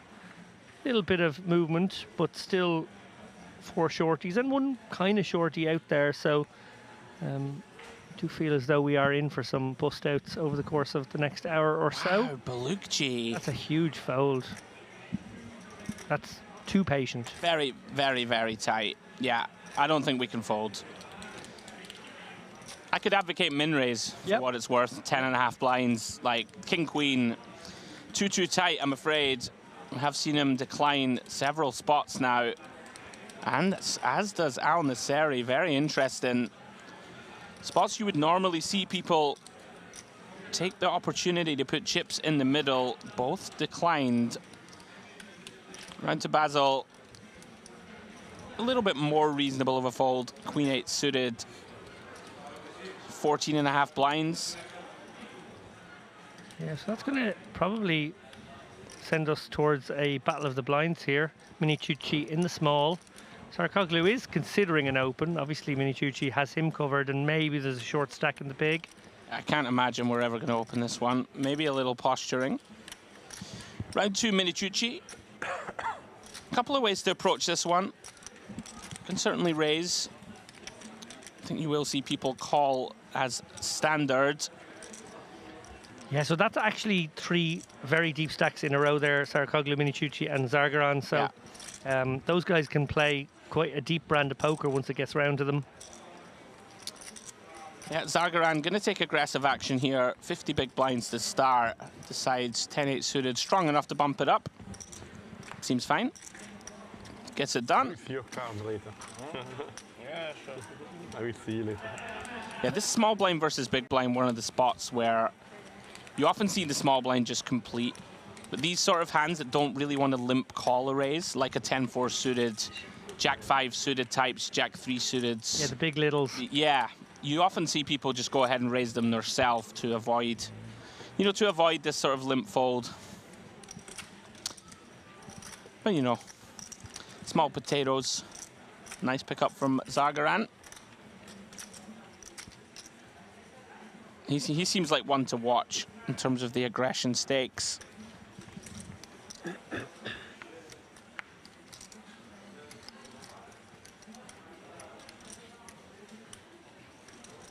Several shorties, of course. Balukji. Are we potentially on a pay jump? Feels like we might be. A few hands taking a little longer than you would expect pre-flop.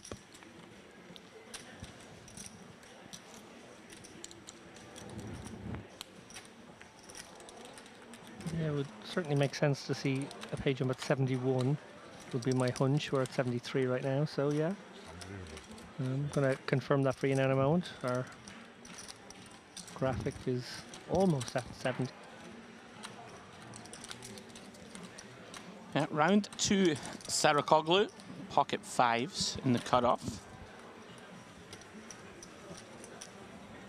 400.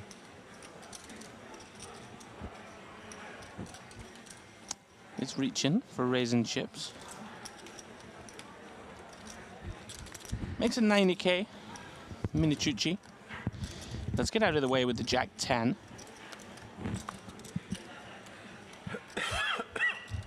How do you feel about this 5s open? Yeah, pretty standard stuff, I think. He's got the 2 deeper stacks and then the 1. Yeah, I mean, we still have, right, a pretty strong hand, right, in terms of a cutoff opening range. Sure. Granted, it can be tricky, and maybe if you think the button and small blind are going to relentlessly 3-bet, it can start shrinking up a little. But we are raising into a stack. Solovev 10 bigs. If he puts it in, we can call off and just run it. I hear you, though. You're never completely thrilled with this when you're covered by both button and small. I think we just got to open the hand and proceed from there. And Solovev giving real consideration to calling here, trying to catch some semblance of equity. Flashes the queen now. So that's a nice little insight for the table into what kinds of hands he might be willing to release here.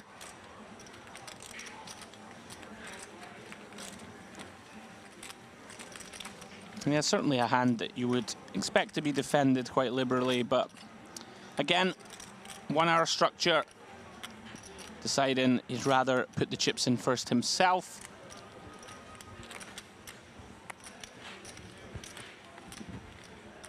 That's where you got to do the old vibes check. Be like, am I going to hit this flop? No? Do you ever do that? You go, right, you know what, am I going to hit this one? It's not really a great way to approach the game. I don't. We have talked about this actually in the past. In fact, I think when you came for a little visit to the chip breaks, we talked about some superstitions. I think you told me a fantastic story about some wild roulette spin. Oh, that is the greatest thing still that has ever happened to me. It's up there. It's still the wildest story ever. It was a crazy one there. So I remember you retelling that one, and yeah, I think there were 1 or 2 little superstitious stories you shared. So obviously, I mean, some people are just good at that, right? They're like, okay, now I'm going to win now. I mean, I'm not saying it works for me. I'm not great at these things, but you know, intuition. Now then, Solovev, Jack-10 of clubs. Tempting to call this even in the small. Try and find some equity. He's in the horrors. Yeah, it's not a great body language situation. Yeah, one of these, I mean, if your opponent, and Zargaran we know is very aggressive, like I think this is way too tight to fold. I'm with you. I don't even hate call pre-flop. Call sometimes brings in the big blind, and you get to sometimes shove with that guy squeezed because the big blind. I mean, sure, but I mean, you can is behind. You can just call with Jack 10 suited here, and if the big blind jams, just call off. Call it off as well, yeah.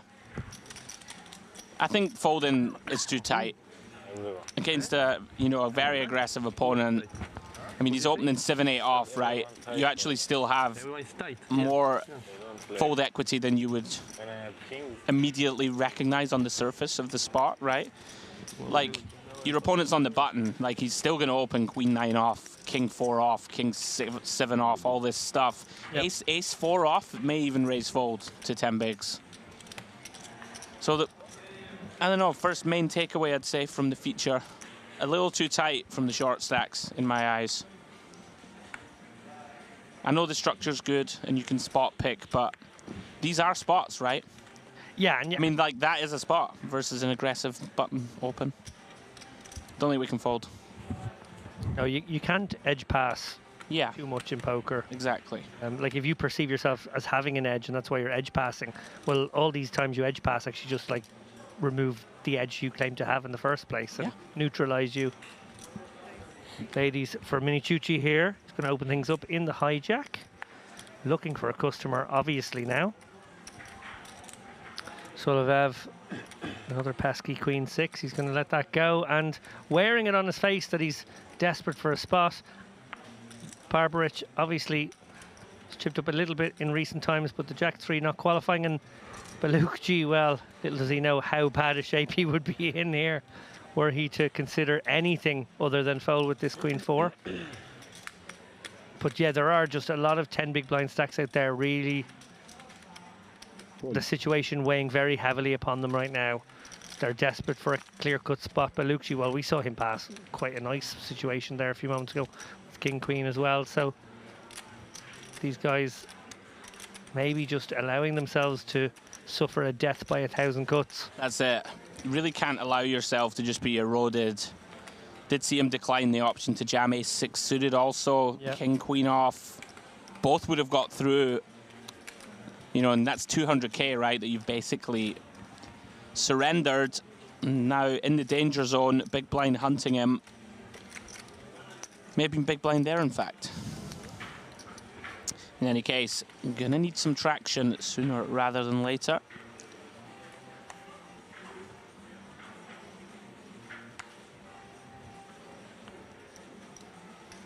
Al Nasseri, King 9-0, from under the gun.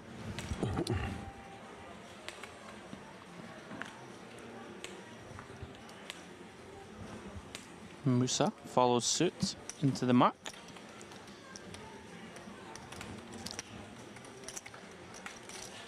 Sarakoglu's looked to get after a little bit, probably aware of the dynamic of everyone being a little too tight.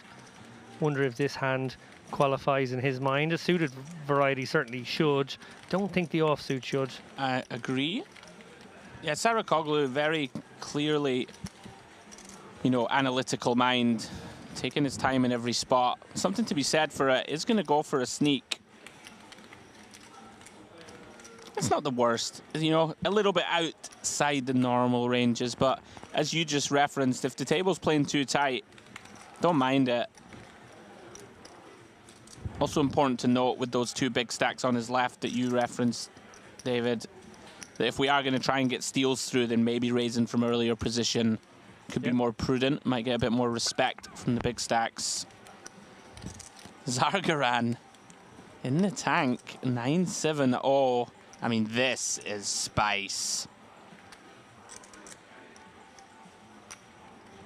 Goodness me.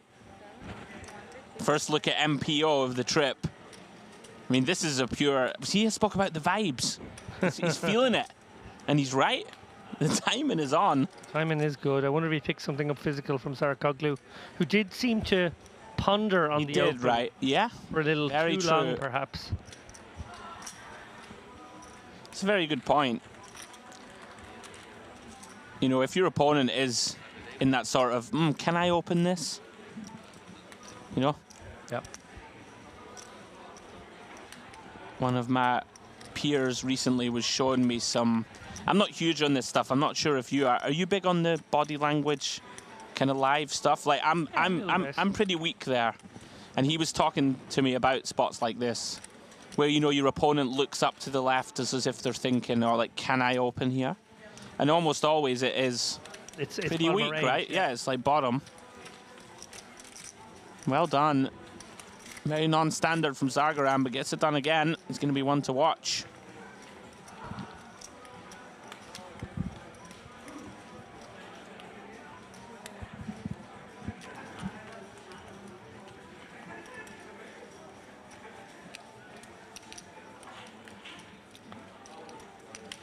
As we continue and tick down, 70 players now remaining. If you are just joining us, guys, welcome along. IPO Masters Day 3, 1100 buy-in, 500k guaranteed. We'll be taking you through the next sort of 3 or 4 hours. Myself, Andrew Headley, and Mr. David Lappin on comms. We'll, of course, be rejoined by the one and only Mr. James Dempsey a little later on. So we see Zargaran. If he likes 9-7, he certainly likes ace-king of clubs. Comes in for an open. And once again, poor old Belukci just feeling under it right now, wondering when will it end. I mean, you know, I hate to be overly critical, but had those spots, like you got to take them. There's 100k in the middle. You got to fight for it. Certainly declined at least one all-in that he should have taken in my eyes. Yeah, and I think that's a feature of tournament poker. Sometimes when guys get this deep, obviously we're well into day 3 right now, they maybe feel as though they've been in situations where they've edged past and they always did find a better spot. Right. They always did find a situation which worked out, and that sort of creates a bias that they are willing to be too patient. But actually, the world is full of these kinds of players who are also sitting outside the tournament area going, why did I pass all those spots? Why did I fold pocket sixes versus this aggressive guy? I'm with you. And it's why you just have to sort of lean into a general range and numbers game. Just trust it, right? And you just go, this is good enough in this seat. I'll do it always. Sometimes you got to just close your eyes and push the chips forward. Yeah. Got to take some uncomfortable jams. Yes, maybe the next hand will be aces, but maybe you'll also just get blinded out of this tournament. Exactly. With 12, 14 more bad hands in a row. Yeah. Now then, Sarakoglu. Another one of these tricky combos from under the gun. A lot of short stacks. I like lay down here. Zargaran, though. Feeling the wind at his back. Wow, I'm a little surprised. Just based on how aggressive he's been. Again, perhaps thinking, though. So the Beth is just a picture of frustration right now. Ay, ay, ay. Bravo. We're getting some Icarambas here. Seems I have aces, for sure. Round 2, Basta. 19 blinds. King 9 off from the button. You would expect it to qualify, and he agrees. Now then. Al Nasseri. Again, another one of these spots. Yep. Is uncomfortable against a strong player who should still find raises. This one's close. Very close. And one sugar. Very reasonable spot to take here. If you feel like your opponent's opening, I don't know, sort of a half the deck range here on the button. One thing I will say there also, sort of 13 bigs effective. Basta should have quite a lot of open shoves from the button. True. So when he does min raise here, it starts to become a lot more polar, I think, at this depth. Sort of like raise calls and a lot of hands still that are going to raise fold. Yeah. I think something that's very interesting at this table right now, and I am quite enjoying it in an evil sort of way, is that there's at least 4 people who are trying to convey with their body language that they're the unluckiest getting the worst cards that they could ever look down on. There's a lot of sighing, there's a lot of, oh my God, not this again. And I love the idea when players do start doing this, and they are sort of very obviously blinding out of a tournament and getting very frustrated, and they do make it very clear with the way they toss their cards in or whatever. Sure. Oh, look, more rags again. Sort of, it's almost like they think that anybody cares. Yeah. Like that anybody else cares about their particular. You're actually up against your direct competition here. Why would they be like, It's oh, true. I know what it's like, mate. It's so terrible for you. Oh, sorry, Solivev. I feel for you, pal. Yeah, right. Yeah. I'm being a little. Zargaran, been our big mover so far. Waking up with the goods again. Pocket jacks.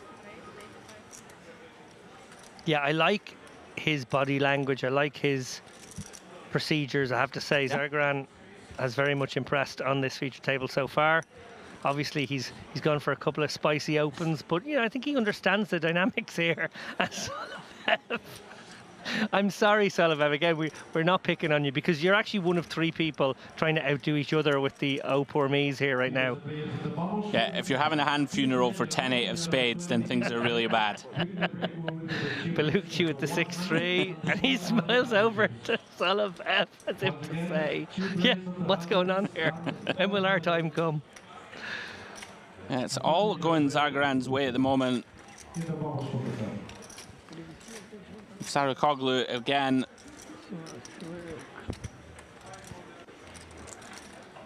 Going to take the slow roundabout route before these cards find their way into the muck.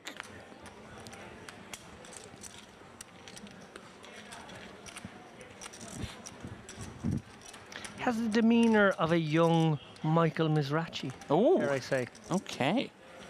That sort of mean, pouty, determined, sort of aggro style. I can see it.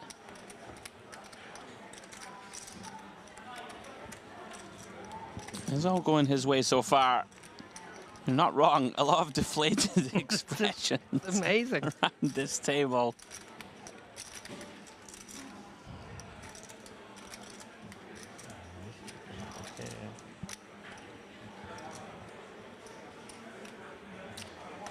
Onwards we go. Poker can be quite torturous. Oh, it can be brutal, absolutely. Action going to be on Solivev. Once more. Doesn't find a qualifying hand. King 6-0.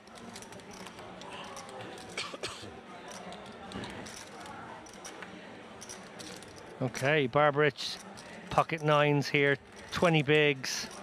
He's going to get after it. Let's see if any of our short stacks find a spot behind. Well, Bellucci, out of pure frustration, might consider this to be a spot. It isn't one. And he sticks to his guns, going to wait for a real one. All the way around now to Al Nasseri. More napkins, Musa the same. And now we've got Sarukoglu with a probably not particularly tempting ace-8 here. But he usually gives it a few seconds. Yeah, can't imagine we're going to go after it here. Stranger things have, of course, happened. Barbarix, pretty tight himself. Round too many. Sorry. Sorry, mate. Who looks like he's thrown in the colour. Yeah, sorry, we had a graphical error of split second there. Said foul, but we have made the call here. And not going to get into trouble on this texture, although not a comfortable texture for Barbarich either. Yeah, it's the type of board that we should be c-betting a lot from +2. But when you think of hands that do naturally kind of want to check, this might be one of them. Yeah, always so important to think in terms of range here. Absolutely. We want to create a strategy that our range will behave in a certain way, even if our particular hand likes the alternative. Sure. Yeah, gets it done. A little 40% bet. Keeping himself afloat nicely.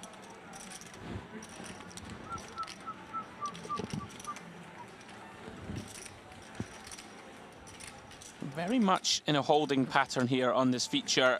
And I mean, sometimes the cards just don't play ball, right? There really haven't been many matchups. No. It does happen. No, but we can. A lot of small pots, a lot of jockeying for position. No. 50 minutes. I feel like I'm playing in Ghazal Hessa. Soloviev 10-6 under the gun.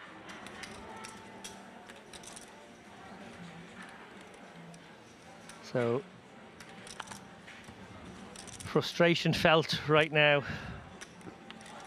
for Soloviev, who's going to get eaten up by the blinds here. They're going to take a quarter of his remaining stack over the next two hands.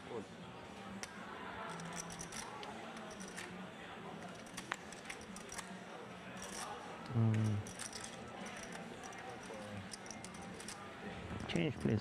Basta, who began this feature table with 1.4 million, now down to 850k, going in the wrong direction. Al Nasseri hovering roughly where he was. He did pick those two nice spots, which have essentially paid for these orbits of blinds and antes.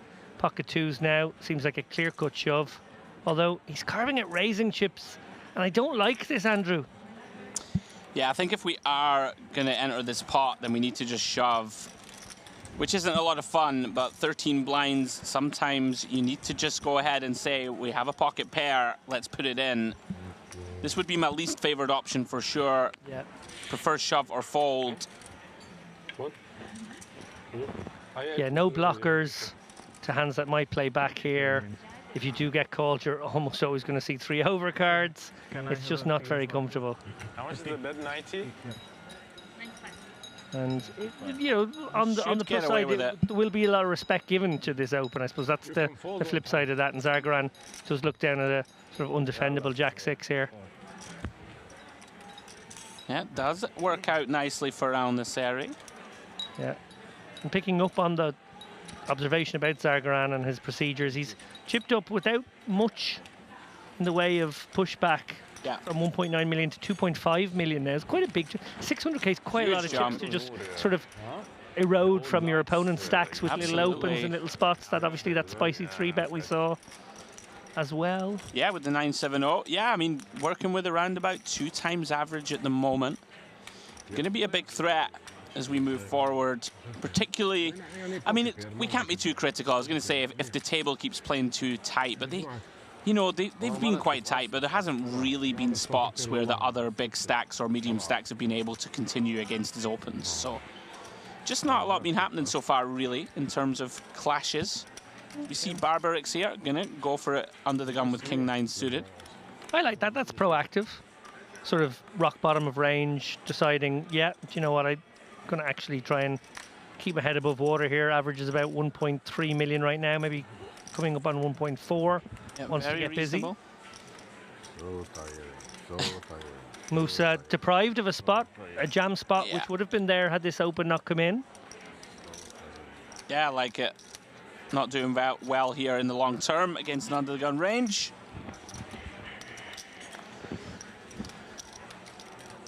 Likely to head round to the big blind here.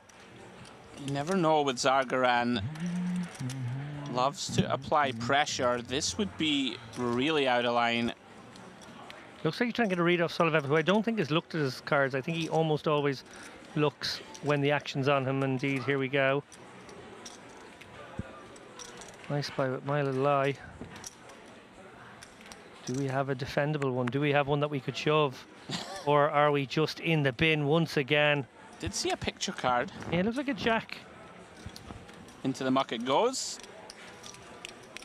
Barbarix, one of the short stacks that's sort of really doing well here to keep himself in with a fighting shout. Yeah. Back up to 1 million. You see our beautiful dual trophies there. I've never seen one like that before, I gotta say. Beautiful little piece of hardware. Yeah, I saw something similar in Malta, where I live, for some festival. It might have even been the IPO. Do you know? Maybe it's exactly this when these guys have travelled to Malta for an event that I saw, because it looks like Mdina glass. Now that's what we call it in Malta. It's this kind of stained glass, which you see in some of the stores. They're often, you know, the kind of things people bring home from their holidays, but they can be very pretty and do make for a nice trophy. And I imagine there's some Italian equivalent to Mdina glass as well. Thank you very much. As we Please. take another hand in here, already action whipped round to the hijack, and Sarakoglu with a potential bottom of range cheeky open here. He's going to turn it down. I like that. I generally steer clear of those offsuit ace-5 and worse in that spot. Yeah, I'm with you. I think when we have a really big stack and we, you know, cover everybody behind, I can get behind it more. Very impressed with Zagaran, really just getting after it here, even into 2 short stacks. Yeah, Soloviev confirmed over it, as we say in Scotland. Now then, Barbarix. Yeah, this is definitely a defendable one, and could actually consider a non-all-in 3-bet as well. I think with the king-6 suited wouldn't be unreasonable. It's actually one of the exact ones in theory world that you don't see people take it much, but 3-bet jam is preferred. Just rifle it in, you get so many better hands to fold. Well, we've got an action flop here. Clubs for Barbarich. Zargaran with enough of it to not feel obliged to bet. Oh, trouble. Big trouble here for Zargaran. Actually improves to a gut shot straight draw and flush draw of his own. Some real potential here to lose a lot of chips. Like this from Barbarix, gonna fast play. Recognizing, of course, that when his opponent checks back, he's gonna have a bunch of showdown value, David, that will always continue on turn. And Zargaran doesn't know it, but he is drawing dead. This would be an outrageous laydown if he could somehow find it. Does look concerned. Don't think we can ever fold this one, though. Way too strong. Yeah, our equity's in a few different places here. We can have the best hand right now. Yeah. We can have the best draw. Oh, that could be a nasty one. Although, obviously, the ignorant end of the straight here on a flush board. One would presume, depending on size here, Zargaran would call a bet. But Barbarich could come with the sneaky little check here, hope that his opponent has a queen and will do the betting himself. Then he can go for the beautifully check shove. played. Wow. So very tempting now for Zargaran with a 7 or a queen indeed, but 7 kind of also to target some 2-pair combos, to kind of think to himself, I can get Jack 9 to call here, I can get Jack 8 to call here. This is lovely stuff from Barbarix. Really like it. Yeah, beautifully played hand. You know, you can get a hand like Ace of Clubs X to bluff, right? You can get some straights, of course, to value bet. Even a hand like a pocket 9s should probably bet if it hasn't bet by now. Like, you should value bet a set, but people maybe don't find it in game enough. This is beautifully done by Barbarix. I'm presuming he puts it in here, or at least puts in a very large raise here. Yeah. Then we have to start thinking about the bluff combos, and that's going to be hands like Ace of Clubs, King of Clubs with a pair. So it's going to be something like the, you know, Ace of Clubs 10, Ace of Clubs 9 maybe also makes some sense because your hand has some showdown. You don't mind it going check, check, but then you can turn it into a bluff if your opponent bets. That's going to be the issue for Zargaran now, is how capable is Barbarich of a move such as the one I just described. Yeah, this is very spicy stuff. I really like this line from Barbarix. Beautifully played. And you've just called it, David. Zargaran now going to recognize, of course, against this polar all-in. His opponent's mostly saying he has a flush or a bluff, right? Yep. Maybe occasionally, like just the Queen of Clubs thinks it can free roll. That would make some sense too. So something for Zargaran to factor in my opinion, if he does want to put on the hero call in boots. And having that 10 of clubs in hand makes this quite a little bit more problematic, of course. Blocking some of those flushes. Yeah, if you're looking for another combo outside of flushes that might do something like that, it would be King-Queen, but King-Queen would be in pre, so you can discount that completely. You would think so. Especially King-Queen with the club. Inclined to agree. Regardless here, Very creative from Barbarix. Big fan of this play. You know, you don't just want to lead river yourself, fold out potential bluffs. And, you know, this is the best way to get all the money in against something like a queen and maybe get hero called. Wouldn't shock me if Zargaran talks himself into this, but again, like, do people bluff enough here, David? This is the issue. And if they have the ace of clubs in hand themselves, wouldn't they be worried that it goes check, check, right? If you just have a hand like ace of clubs, 6, something like this, you may feel inclined to just put it in with yourself on the river with an overbet shove, something like this. Worried that the button will check back too often. Yeah, that's why I feel like the bluff combos are the ace of clubs. With a pair, yeah. With a pair. I'm with you. Very interesting hand. Great one for us to cover on stream. But then if you've got the ace of clubs with a pair, you're wondering what pair doesn't shove pre as well. So it probably has to be maybe an ace-8. Yeah, and that probably doesn't lead turn. This is the thing, it's hard to find them. Ace of clubs 9, I'm with you. I think that can certainly be in there. That might be the only one. Zargaran giving this a whole heap of thought, as he should.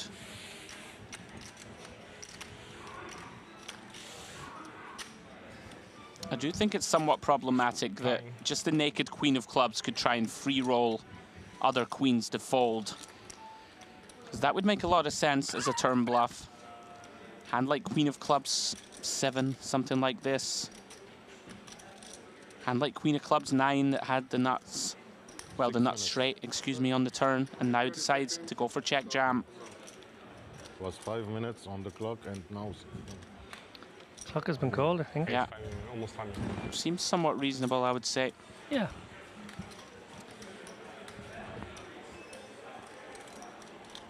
Sometimes, really, this does come down to, is my opponent capable? I think he announced call. He did make the call, David. Huge pot goes the way of Barbarix. Fantastic hand of poker, very well played. Wins a pot of 2 million. A big momentum swing at this feature table. Great hand.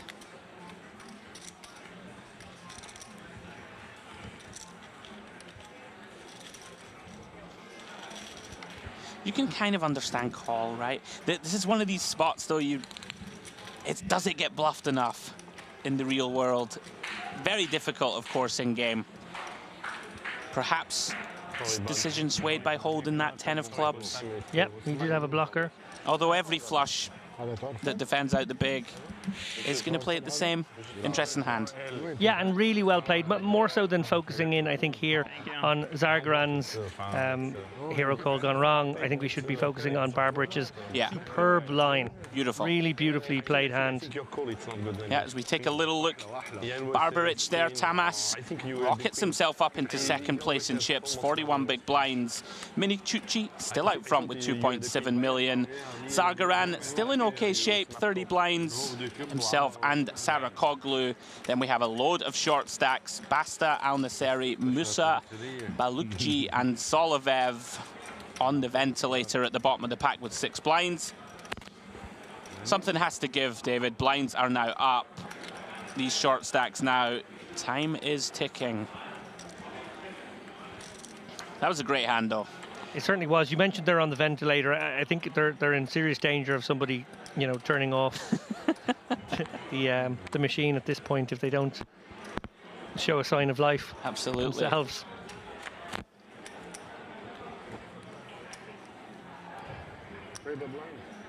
Now then, Musa, less than 10 bigs. Yeah, I think he might have to take this.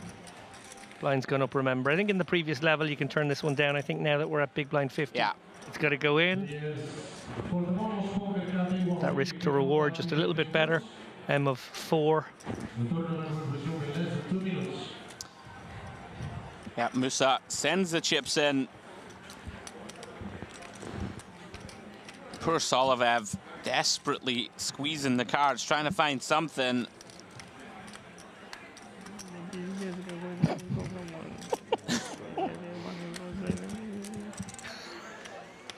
Now, I don't speak Russian, but that was officially... My God, I've been doing this all day. Why is nothing ever coming into my hands? What's going on? Best hand I saw on picture table. You see. As Basil gets it through. Yeah, and he tells no lies. Was the best hand he's seen. Yeah. Of course, now every pickup massive. 125k in the middle. Every hand. We are down to 61 players, guys. Flying out the door now, fast and furious.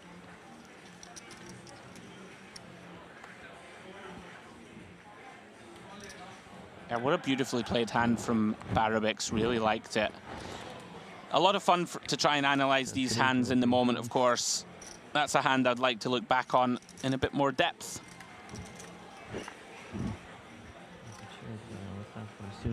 Really liked his line of choice. Back on Musa, +1.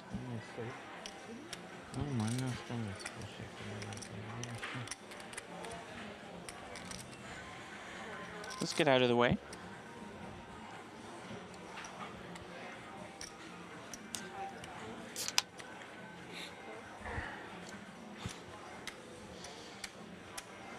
Round to Zargarin, fresh off that first sort of flesh wound bump in the road.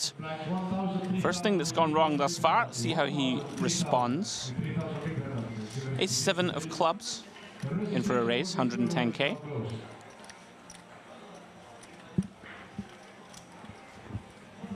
Soloviev continues to be dealt out. Small consolation, but he has managed a couple of small ladder jumps, maybe an extra 2/3 of a buy-in over these couple of orbits of frustration. And Belukci here, unfortunately for him, sort of symptom of those two tight folds earlier is now really under it. 4 big blinds. Round to Basta. Jack 8 off. He's going to defend. Very experienced player. I've seen him a bunch on these streams. Yep. Going to take the price here from the big. And that flop is all Zargarin. Nut flush draw. Just jack high for Basta. Very likely one and done.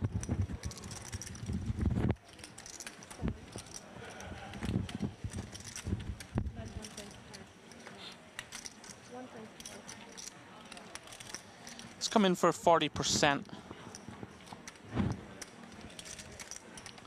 Basta not releasing immediately, which is a little strange. Obviously, he has the jack of clubs in hand, but that's not a lot to work with. Sometimes, even if you suspect your opponent to be light, nothing to be done.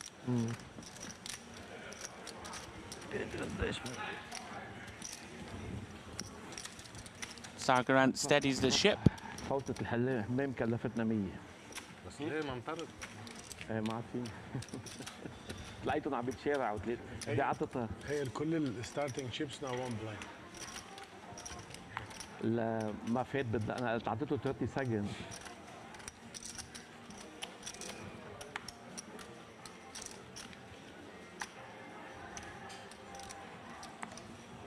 This festival, of course, just taking place right after Las Vegas for a lot of players.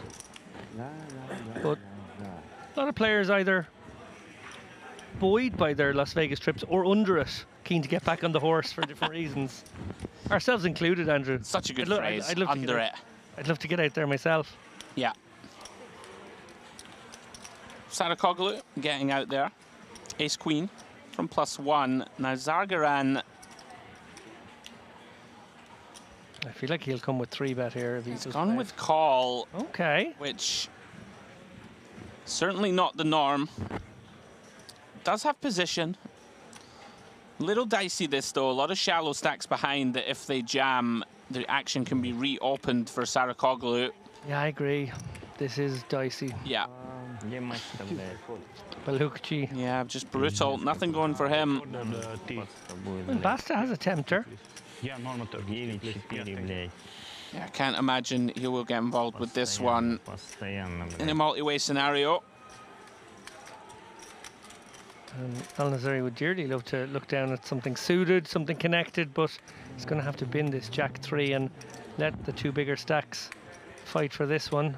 Sarakoglu with the betting lead. He's out of position though.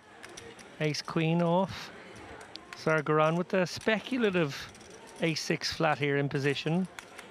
Obviously will suggest to Saracoglu he has a stronger range than the hand he actually possesses. And wow, interesting board here. Monotone, ace-5-4, both connecting. Yeah, interesting spot. Certainly in Theory World, you're going to see a lot of checking here from +1, but Saracoglu going to reach for value betting chips right off the bat. Zargaran, dicey waters approaching. Of course, if we are going to get involved pre-flop with this hand, certainly going to be seeing a turn. Yeah, he's made a difficult bet for himself with this pre-flop action. This is very interesting. He's going to raise flop. So clearly not feeling comfortable taking a passive guessing game line, deciding to take the initiative and test out his opponent, who is now in an uncomfortable situation too. Yeah, this is very awkward. We'll see if Saracoglu can sniff this out. I mean, Zargaran will have a decent amount of flopped flushes, right? All the Broadway hearts could feasibly be in there from +3. Yeah, and he's not really supposed to have offsuit combos too often. So no, he should have a lot of suited hands. Potentially suited ace-5 type hands. I mean, if he's peeling ace-6 suited, we probably need to give him the 2 pairs. Wow. Now then, can Zargaran find a way to win this pot? It's gone tiny though. Quarter pot, less than.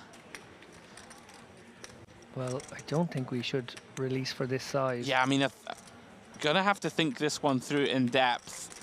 We are, of course, behind to hands like ace-5 and ace-4 suited. We're behind to the sets. I mean, are there many one-heart hands in Zargaran's range that raise flop? Does he really just start raising the flop with pocket 9s with a heart? Maybe. Problem is, it's very hard. Imagine probably not. Yeah, and it's very hard to put him on a hand that you beat right now.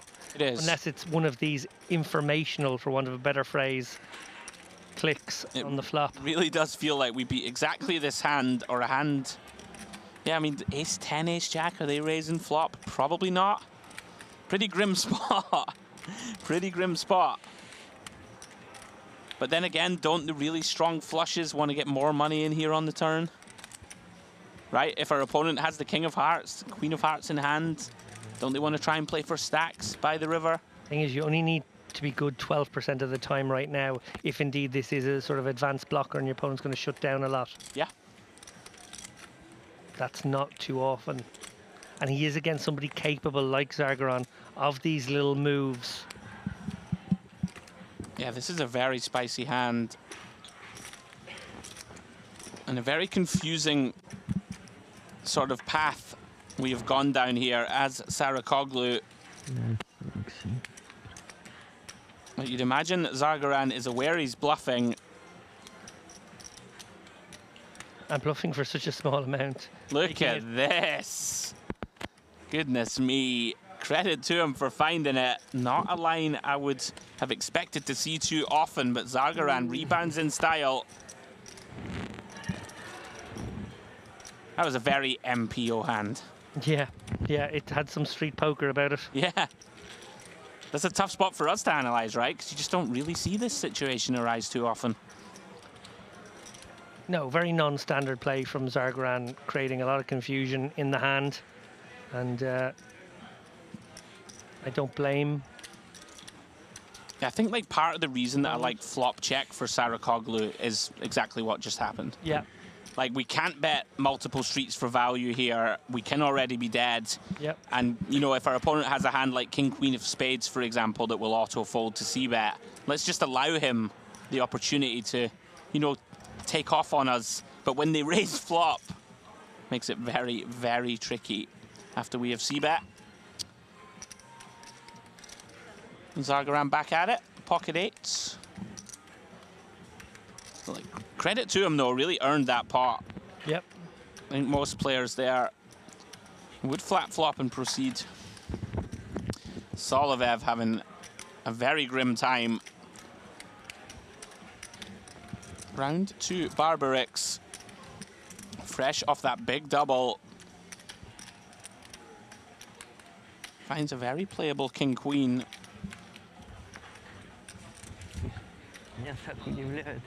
Here we go again. Round 2 between these two. Is reaching for 3-bet. Yeah, and I like it. I assume Zargaran will take this one to the streets, keen to win back those lost chips from a few moments ago. Interesting spot here. These guys have virtually the same stacks here, and they're two of the deeper ones, 40 bigs deep here at our feature table. If you're Zargaran, do you always make the call? I think so. Yeah, I think so too. 40 bigs effective or so. Too much to shove, but we have too much hand really to fold. You never know with this man though. It's not a lot of fun, of course, out of position with a middle pair. No, and I wonder if he's the type of person who sort of goes for this like depolarized 4-bet here with sort of an in-betweeny hand. I'd be very surprised with this exact hand, but you never know. Given just what we saw on the other hand, where we saw a raise that we didn't expect, I wonder if he just wouldn't want to proceed. He just doesn't feel like somebody wants to proceed passively. I suppose that's what I'm trying to get at. I'm with you. Yeah. Much more conventional play so far. Yeah, just one of these hands that just feels too strong to fold, but it's very uncomfortable. Off to the streets we go. Another inflated pot between these two. Jack 7-7. Zargaran here still best. Yeah, and I presume we're going to see a down bet here from Barbarich, something in the region of 200k, which, yeah, Zargaran's going to call here, and we're going to probably end up in a very interesting and shallow turn situation. Yeah, Barbarix will be aware this hand's likely going down the streets. Already need to start analyzing, do I have a good hand to start bluffing off down multiple streets? Have a lot of good things going for it. Block pocket kings, block pocket queens, block the natural top, some of the best top pairs, king jack of diamonds and queen jack of clubs. And look at this, Zargaran deciding. I'm gonna raise flop. Very spicy stuff. Makes it 415k. It's a little fishy though. Like, yeah, will Barbarix be able to sniff this out? Like, he's going to be very light on 7x here. He's maybe got jacks as the very best pre-flop flat. Yeah.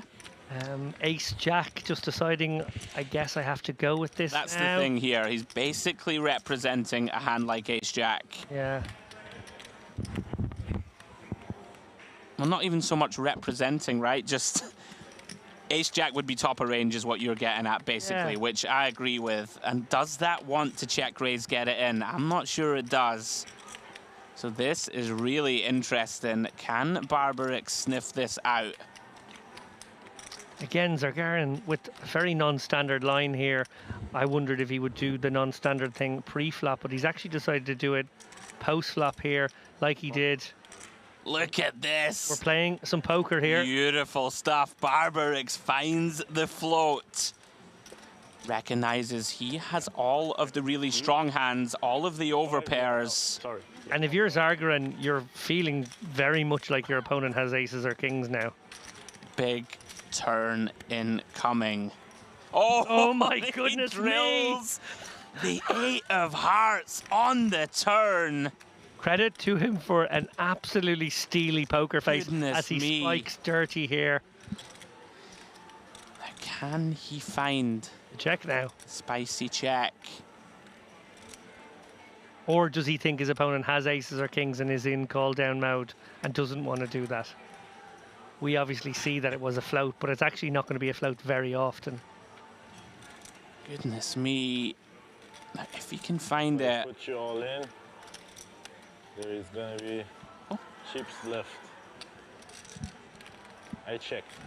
Oh my goodness, gives the speech then check. Wow, this is poker, ladies and gents. And Barbarich has to go for this now because he's floated with intent. I wonder how Barbarix perceives that little speech, though. Is your opponent really gonna give you this little speech? Here we go. Sort of like fake strength. It reeked of fake strength, but it's actually real strength. I really like this from Barbarix. We have a hand like aces. Oh no, and he does just snap shove.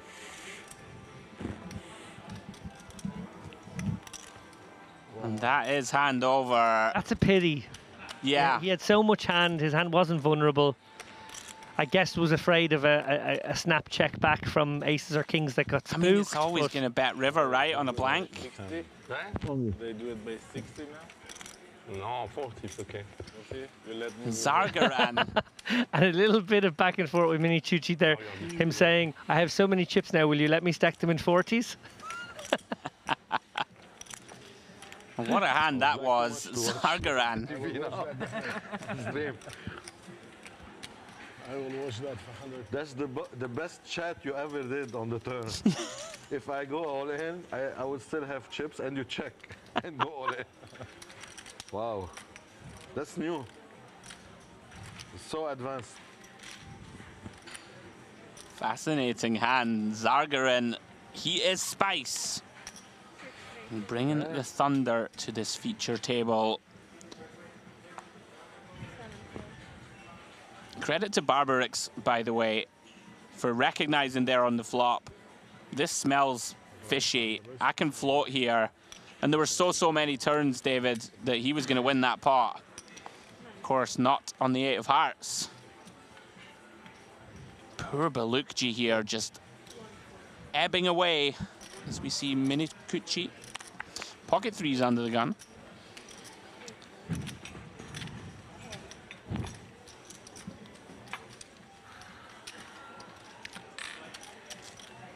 Thank you. Sarakoglu.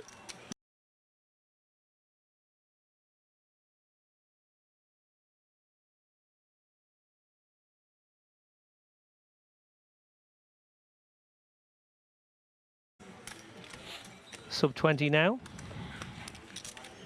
Minikuchi almost at 3 million, making steady progress himself. Came with 2.6. So chipping up ever so slightly over the course of this feature table. Yeah, Minikuchi and Zargaran proving themselves to be ones to watch as we are ticked down to 57 players remaining. The last few tables begin to come into view in the distance. Some great hands on this table. Zargaran involved in both. In fact, as was Barbarix. Yep. 1-1 as we wait for the finale. Now Zargaran, 3.4 million? 3.4 million and aye. 10-9 suited under the gun, feeling the wind is at his back. He's going to open things up here. Probably will be forced to call off versus quite a few of these short stacks, but that's not too bad an outcome with 10-9 suited. Sure. Doesn't mind raise calling versus 6, 7, 8 big blind stacks. But why? He's going to have manufacture the right price in a lot of worlds. Pearl Zolovev. I will put them at the end. But 3 deuce now. Dirty diapering. Barbarich with the other 3 deuce. And Balukji, well, look at this. He's got 4 bigs and he's got the loosest man at the table opening in early, and he finds the fold. That's not good. Yeah. Oh, Balukji just needs to recognize in that spot that actually versus that man's opening range, you're in really good nick with ace-9. And even if he has a better hand, you're almost making the right price off your stack. And you never like to be too critical, but hasn't adjusted well to that dwindling stack size. Similar opportunity now for Al-Nasseri with the king-queen. Again, maybe recognizing that he could be dominating a lot of Zargaran's opens here from early. I'd like to see him be proactive here, not just because we can see the 10-9. You know, of course, Zargaran might be in there with an ace-x and be ahead, but, you know, just on the balance of ranges, given what we've seen from Zargaran and his fairly loose, aggressive style. Okay. Oh, look, it's just shaping like more passivity. Okay. He's getting his way. Zargran's just running these guys over right now. I mean, if you get the information that this is how the players are responding to your aggression, you really can start to take liberties. Action round to Musa, and he does send it. Al Nasseri pats himself on the back for a great fold. 480.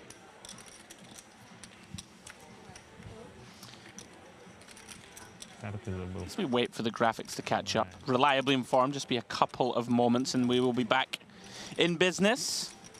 Always you ask for count. Musa gets this one through, I believe. Yeah, looks like he does. I'm Does not get sure it what he through. had, but Al Nasseri keen to find out. They filming this for YouTube, right? Huh? They filming this for YouTube? I think yes. You want to be a professional. Okay.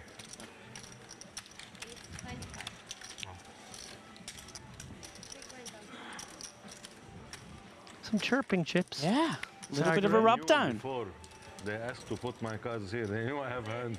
You understand? Yeah. I joke. But they tell me to fold it.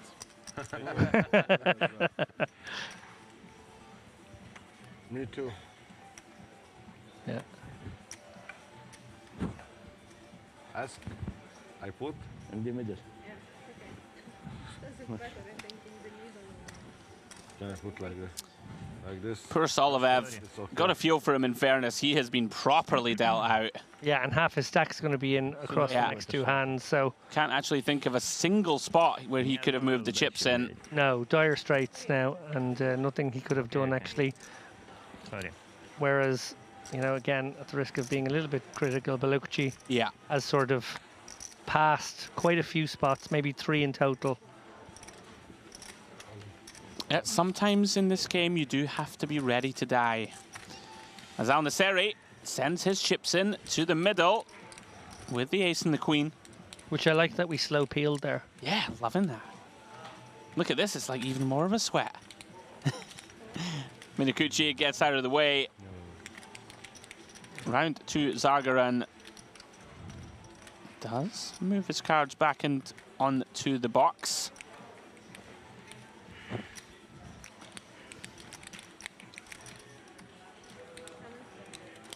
Sahbein.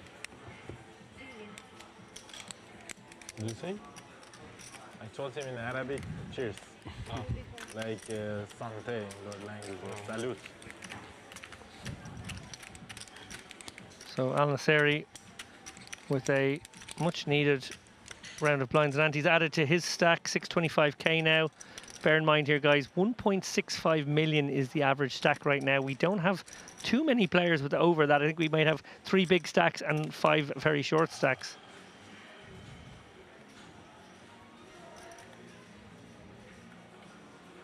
Bro, you're not seeing your hand properly with the protection.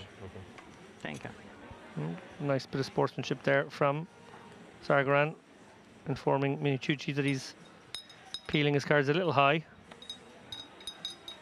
As we see Barbarich with a not very tempting ace-5 under the gun. Quickly whip around the table here. Some ferocious stirring of the sugar within the beverage of Solovev, trying to make something happen somewhere.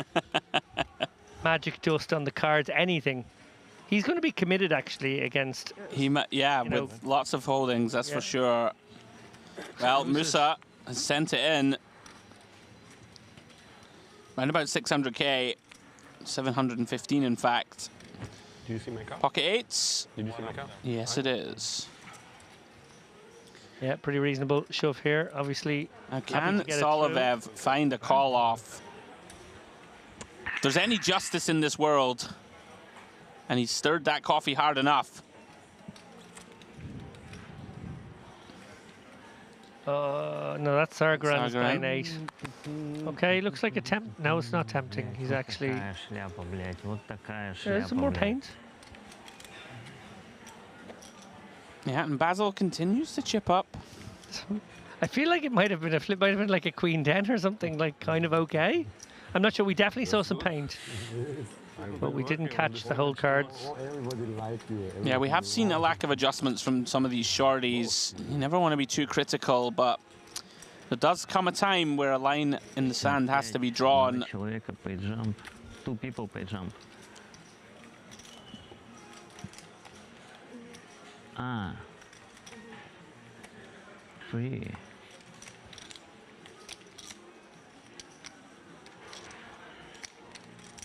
Пятьдесят три. Да, 52. Cards back in the air.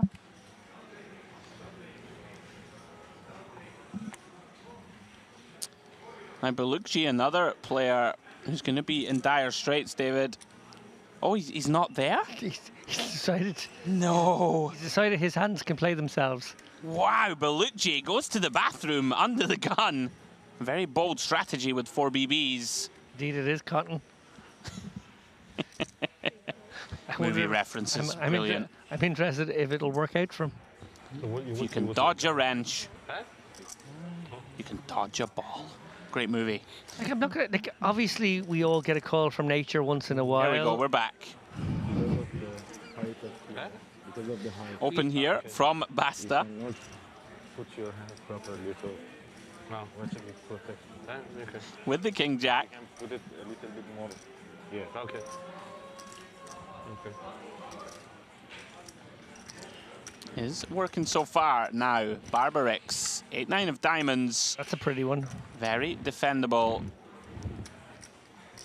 Never delighted, of course, facing this sort of 13 to 14 big blind open, but of course, going to take the price.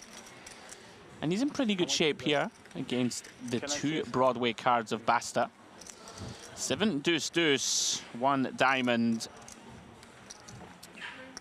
Again, another type of combo that in theory world, we might try and get after it, but so shallow to begin this hand. Yeah, it's a tricky one there. Obviously, all the back doors and even some overs to the 7, you would consider at a maybe greater depth putting this in with the raising range. Absolutely. But I don't think so at this depth, like you said. Yeah, really tricky to navigate here against the shallow open. Let's let it go.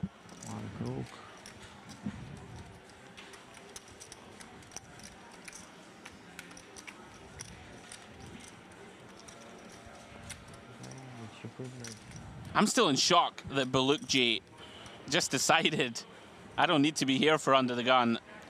With 4 BBs, now half stack is committed in the big blind. And Basta finds another playable one.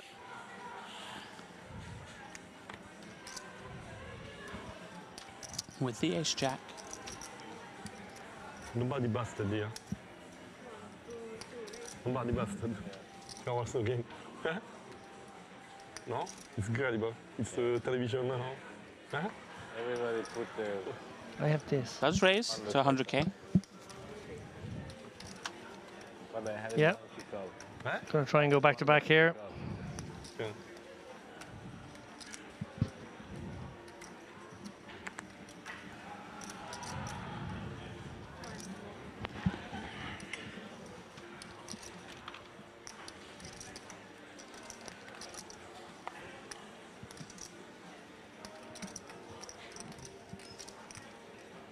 Round 2, Zargaran does reluctantly get rid of the King 5 suited.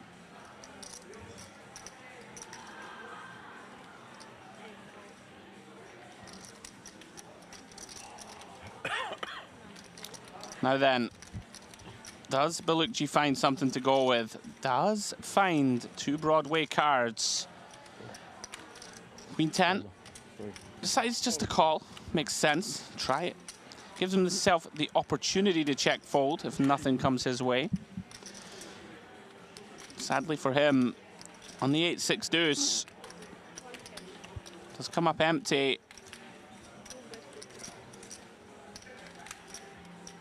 One big blind behind only, David. This would be a pretty large mistake in my eyes to fold. Yeah, strong agree here. Wow, and he does lay it down.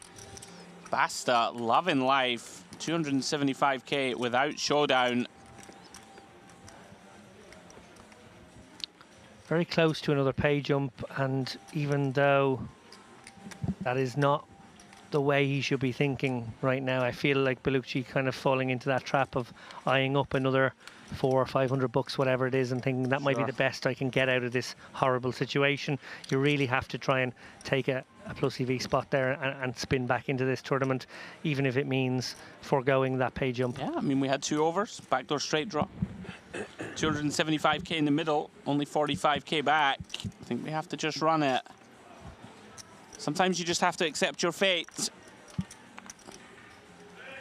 But stranger things have happened. We could be wrong. The spin may be coming. Action now. Round 2, Sarakoglu. It's Minikuchi. Patiently waits behind.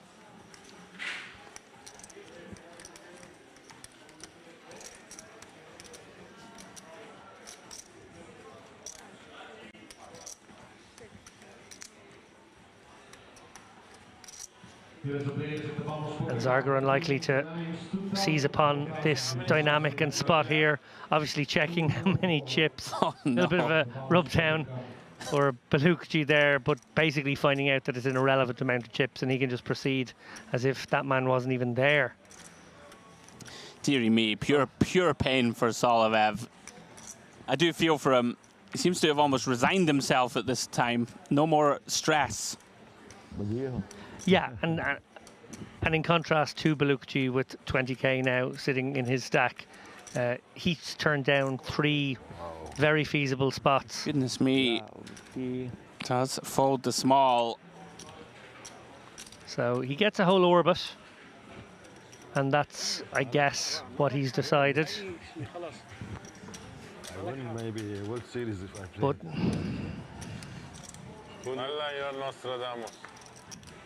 How you fold it? Because بدل معه القص ها؟ بدل معه القص. شو قص بتدفع ما خلص انت. quadruple up.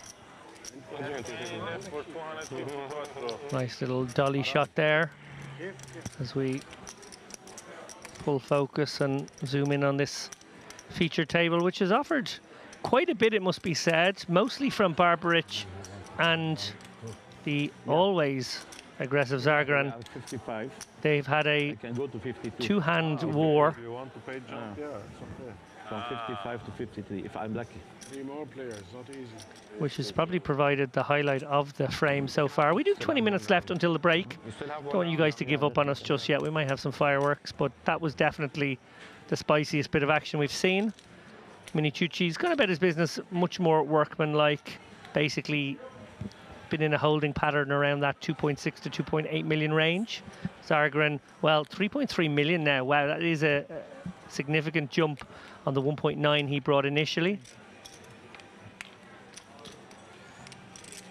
It's been a story of the short stacks coming into this feature table, leaking what little bit of chips they had left to the big stacks. And once again, Zargaran being proactive, decides to enter the pot with 3-bet. And here we go, Solovev. 3 big blinds.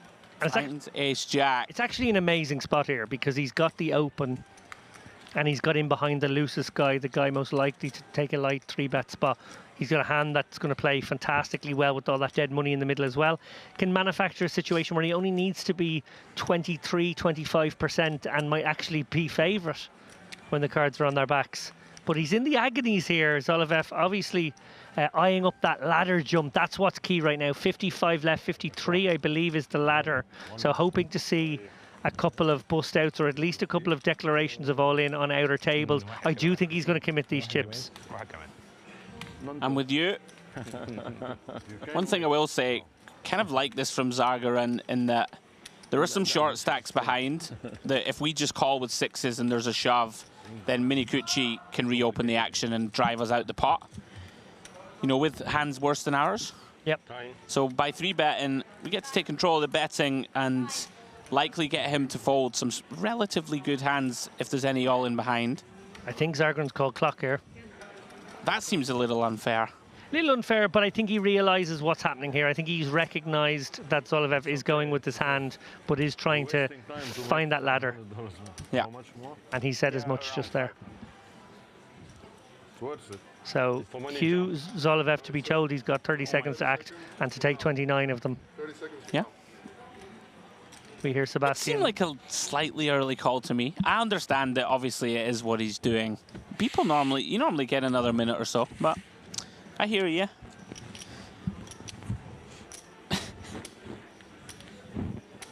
I hope, beyond hope, that Zolevev's not having second thoughts. No, he's not folding this.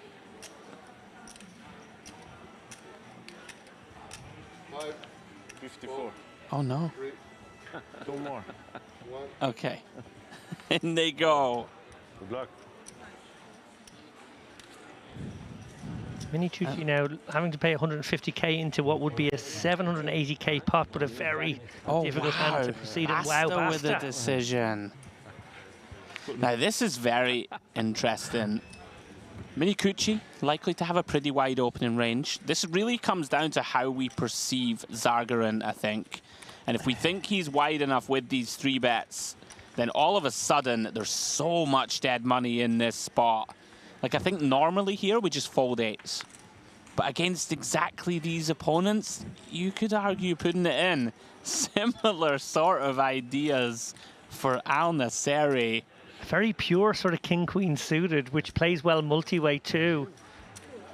Some very complicated spots here. It's very tricky.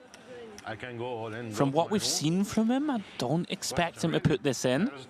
I agree with you. I think we've seen him be generally quite nitty, but this is an interesting one because King-Queen suited does specifically play quite well multi-way, and if you do end up in a 3-way or even a 4-way confrontation, there is reason to believe that you've manufactured your price or better than it, and it is very proactive because you can suddenly go from 525k up to maybe 1.5, 1.6 million, and if you do get a little bit lucky and the deck is kind, suddenly you're actually right back in this tournament. Absolutely. Yeah, I had my lucky lemon. It felt like Basta actually could have still had fold equity, although it doesn't really seem like you will. Like, it seems like you're getting called by Zargarin a lot. By the way, how much is right now Zolovev loving the fact that there's been more tanking behind after he used up the max tank time he could, and I wonder if Zargarin will call clock on Al Nasseri at some point. Yeah, Al Nasseri gets out of the way, and now Minikuchi, super unattractive hand to continue, is getting the right price, as you said, David. Not a great spot, and we can get ourselves into some really bad spots post. I think I like this. So 155, right? And all of a sudden, Zolovev manages to get pocket 8s and king queen of clubs out behind. Also, we have lost one player on the outer table. I don't know if we have another all-in showdown. He would dearly love for one more bust out. It's 500 bucks if someone busts in the next, I'm going to say 60 seconds, 70 seconds before him. He does have 48%. And if he can spike an ace or a jack, an ace in the window, followed by the 6. That is cruel. When you see that ace, you think, okay, game on. Does have backdoor diamond opportunities. Well, hold on. Wait, just wait. Not dead yet. Looking for an ace or a 9 to get out of this jam. Who would begrudge Zolovev, who has been card dead all this time? Well, apparently the poker gods would begrudge it. Very, very tough run for Zolovev on this feature. Effectively dealt out. GG, sir. Good luck the rest of the week. And he has bubbled that pay jump, so 2,700 or so dollars going his way. The rest of these players all guaranteed now 32.75. معايا 8 شو معك؟ 8 اوف ايه بس قول منك مجبور منك مجبور يا رجل بسبب اللي حصل ده يعني بعد بدي حدا يطلع وخلاص خلاص اوكي You made the pay jump. Congratulations. 53. There is a lot of gallows humor out here because we have a table, at least half of whom are cockroaching their way up the ultimate leaderboard, but not really making any inroads or improving their chances of winning this tournament right now. What is the next pump up? What's the next? I think we got to get to 44. Is that right? 44, I think, is the next pay jump. For the first time, it's great, actually. This would be quite the story if we get the 20k spin up. What's this? Wow. 1/5 of a starting stack now for Bakuji. You have better? You have better? Yeah. Zargaran, what a roller coaster now, closing in on 4 million chips. Got to be close to tournament chip lead. Can't be too far away. Even we cannot wear sunglasses and AirPods, no music. Nothing. I want to. Pure 14 gambling. minutes we go to the Liberty. 14 minutes. 14 minutes to Liberty. Sargon referring to our rule here where the guys aren't allowed to have any electronics at the table. Obviously a very in vogue topic of conversation in the poker world right now.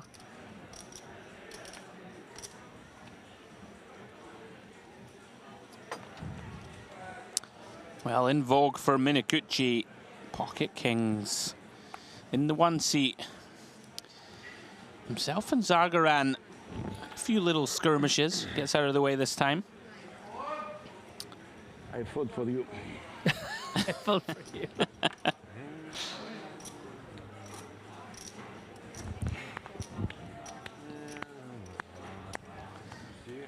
Gonna be folded round to the big blind. Sarakoglu, another one of these very awkward, weak ace-X hands versus under the gun. I really don't mind letting these go, to be honest. Yeah, these are the precise ones that, in theory, we're supposed to defend, but so tough to navigate post.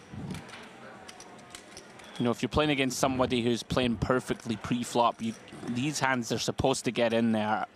But I'm with you, very, very difficult to play post. And we are down to sort of last 5% of the field now, so not insignificant.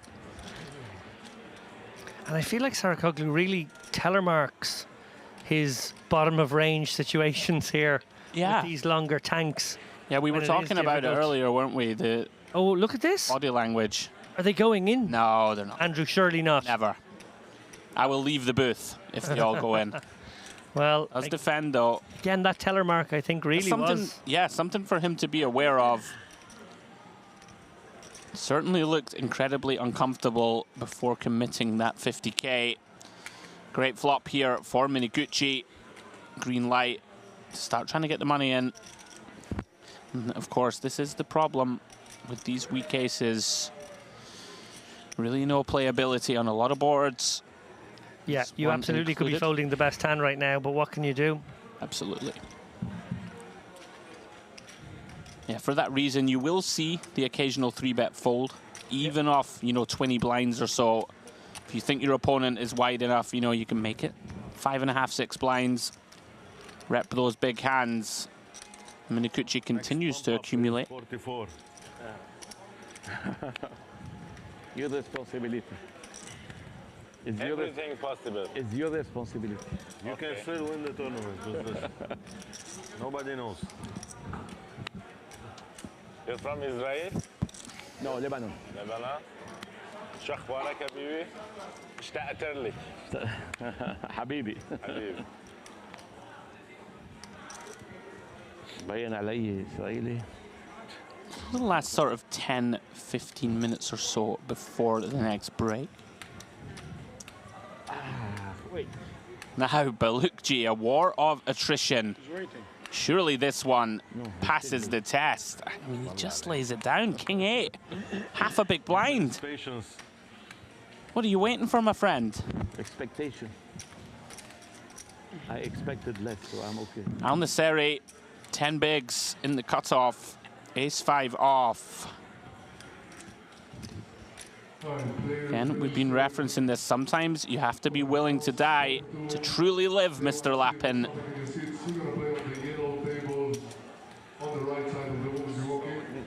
Now Now it's 7 p.m. Now it should be 7 p.m. So you referenced earlier these sort of sliding doors moments. Yeah. I think people really forget 10 minutes before we leave. the ones they didn't take, right? I mean, here, jam 10 blinds, pick up 125K, and people forget and they think to themselves, oh, I got dealt out the tournament, etc. We've seen 5, 6, 7 spots at least. Yeah, I think players could have been proactive and just put the chips in. But I will take it. Yeah, as commentators who got the privilege of seeing the whole cards, I think we can agree that Solivev was dealt out of this tournament. Yeah, he was. And ended up taking quite a cool spot in the end and was unlucky not to get the double up. Sure. But on the flip side of that one, I do feel as though we have seen, not just from, by the way, not just from So expectation تبعيتي مانا كثير عالي. Musa or Balukji, but also fairly tight from Basta, fairly tight from a few of the others too. And again here, Balukji, suited king, half a blind. Crazy stuff, continues to fold. They are being tortured. They are. Al-Nassari. Yeah, pocket pair goes into the muck from the hijack. Yeah, I don't understand some of these, I have to be honest. Again, we don't want to be overcritical. We never do, actually, because we just love poker and we understand that people approach it with different sort of game plans and different maybe thresholds for what they need to see in order to be happy to put their case chips into the pot. But yeah, we are seeing some suboptimal tightness. Yeah, I think it's more than fair to say so. So we see Minikuchi here, starts the hand with a limp. Makes a lot of sense. Pretty deep here with Zargaran. Only guy that can really hurt him. Limps the 7s. Zargaran declines the opportunity to raise the 6 deuce. Off to the ace queen jack.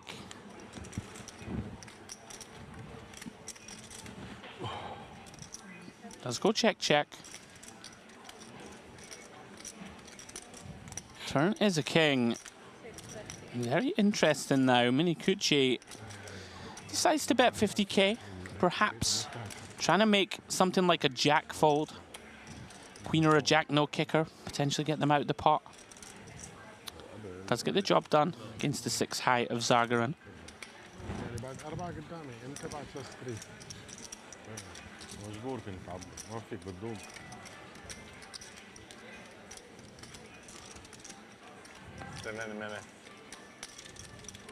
Peace, freedom.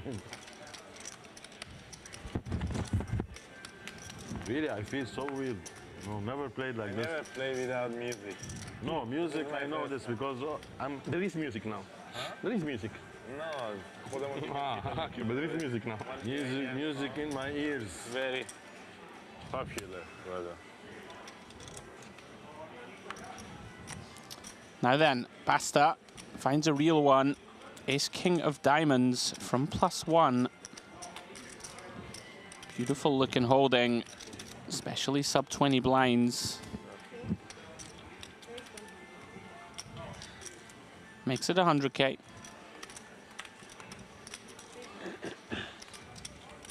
Oh, perfect.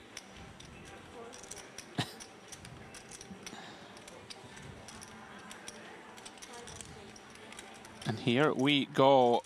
Potential clash. Round to Minikuchi. Yeah, we surely commit to this particular stack, or maybe we just flat. Is that a thing? I think against 18 big blinds, we should just run it here, really. Yeah. You know, like maybe 25 plus, we can play a bit more passively and just call in position, see what happens. But like, especially against a player as good as Basta, right, who's going to find plenty of raised folds. You know, we want to deny equity to, you know, like a king-queen off. If you just get it out of there, that's beautiful. We're going to flip enough versus 4-bet shove. Zargaran giving real attention to this one, Queen 8 off, obviously thinking that maybe Basta's got some light opens off that stack and Minikuchi's got some light 3-bets, and maybe he can force them into the top of their range only. But yeah, that is a little bit fancy play syndrome, to be honest, and we're going to see a showdown presumably here between Basta and Minikuchi. Yep. As you said, much more in favor of 3-betting and, you know, clearly with the indication that he would run it versus Basta, and that is what we have ended up in. Well, he's going to get the count just in case. It's a lot more than he thinks, but it's obviously a slam dunk. He's made his bed once he makes the 3-bet. I mean, you're never thrilled when your opponent announces all in, but plenty of combos of sort of ace queen, ace kings are in there. Maybe very occasionally a hand like pocket 8, so run it, and here we go. First all in and call, I believe, of the entire frame pre-flop.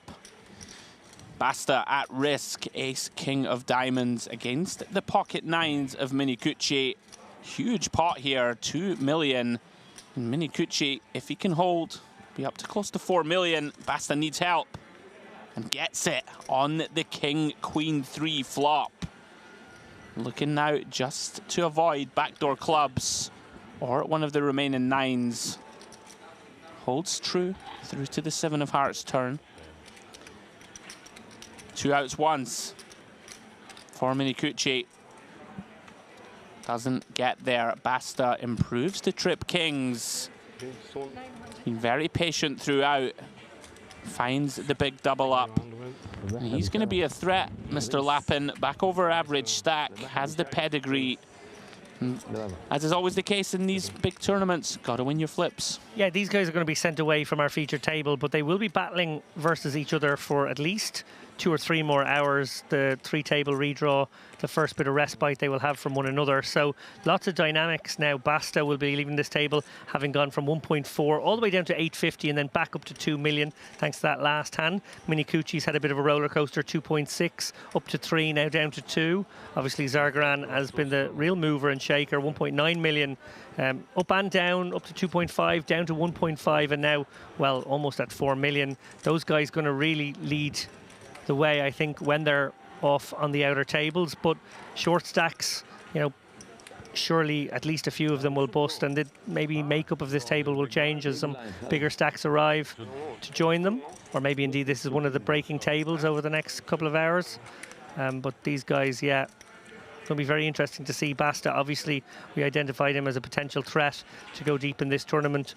You know, was all in there, flipping, but gets the right side of it, and now every chance of going deep. Yeah, and we are down to 53 players. So we're getting towards the business end of things. Balukji, well, he is forced all in. Oh my goodness. Well, we talked about edge passing, and we talked about maybe, just maybe, you get aces dealt the next hand and not 2 more orbits of rubbish. Well, the aces have found their way onto the lap of Al Nassiri, who dearly, dearly needs them. You would hope that he finds non-all-in. That's going to look so strong. But he did do it once before with the 3s, remember? Has decided just to send it. All in? Yeah, I mean, even if it looks strong, I think we still got to do it. Going to find some bluffs, right, and keeping some hands behind, in any case, does just decide to send the chips in. Yeah, just praying that there's a pocket 7s, pocket 6s out there, plus maybe a king-queen or an ace-x. No takers so far. And Balukji, unfortunately, has made his own bed here, folded out, and has to overcome aces with the Jack 4 offsuit. There's a sort of rough justice in blinding yourself out of the tournament, and then when you finally get your 20k gain, you're up against aces. Sure. First, let's win it. Even there is no ante for you. First aces بالtournament كله. معقول بس ليه ما عملت ريز. Poor Al Nassiri really wanted this to be a more significant pot. Yeah, as we have seen, though, stranger things have happened. It does flop top pair. With that 4 of diamonds in hand, is drawn to 2 pairs and a backdoor flush. Can he find it? Wow, 3 of diamonds on the turn. Does kill the 2 pair outs, but improves him to a flush draw. Looking for a jack or a diamond. Cannot find it.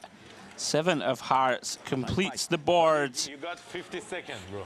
And he hung around as long as he could, but we do lose Balukji out in 53rd place. Yeah, and I think we're going to get one more hand in here before the break. On that note, I want to thank Andrew Headley for his 2 excellent frames of commentary, some really top drawer analysis. Really enjoyed getting an insight into your poker brain, Andrew. Obviously, we saw a frame that really was characterised by two different styles of poker there. Soloviev blinded out while Belukci arguably blinded himself out. Yeah. On the flip side, Zargarin really pounced on the perceived weakness around him, and he was right to pick up on that dynamic, and only really Barbaric adjusting to his aggression. Obviously, they played out those two very interesting hands, which I think were the two best hands of this frame. Any final thoughts before you leave the booth? Yeah, well, first off, thank you very much. Very kind of you. Yeah, I think really just an illustration of what you just said. You nailed it. Sometimes you have to be willing to take the risks, you know, put it in with sort of sub-premium holdings. Sometimes you have to be willing to get in there and mix it up. We've seen Zargaran get after it, you know, took some very non-standard hands as 3-bets. But, you know, aggression will pay off. He did lose a big one to Barbaric, but then managed to get that back. Yeah, aggression is how you win poker tournaments, and maybe a lesson to people out there that when you have a short stack, sometimes you just got to run it. Zargaran taking liberties now with the last hand as everyone's stepping up and off the table, although Basta has a real one here in the big blind. So Zargaran in there with 6-5 off. Basta going to at least defend here, maybe even 3-bet with the ace-10 off.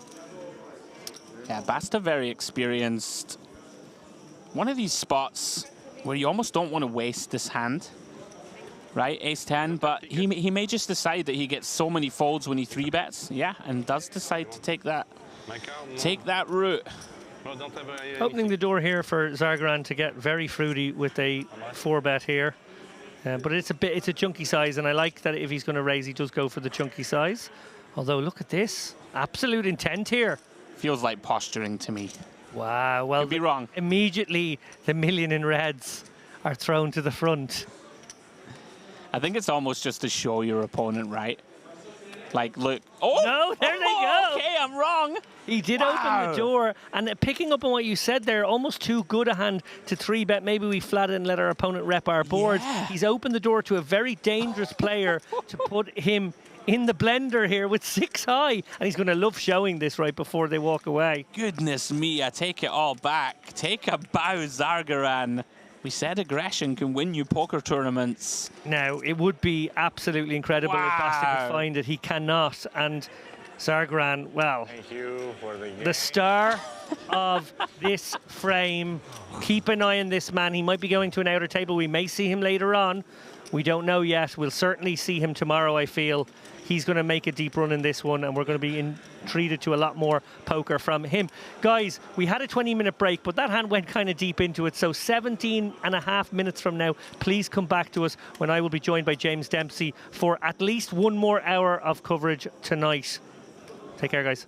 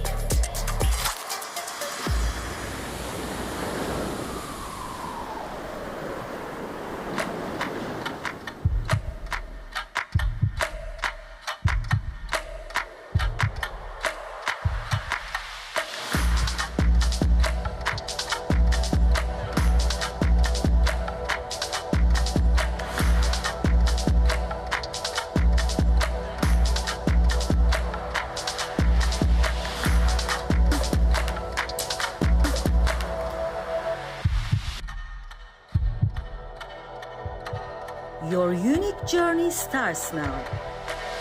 Merit Starlet.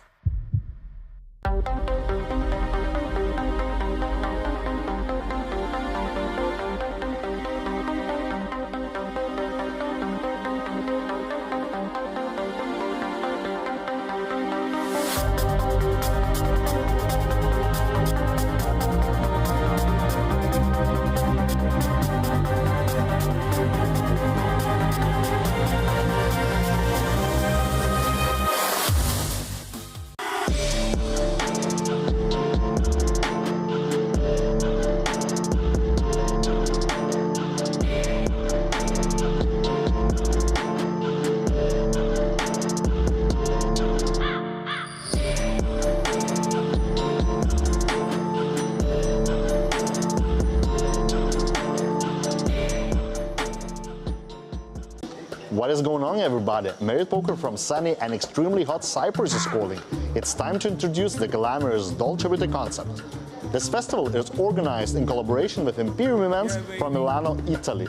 Even the main event is called La Notte degli Assi. We expect more than 200 Italians to participate in the Dolce Vita Poker series. Pizza. Yeah. How to say in Italian, Dolce Vita is my love? Dolce Vita è il mio amore. No, no, no, no, no. Dolce Vita è il mio amore. Dolce Vita, mi amore. Dolce Vita, mi amore. Dolce Vita, mi amore. Dolce Vita, mi amore. It's lovely. It's an excellent idea. I just came from Vegas, and I'm very happy to be here. Dolce Vita is being happy with yourself. I like the beautiful ladies. I see dealing cards. The atmosphere, the people, it's good energy here. I hope the pasta to be as good as in Italy. Dila's outfit is perfect, matches with the concept. The whole vibe is lovely. Well, the structure of the tournament, pretty much. It's really good. As well, it's so refreshing with all these lemons and all these bright colors, you know, it's really nice. Our partners for this festival are Agile Events from Lebanon, as well as the Bahamas Poker Tour and IPO Master. This time we offer more affordable buy-ins, but still huge guarantees. It will be fun, I promise you.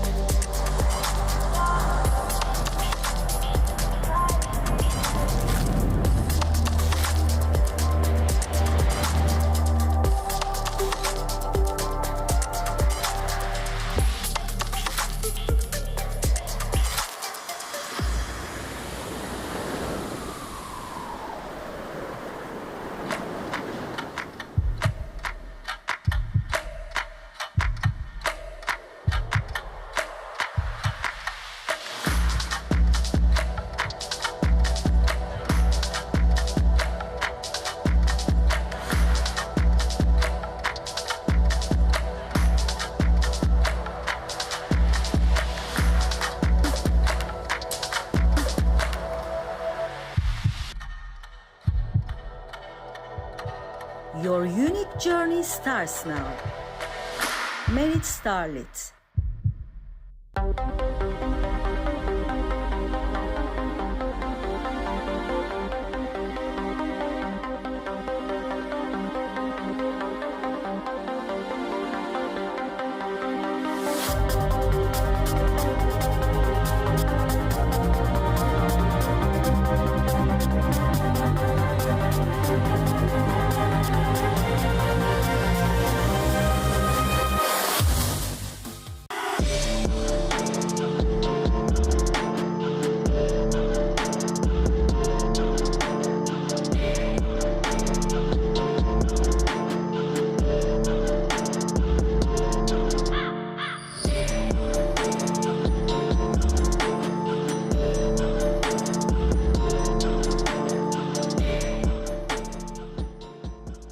What is going on, everybody? Merit Poker from sunny and extremely hot Cyprus is calling.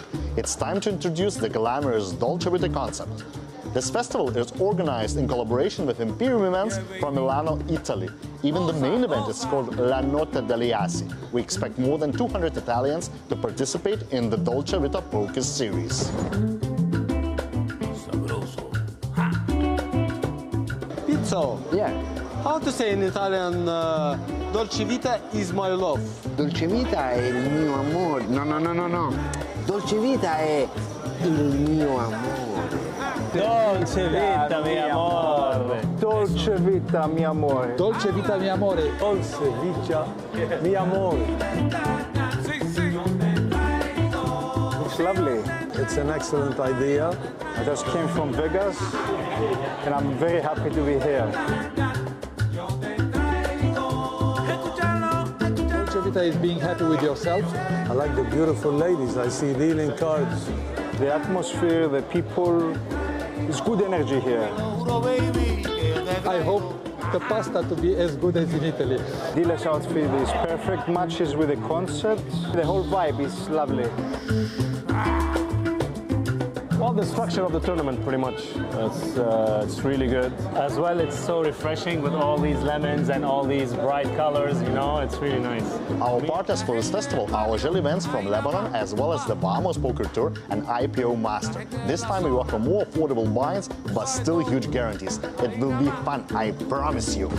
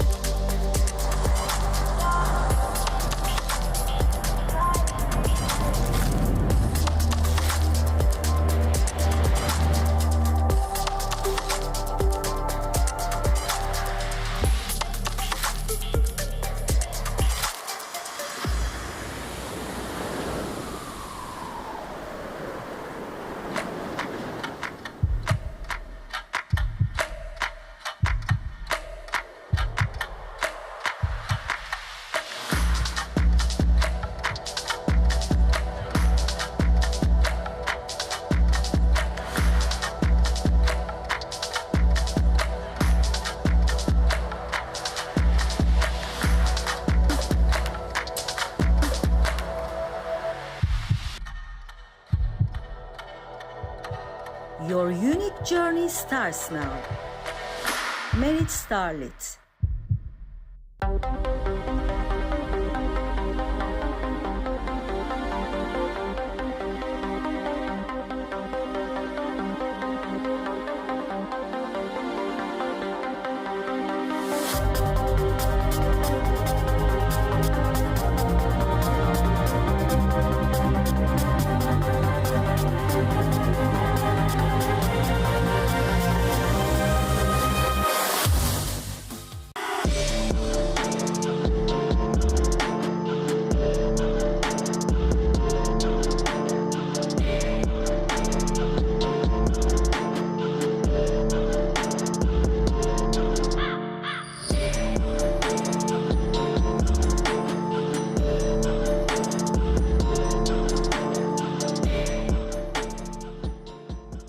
What is going on, everybody? Merit Poker from sunny and extremely hot Cyprus is calling. It's time to introduce the glamorous Dolce Vita concept. This festival is organized in collaboration with Imperium Events from Milano, Italy. Even the main event is called La Notte degli Assi. We expect more than 200 Italians to participate in the Dolce Vita Poker series. Pizza. Yeah. How to say in Italian, Dolce Vita is my love. Dolce Vita è il mio amore. No, no, no, no, no. Dolce Vita è il mio amore. Dolce Vita, mi amore. Dolce Vita, mi amore. Dolce Vita, mi amore. Dolce Vita, mi amore. It's lovely. It's an excellent idea. I just came from Vegas, and I'm very happy to be here. Dolce Vita is being happy with yourself. I like the beautiful ladies. I see dealing cards. The atmosphere, the people, it's good energy here. I hope the pasta to be as good as in Italy. Dile's outfit is perfect, matches with the concept. The whole vibe is lovely. Well, the structure of the tournament, pretty much. It's really good. As well, it's so refreshing with all these lemons and all these bright colors, you know, it's really nice. Our partners for this festival are Agile Events from Lebanon, as well as the Bahamas Poker Tour and IPO Master. This time we offer more affordable buy-ins, but still huge guarantees. It will be fun, I promise you.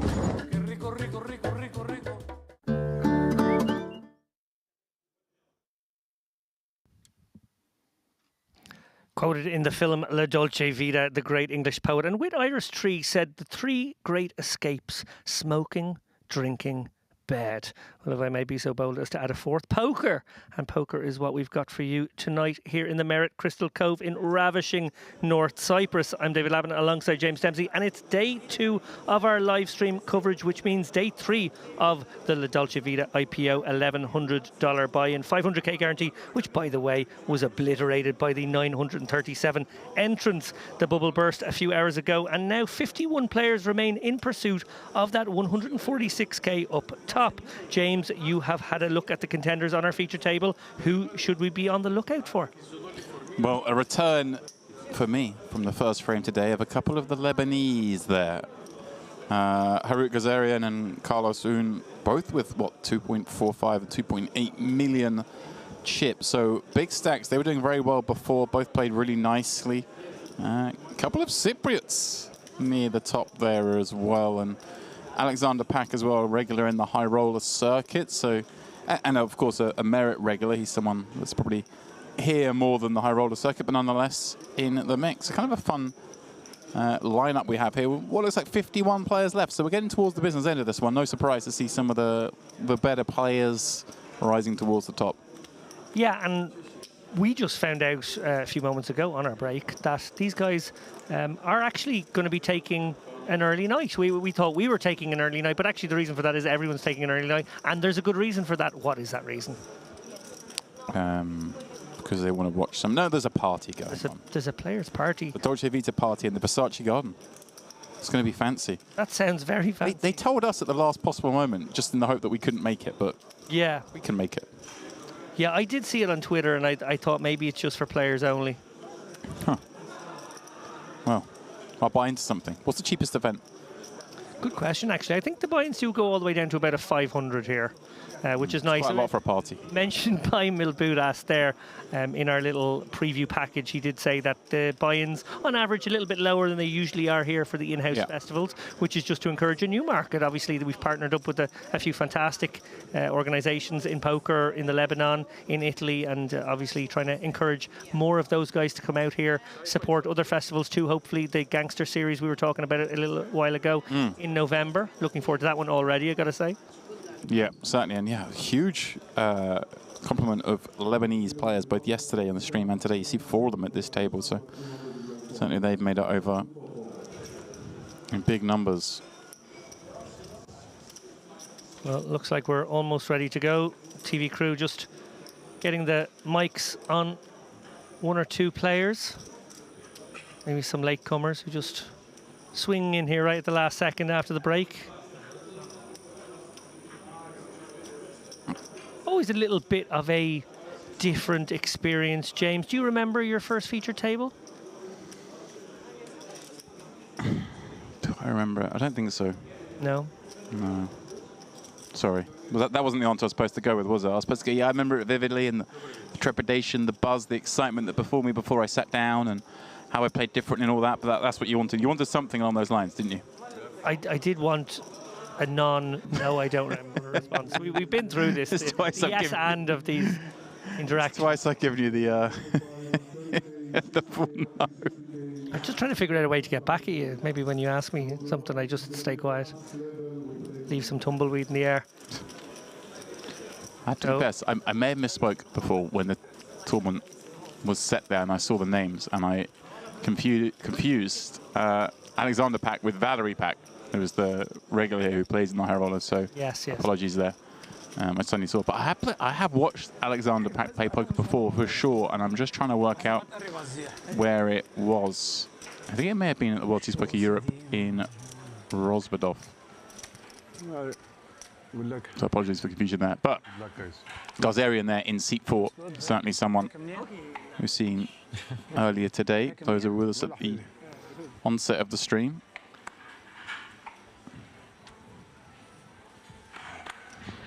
So blinds are now 30, 60k. Certainly going to put the cat amongst the pigeons here. 1.8 million is the average stack in our tournament. So 30 bigs. Tournament obviously with the 1 hour clock, maintaining relative depth. We see a few shorter stacks about here though. And dreamy situation right away. Sacker going to chip in these 10s and probably get called by a lot worse. Well, Saki has had a name change as well from when I was in earlier. So there's another player who was on the feature table earlier. He was very, very card dead, has to be said. 10 certainly more than enough for him. Oh, but here we go. No way Ace can fold these pocket 7s. It's a slam dunk spot here and a great opportunity for Sacker to get a double up right out of the gate. But great spot to be. Sacker. Thank you. 10s up against the 2 7s.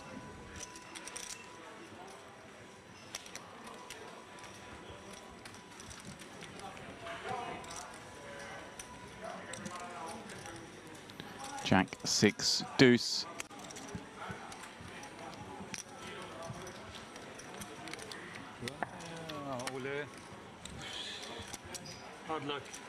And a 7 on the turn.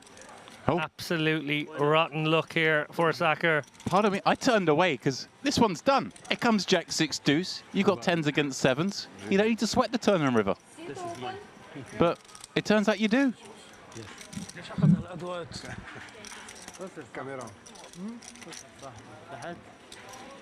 Good job. Sacker 32.75. Thrower on the par with the rest. Interestingly, next pay jump comes up 44. Starting to become meaningful. Pay jumps. Oh, for sure. I think we were up to half buy-in pay jumps just before. Probably still something around that, maybe a little more.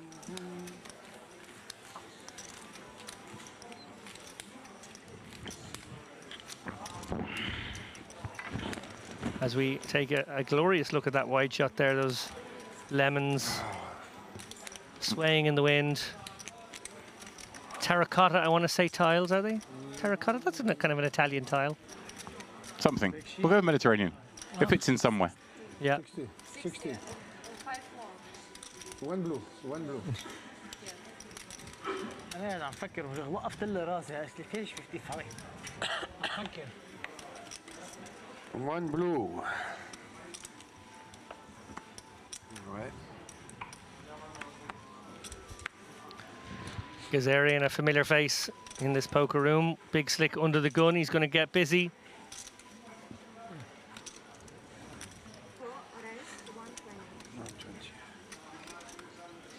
And right behind him, Cifuentes, Spaniard. Fuentes. That's all I can do. That was very nice, James. Thank you for that contribution. Andrew asked earlier if I spoke any other languages, and there you go, I speak Spanish. Yeah. Pak now with the ace-10 suited, probably attempting one. Gazarian will open somewhat wide from under the gun, I feel. One of our looser players at the table. And yeah, and that's the reason he's taken this. Yeah. Not an obvious spot in all situations. And oh my goodness me, Lakhdari lurking behind here. And Turbo gets it in, which is really actually going to make things a little bit difficult for Gazarian here with this ace-king, no? Look, it's not the fact that it's gone 3-bet jam and then cold 4-bet jam. It's the speed of it. How much? The speed always leans me towards ace-kings, if I'm honest. But you've got ace-king in your hand. Yeah. I'm with you, yeah. You think they do some acting with, like, the big pairs, but you didn't do back to your big pairs in this instance.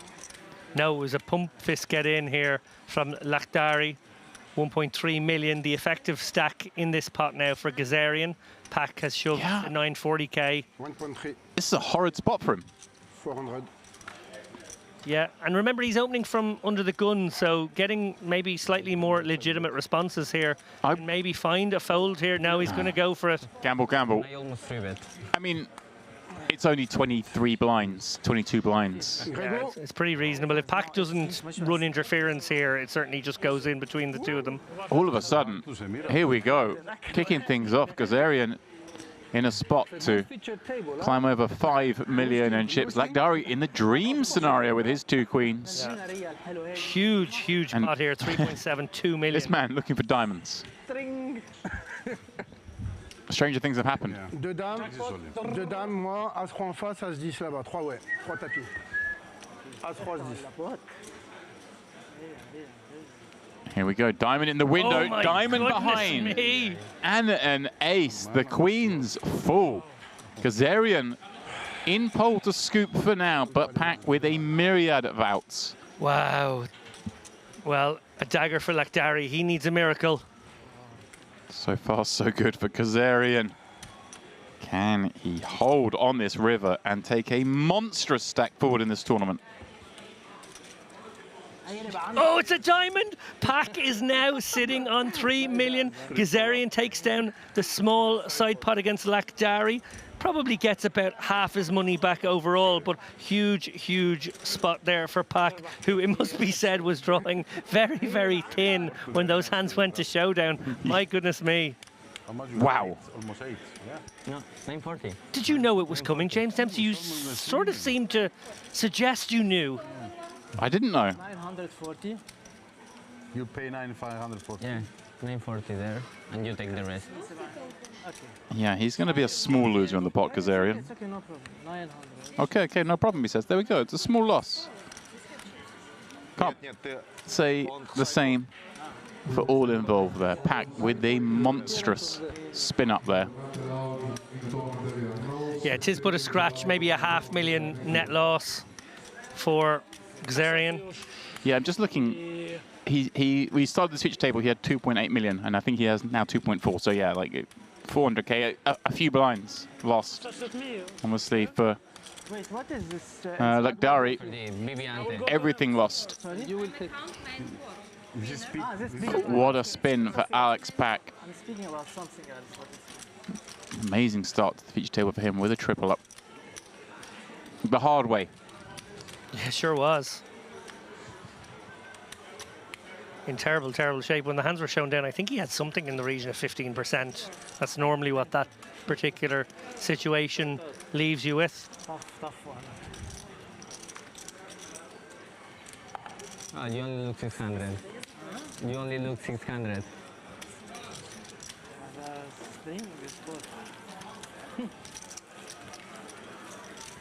Well, a big one right out of the gate here on our feature table. 47 players remain in this IPO Masters. Day 3 is going to be a short day. These guys playing since midday, going to finish up You take it. before any dinner break. There's a party. Big blind. Yeah, there is a party. A Dolce Vita party. Which I'm really interested to see how they do the theme there, because very strong on themes in this resort. Whenever there's... Yeah. Oh, we lean into things. Yeah, right? So, I don't know, like, I hope we don't have to drink, you know, spritzes, though. That's the one thing I never like about Also, that Italian sort of evening time drink, Camparis and the like. I will say part of it, I think, is... Yeah, we've got the OPE Classic 3K event starting at 8 p.m. here. So this gives a chance for people to baby bag here, reg that, play this out tomorrow, and then hop in the day 2. But that'd be bold to be thinking you could get it done by that time. But nothing would surprise me with the cast of characters we get here. Yeah, that's a sicko grinders route. So Will you wait until my tilt goes up? So Gazarian, who could so easily have finished that hand with over 5 million. Wow, yeah, what a lead that would have been, huh? Still 50 starting stacks he would have had. Yeah, still pretty healthy here with above average 2.2. He's going to defend his big blind with the suited king here, as well he should. Yes. Loose open here from Scarparus. Maybe chip leader at the table now, so it seems pretty much bottom of range, pretty reasonable. Yeah. Cut off, Jack 10. Yeah. Come on. It's okay. Come on, tell me you're folding that when you look down at it in game. Qualifies. Who are you trying to kid here? Trying to do a bit of salesmanship for my next tournament. There we go.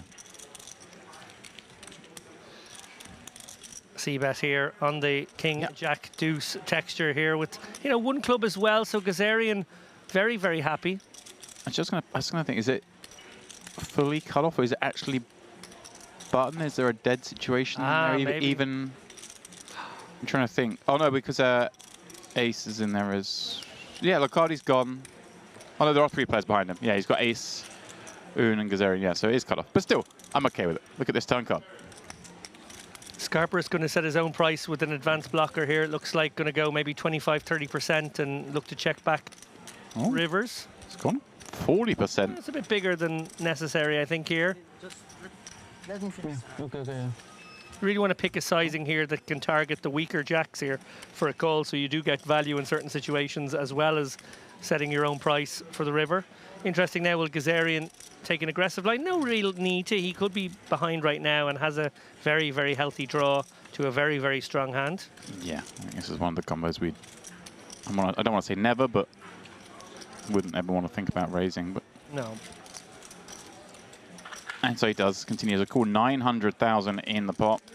Gazarian with the best of it as we reach the 3 river, and yeah, very likely to see this one go check, you just say. Gazarian's very happy to hear that as well. You've checked. He wouldn't want to call 3rd Street with that hand. It starts to get a bit scary. Yeah, small technical point there, but I think we could have saved maybe 60k in Scarparus's seat there. Checking back turn reasonable. Also betting very small, very reasonable. I actually probably like the advanced blocker a bit more. There are some draws you can target for some value. There are some weaker Jack X that you could maybe put in a tough spot and maybe get some value from with a really small sizing. Don't think the 200k was the right number, but I like this sort of idea.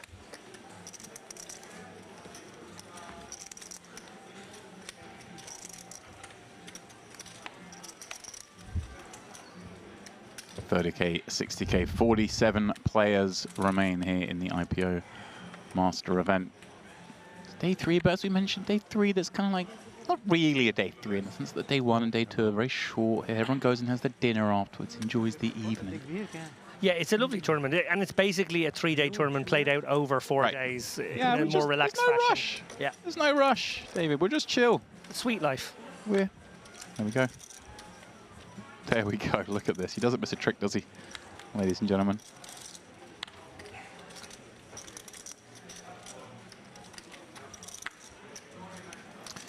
Oon with King Jack on the button. 40 blinds. Player who, again, first frame today. Laid eyes on, played very nicely.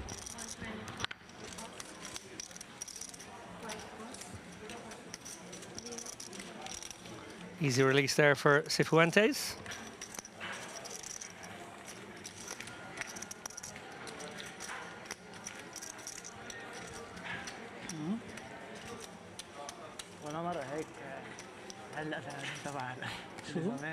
Alex back there. Mountains of chips. We're gonna enjoy, أنا وياك. A little diamond on the river. Enjoy, final table, أنا وياك. لا انه هيك هيدا السبوت يعني كانه ضامن اخر 6 تقريبا. ما بعرف يمكن لا بس انه تشيبس كثير يعني. مش احرق 3 million in chips.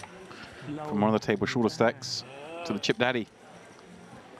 Yeah, amazing spot there to more than triple up and really give yourself a great chance in this tournament. Going to look to not just get through this level, maybe with a big stack into tomorrow, but make a run at this now with only 5 tables left in the tournament. I see. Fresh face taking the seat of Omar Licardi, I believe. Simone Pascucci joining. Nice to see an Italian at the table. It feels fitting. Okay, bit of strategy for you now, James. This is ace-5 here in the big blind, playing an effective, maybe, let's call it 17 bigs. Do you just stick it in? Do you go for a non-all-in raise? Or do you hold back an ace-5 or an ace-6 or something like that so that you can have some ace-x in your checking back range? What's your policy on that one? Yes. Bit of everything. Bit of everything. As by the way, it often is blind v blind. Yeah, I think...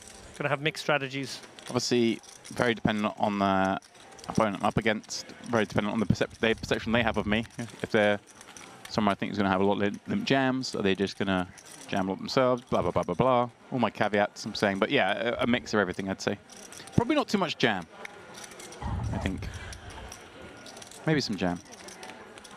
Yeah, I think it could be a bit of everything kind of hand. I think jamming probably makes some amount of money. I think probably raise folding's okay, but You have to trust the opponent. Yeah, you have to have a good read that your opponent's not going to get too frisky. And then I think actually checking back's kind of nice as well. my sort of 80% of the time, probably. Yeah, with some ICM afoot here now, ramping up as we get towards the end game, certainly holding back hands like that. The effect of ICM actually worth pointing out as well is to often sort of create a downward drift. That's a great phrase in Dara O'Carney's endgame book, the ICM book, Endgame Poker Strategy, where, you know, bigger bets become smaller bets become checks. It's that sort of impact on your game. All right, well, I think we've got big bets with this hand. The Djangos, as you love to call them. Yeah, we love these Djangos. They've been unkind to me personally down the years, but you still love to look down at them. A little bit. Pack. Jack 9-0 in the big, facing them in. I like playing a hand that... Ooh. Almost like elect to C3. Kind of hand that game in some trouble because Jack 9 flops top pair, second pair at some frequency. That's going to be a bad spot against 2 kings. I agree. Neither player liking the ace-10-4. No, and I think Cifuentes, you know, with reason to, you know, c-bet here, he can obviously target some 10x for value. Doesn't really want to give up the betting lead here, so I think a very small bet is always the way to proceed, and looks like he has gone very small, 80k. Love the sizing, really nicely played. Especially when, you know, Pack doesn't get to have too much a6, does he? No. Having flat from the big, a lot of them are going to be 3-bet jams. بتعرفوا كيف اي ستيل ايه؟ اسمعوا القيري فيكم كلكم كلكم القيري شو رح يعطوني مصاري هن؟ ما بعرف في يكبون انا ما في يكب It's all jokes and smiles here. ما في يكبون Life's good. On day 3 of the IPO. Oh, we've discovered it. We've got a second trophy again. A second trophy's appeared. We've got our very fancy looking IPO trophy. A more familiar Merit trophy. Merit ones are fancy too. I'm not taking anything away from them. They light up for starters. I mean, any trophy that's got a light in it, I'm here for. I think they're beautiful trophies, and yeah, I wondered if it was a piece of Emdina glass or possibly some other kind of stained glass from Italy, but beautiful, almost sculpture, in fact. Yeah, it is a beautiful trophy.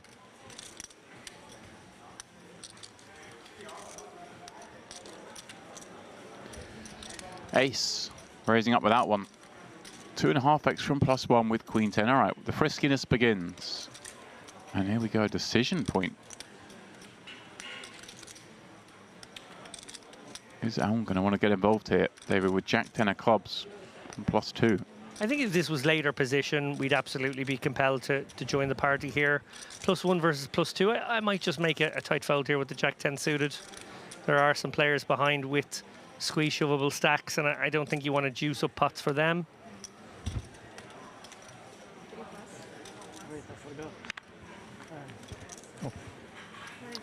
Does fold it, and we get some quick folds round to the blinds. Pack.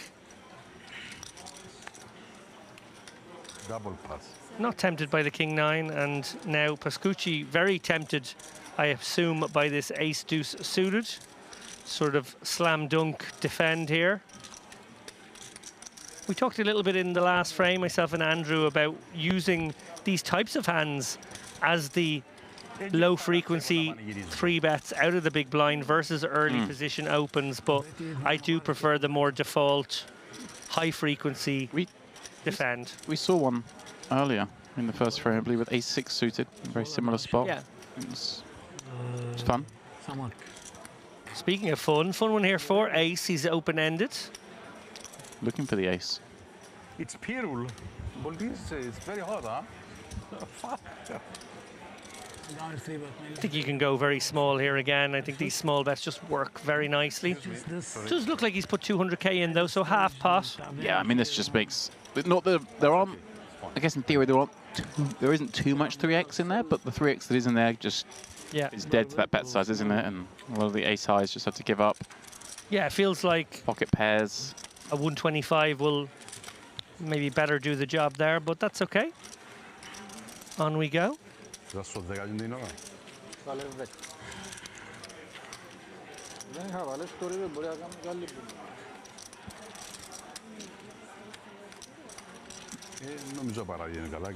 good, yeah.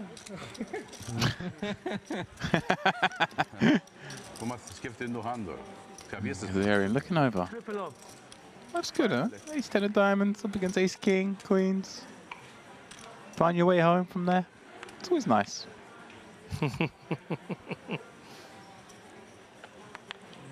mean, was it the most savage beat we're going to see this week? No, but it was timely. Oh, yeah.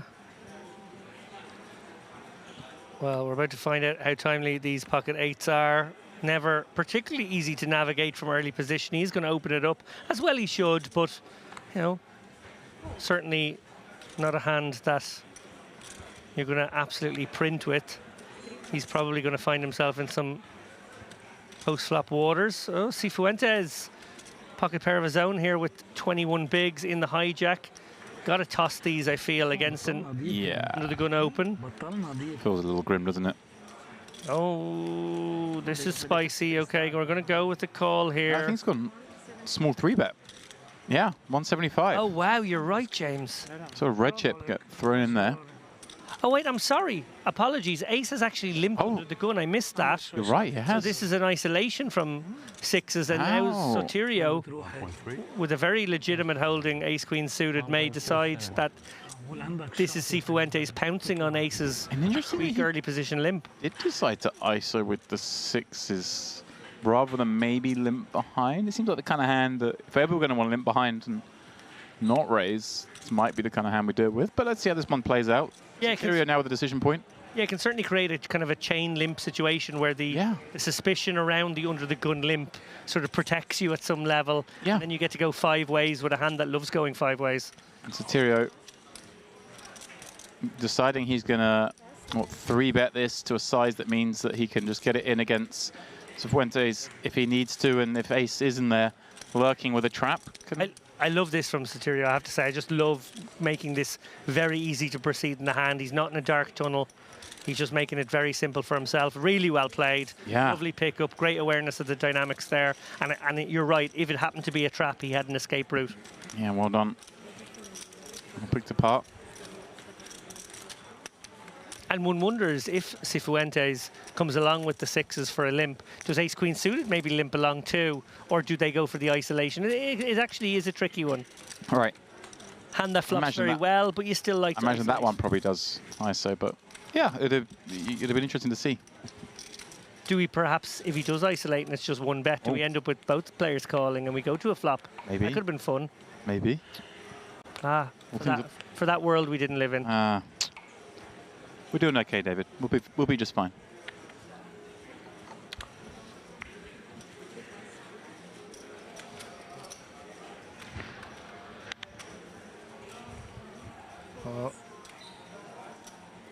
The man who's clearly itching to get involved.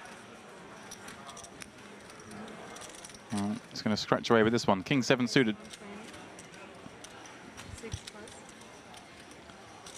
Try and sneak one through. He's a said and done in this lineup. Pascucci. Oh, nice.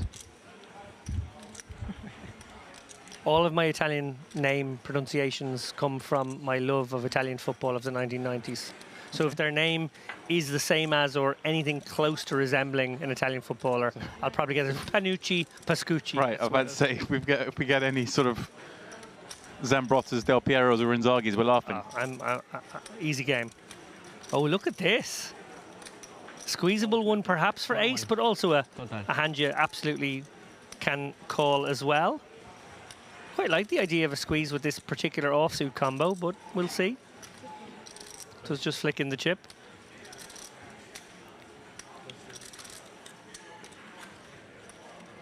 Four blues. Okay then, here we go. 3-way to the flop. Ace 10 of hearts smothering Fuentes, who's double dominated. Open the suits and the king, and the king is what pairs on King 8-3. All clubs though may slow things down a touch. Swiftly checks over to Pascucci. Oh, now it does. Yeah, it's a tough one to bet here if you're Pascucci. Does knuckle back, and off we go to an ace of clubs turn. This one might just get checked down all the way now. Everyone with enough to think they could be winning, nobody with too little to bluff at it. Right. Oh. Oh, well, that's sort of... Probably still the same situation, right? Possibly. Does anyone really try and ever squeeze value here? Does Ace ever think, hey, one of these guys has got an ace and I can just bet small here? That's what he's going for. Look at this. He's just trying to get paid off by an ace. Spicy. Yeah, and Cifuentes is in a spot of bother here. Obviously, it's likely that this bet comes in with a queen of clubs or a jack of clubs a lot of the time. And, you know, you do have these. Do you ever turn your hand into a bluff, I wonder? That's what I was saying. Do we ever bluff here? I mean, is it credible that he raised pre with ace-king and checked flop? Is he trying to say he flopped a set? Look at this. Oh, no. Yeah, it just comes in with the call. Oh, disappointing. And now, I mean, that should save Pascucci. Ace is like worried. He's three. You show first. His value bet's so thin that he's worried that he's. That's when you feel like you get home. When the guy doesn't want to show, he goes, you got a club? Like, just, you got a club, you win. I don't want to show, I'm bluffing. And it's like, well, I'm not actually bluffing. I was just value betting super thin. Yeah, that was the proverbial wafer thin mint on the river there, but it got the job done. It also probably served as a discourage the bluff bet as well. I know that's sort of, is that a thing? It's kind of a thing sometimes, I think. Kind of. I mean, I think our hand's so good that we don't need to do it. But yeah. You don't want to call a pot bet. Let's put it that way. That's true. And both his opponents could certainly have some decent lone clubs. The opener can, of course, have queen of clubs, jack of clubs at reasonable frequency. The button player as well could be in there with some offsuit combos. Not many, but some. Particularly pocket pairs. Yep. Pascucci. Loving it.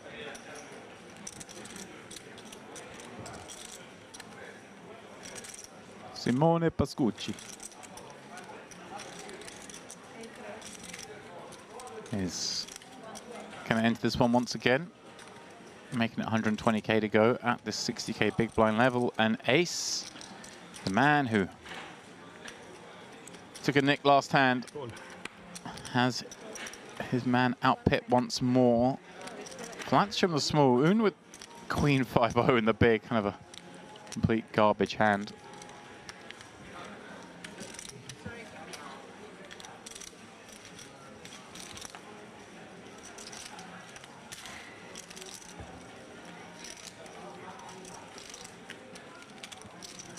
Wow, look at this flop. Okay, again, all diamonds, so it may paralyze the action somewhat, but you know, top two versus an ace here. One feels as though the man called ace is destined to lose at least one bet, if not two, across these streets.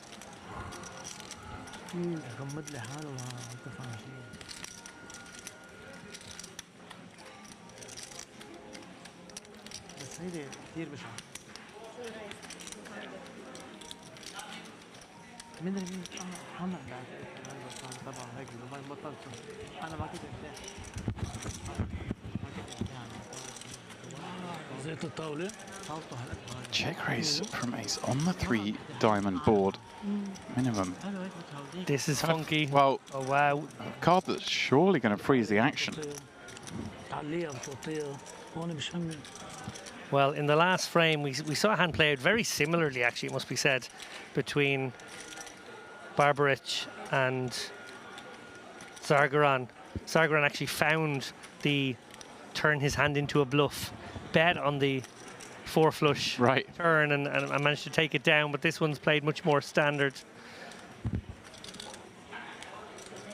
Ace hoping he might be good, gets the bad news. Little pot over to Pascucci, who's up to 3.3 million now. Yeah, a real interesting one, that.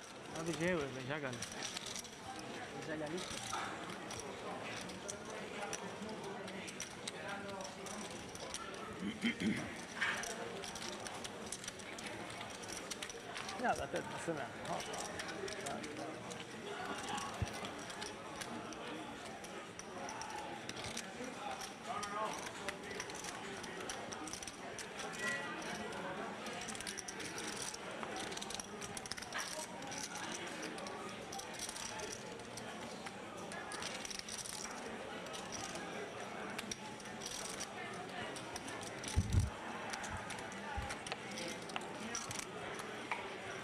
And so play continues here in the IPO Master Day 3. The end of Day 3. This is the last level of the day, as we mentioned earlier. Kind of short affair for these guys. Yeah, and interestingly, the attrition rate in the first maybe 30-35 minutes of this level has been fairly low. We've only lost 4 or 5 players, which, you know, given the general speed of play, this does feel as though maybe a few players are either slowing down their play or maybe locking up for that emotional bubble of making Day 4. Day 4 brags. Well, Pack has opened up here with the 7-6 suited. Going for it. As ill-gotten gains. Courtesy of that triple up. All in with the worst of it. Double dominated. Found his way home. Ace Jack off, an interesting holding here in the small. Generally, you'd want to be maybe playing out of the small with more of a 3-bet strategy. But these kind of Ace 10s and Ace Jacks sort of end up being a little bit pesky and sometimes can actually be played as calls by certain players with certain styles. So interesting to see how Owen will proceed. If you do call with the Ace Jack, you do keep in some hands you dominate, which is nice. But 3-betting usually makes things a little bit clearer. Down the street, you define your hand, you define your opponent's hand. You can maybe rely upon responses a little bit better, play less of a guessing game. Kazarian must have looked at the ace first because he was interested. And the smile says exactly that. Another pointy one. Ah, not the right one. And Pat could definitely consider a call here. 6-7 suited. You know, while it might be rock bottom of his opening range, it's the kind of hand class, you know, that, you know, can take things down the streets. Similarly, like he might open a hand like ace 10 off from this seat as pretty low down in the range, but you wouldn't call with that. George, okay. Okay. We are going to take it to the street. 770k in the pot here. Stack to pot ratio roughly 3. And well, all over it is the 3-betters range here, although certainly Owen won't be feeling super comfortable. Yeah, there's sort of certainly at least an implied shared coverage of this board, right? A very weird sort of like almost nervous check from Owen, it must be said. Yeah, you've got so much of it, but also none of it if your man's in there. Like the hands, what you want them to have like ace 10, is that often? You want them to have, what, like king jack, king 10? I mean... And you don't even want that anymore. No, it's kind of a scary board, isn't it? Yeah. It's almost like, you know, you're supposed to have queens, kings, aces, ace, queen, ace, kings. You've got so much of this board that when you have your weak, sort of your strongest one pair, it feels... Yep. It's hard to get value, I guess is what I'm trying to say. Yeah, and while your opponent can't really have the absolute best hands there, aces, kings, ace, king, maybe not even queens, he can have ace, queen, and he can have 10 jack. Right, 10 jack for is sure. obviously the He can have king, queen. It's just hard to ever get paid. It's not like they're going to have... Yeah, I don't know. What can they have? They've got 9s a lot. You've got them dead anyway.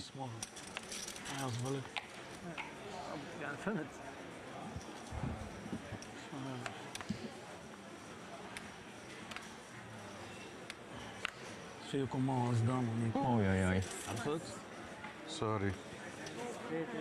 I should raise, yeah? I like this guy. Yeah, same.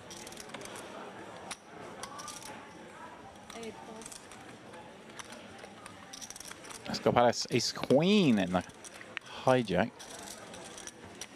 So you only really see play that one pot thus far. Flop second pair against top pair. Betting twice into slightly better. Let's see how he gets on with this one. 125k to bet.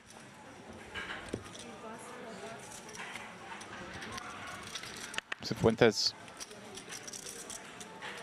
12 blinds behind and 8-6 offsuit. This is where you're going to throw the word ICM at me or something, right? I think I probably pass on this one myself. Yeah, see, I call. That's where I'm going wrong, is it? Well, look, it is borderline. I think I probably call with the 8-7s. Let me put it that way. If you are balanced, how can I take it?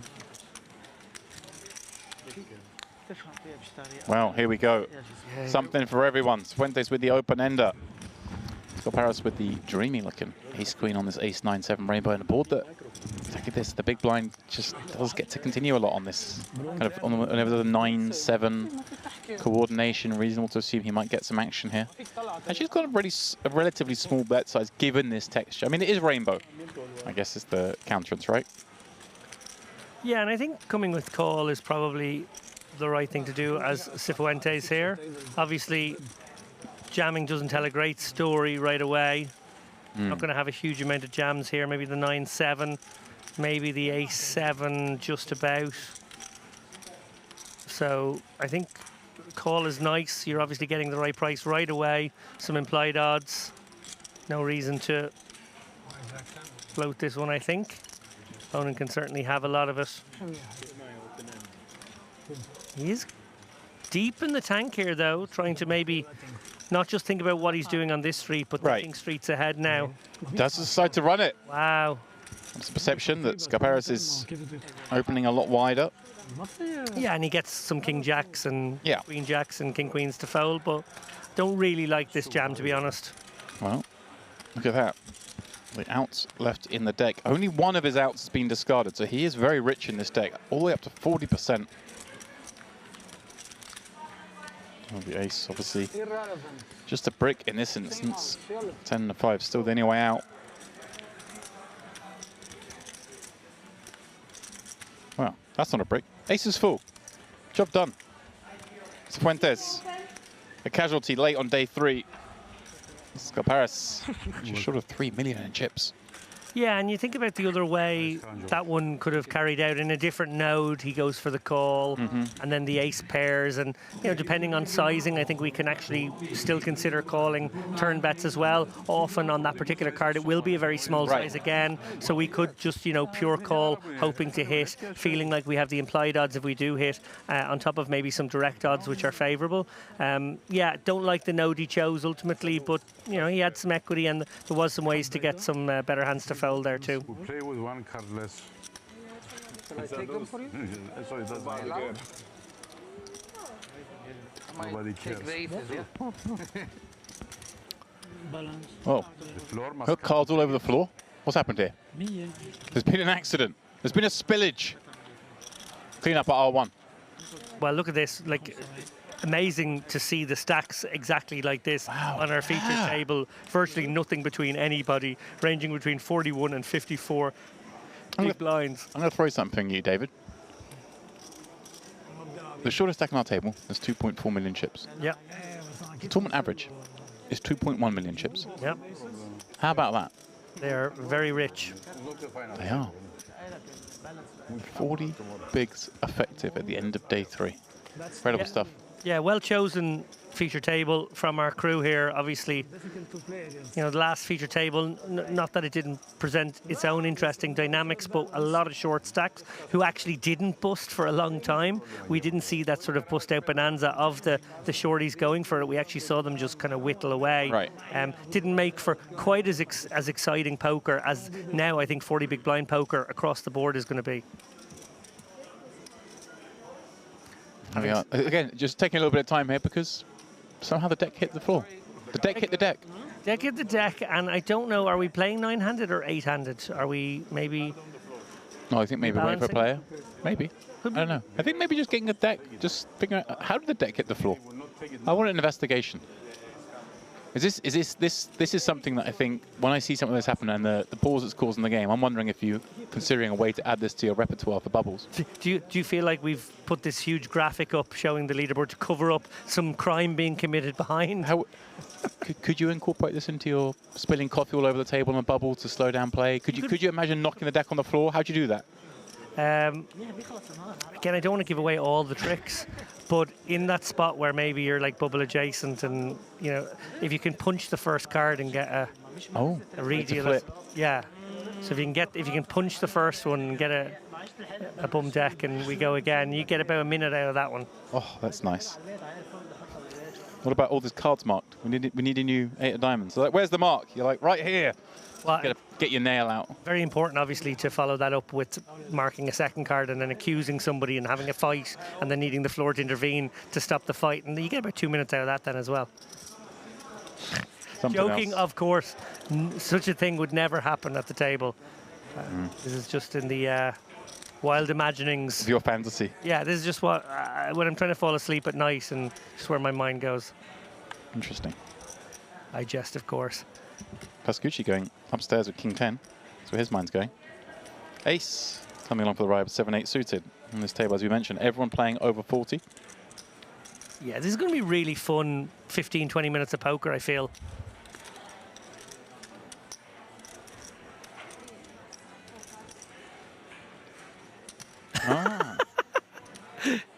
Kazarian, like, properly pouting for the cameras there. Did you see that, James? I did.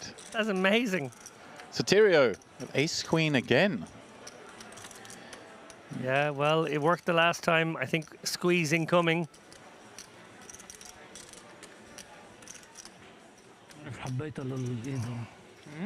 Reminiscent of the uncle character in The Bear. I don't know if you watched the... I haven't yet watched it.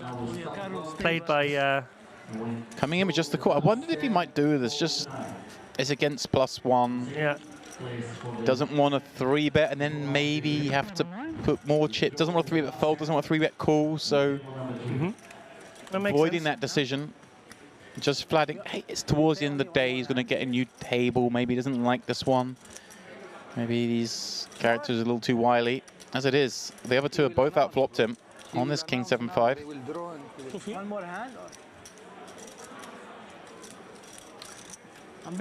So clock is stopped here with 16 minutes on it, and I think we're drawing for number of hands. So we may just be maybe 10 more minutes or less from the end of the day. Well, just 3 hands, I think, was announced. So. Wow, so this will be quick, guys. So Lost 2 hands, was that? wow. Okay, well, we've got a pot in motion here. Pascucci and ace with reason to continue here. Sotirio, having taken the passive line with the ace-queen, now doesn't really get the board he wants. He's got the nut no pair. This is just going to have to be a fold for him, and maybe wishing he'd squeeze. But as it is, Pascucci, with kind of the weakest king I guess he gets to ever have here. And maybe he's got some king 9 suited in there. Yeah. But either way, playing it as a check on the flop, surely to play it as a check call. And ace kind of betting in the middle. They're very hard to check this down and win 3-way. Might have the best hand, bet now, can always check back turns. Here we go. Picks up a gut shot on the turn. Yeah. I wonder if we ever see any more chips go on this turn, David. Yeah, it feels like a check-check spot for sure. Ace will be thinking to himself, I don't want to get blown off this equity. I could be good right now. I have a draw to what's most likely the best hand. Staring his man down. I suppose a very small equity denier can be deployed as well, but I don't hate this check-check. And, well, now we've made 2 pair here as Pascucci and should be pursuing value. Right, made 2 pair, but in a situation where it looks like our opponent doesn't have anything. Yeah, or maybe our opponent has a hand like 8s. Right. Yeah. So I fold aces of suits, but if it's suited, I call. So is he just going to size accordingly? I think we have to go very small here. I think we have to go maybe quarter pot. Yeah. Oh, it's going the other way, it looks like. Picking up a few of those 100k chips. So target hand now, much more likely to be a king-jack when you go this size. Again, we don't know the dynamics that have formed throughout the day here on this table. We have just joined them for the last hour of the night. There may be some history here. Wouldn't surprise me if Pascucci's been in there throwing some jabs. We see he opened here with the king 10-0 from +1. Yeah, I'm trying to figure out what the bluffs are here. Is ace-queen a bluff? Right. Ace-queen decides to bet flop, and then when it goes check-check turn decides maybe I can just take this away for 600. I'm not sure. I think maybe ace finds the fold now. Yeah, very hard to find bluffs, you're right. Nicely done. Well thought out. He got as far as counting the chips out. Yeah. Usually once they go that far, they make the call. So we have 2 more hands. Obviously, that we were mid-hand when that announcement was made. So buckle up, guys. Might have a little bit of fireworks before we go.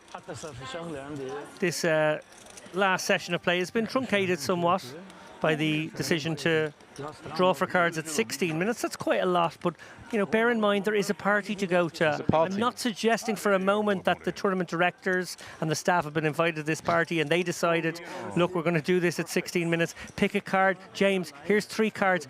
You have to pick one of these. Card. You have to pick one of these 3 cards, James, and then you've obliged by picking the middle one always, which is, of course, what you should do there. It's you?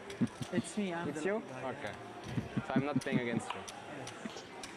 I just, in this whole tournament, I went all in once. Only once? That's good. Pascucci. Ace king. Well, it seems like another one he might want to play. 60 blinds. Pascucci scooching up the leaderboard right now. Scooping up all the pots.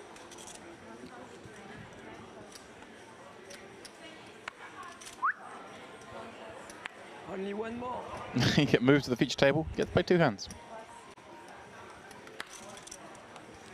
ركز على الورقة فيك نومك تنويم مغناطيسي عرفت اياها؟ هلا انتبه علي ما بعرف كيف يعني نقشه. Pack in the big blind. Fold your big blind. Did Pascucci just say fold your big blind? He did, or at least somebody did. Yeah. I don't think it was him. I don't think Pascucci says much. Yeah, it was a conversation going on elsewhere, but I think it's the person who wants to get to the party. well. As it is. Okay, we've got to defend. We've got to flop. That's all I can tell you so far. A check from Pack. Unsurprising on whatever the board is. With whatever hand he has. With whatever hand. We don't need to know anything just yet.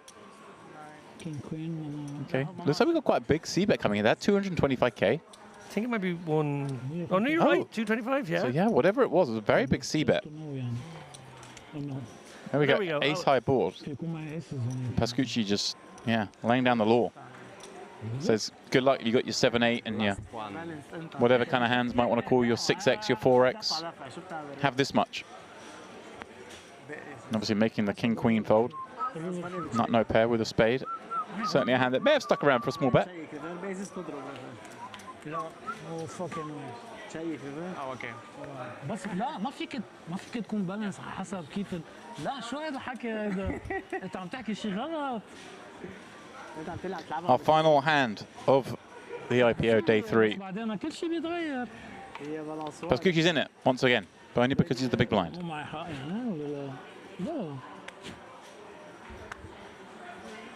Free. Oh, ace with the ladies here. Oh, it's always fun. Last hand of the night dynamics, isn't it? It does feel like they are afoot, James Dempsey. Has he gone?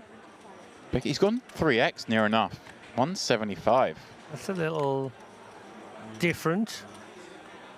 Looks like I promise you guys, I'm not messing around. I got a raw hand last hand of the night. Okay. I'll make it a bit bigger. We can just all go home. But actually, it's a double bluff because he does have that. He is doing that. He has a real hand. Pascucci. That's where things get a little trickier when suddenly you face these bigger opens. But 10-8 offsuit against the +2. Obviously for a min, slam dunk call. But there has to be a number, David. Well, we suddenly don't like to start calling with these hands. Is this quite there yet? Yeah, it is. There we go. And with that, He's going to show it. I wasn't bluffing, guys. I want to go to the party. Please don't knock me out. Yeah, we draw a line under the day's play with that hand. I suppose we really have to go back and talk briefly about that fantastic moment where we had the ace-king right out of the gate, actually, versus queens versus the ace-10 of Pac. Pac, very much like his namesake, Pac-Man, gobbled up all the discs in that one. Someone save me. Really? I saw you scribbling for the last 20 minutes. Is that what you came up with? That's all I got. You've got better than that, David. Come on. Day 3 of the IPO, that's all you've got. But it was day 3 of the IPO because we're bagging and tagging. That's it. We're done. One last look at the counts before we send you guys off. It is, of course, Simone Pascucci ruling the roost here on our feature table. 64 blinds. Of course, those blinds will be going up tomorrow. And, well, David, we're picking up the action a little later tomorrow, right? Yeah, we're going to let these guys play out a bit of an afternoon session, and we're going to catch up with them. Maybe 2 tables out, maybe final table. We're not really sure yet, but it will be at around 9 p.m. All right, guys. We will see you tomorrow.